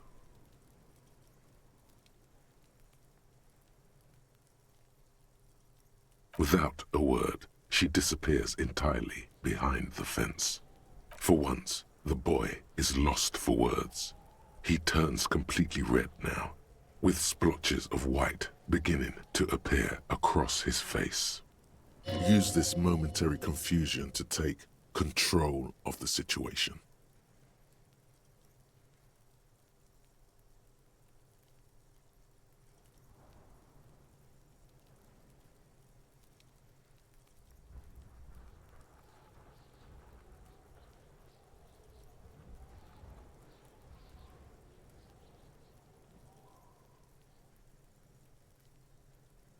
Kuno's gonna let the fucking locusts die. It don't mean anything. It's shit. Kuno just likes to focus. Kuno likes to concentrate on shit. Build shit when he's zipping hard. Fuck. Pig, you really shouldn't have fucked with Kuno City. Now it's all fucking lame. I don't give a shit. I don't need the locusts anyway. Shit is all lame now. C was right. The girl's face appears again, above the fence, just long enough to make eye contact with Kuno. She doesn't know whether to be glad because Kuno is finally convinced of the lameness, or more worried because of his continued use of the first person singular. Kuno is Kuno, not I. The fuck are they trying to catch anyway? With the traps? He recognizes the name. Bitches think Kuno doesn't know shit. The fuck out of here. Kuno's tired of this shit. There's silence between the two children. They're not saying anything to each other, nor looking in each other's direction. Why does art inspire you so much?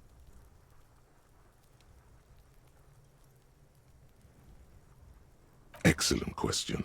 Art is a diverse range of visual, literary, auditory, and performative creativity. It's an expression of imagination and technical skill. Additionally, it's history, criticism, and pure enjoyment. In short, art is the highest form of human communication, representation, narrative, emotion, and agency intertwined. Have you looked in the mirror lately? You have the exact features of a savage art critic, with that beard and those clothes, disheveled and prophetic. Perhaps you should try to critique architecture too. Of course not. It's autism, box drawing, masturbation with a ruler and a sextant or whatever they use. You should demean and criticize the genteel institution of architecture while extolling the virtues of the pure arts.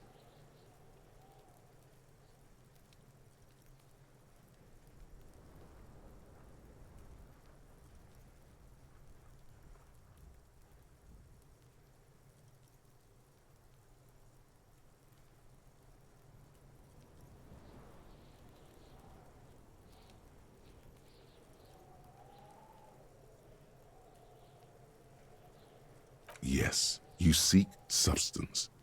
No vapid representations and reproductions of social mores as made manifest in stuffy biennials. We're talking real, living art here. Become the art cop. Half art critic, half cop. Exactly. It's not only your duty to only catch the criminals off the street, you must also apprehend criminals of the printing press and the gallery, the trite and derivative artists and writers of the world. Go ahead and provide savage criticisms, art cop. The world is yours to rip to pieces and reassemble.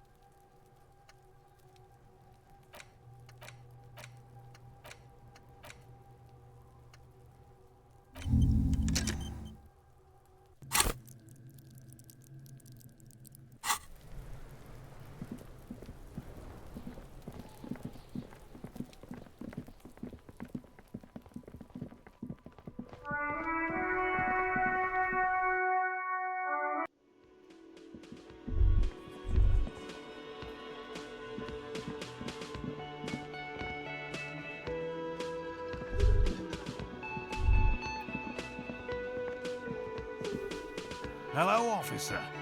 I think I almost have it. A new trap design, that is. I know you're skeptical, but I have a good feeling about this. So it was just a child.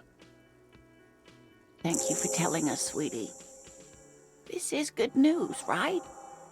It means we can try again.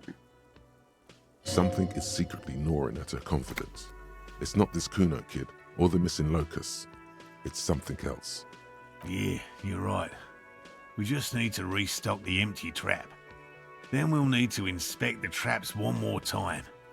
And then maybe we can.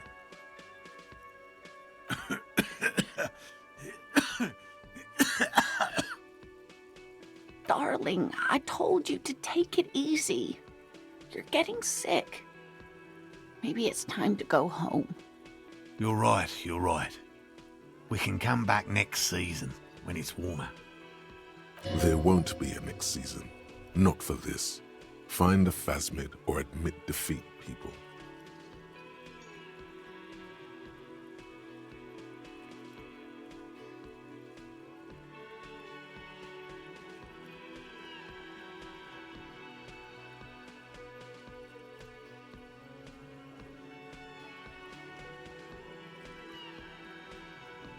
You can?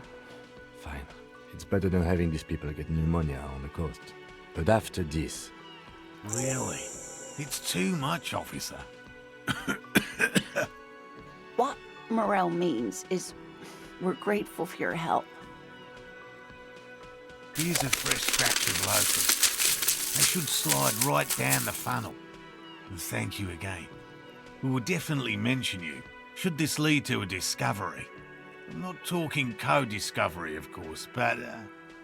This would show them all. We need to get you on that list of discoverers. No question about that.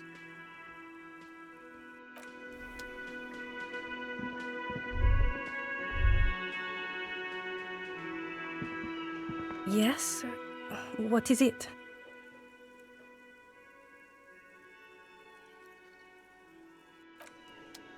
Again?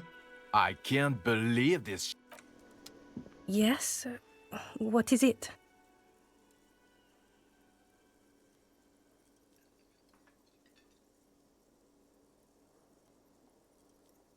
It means I'm a patrol officer, sir.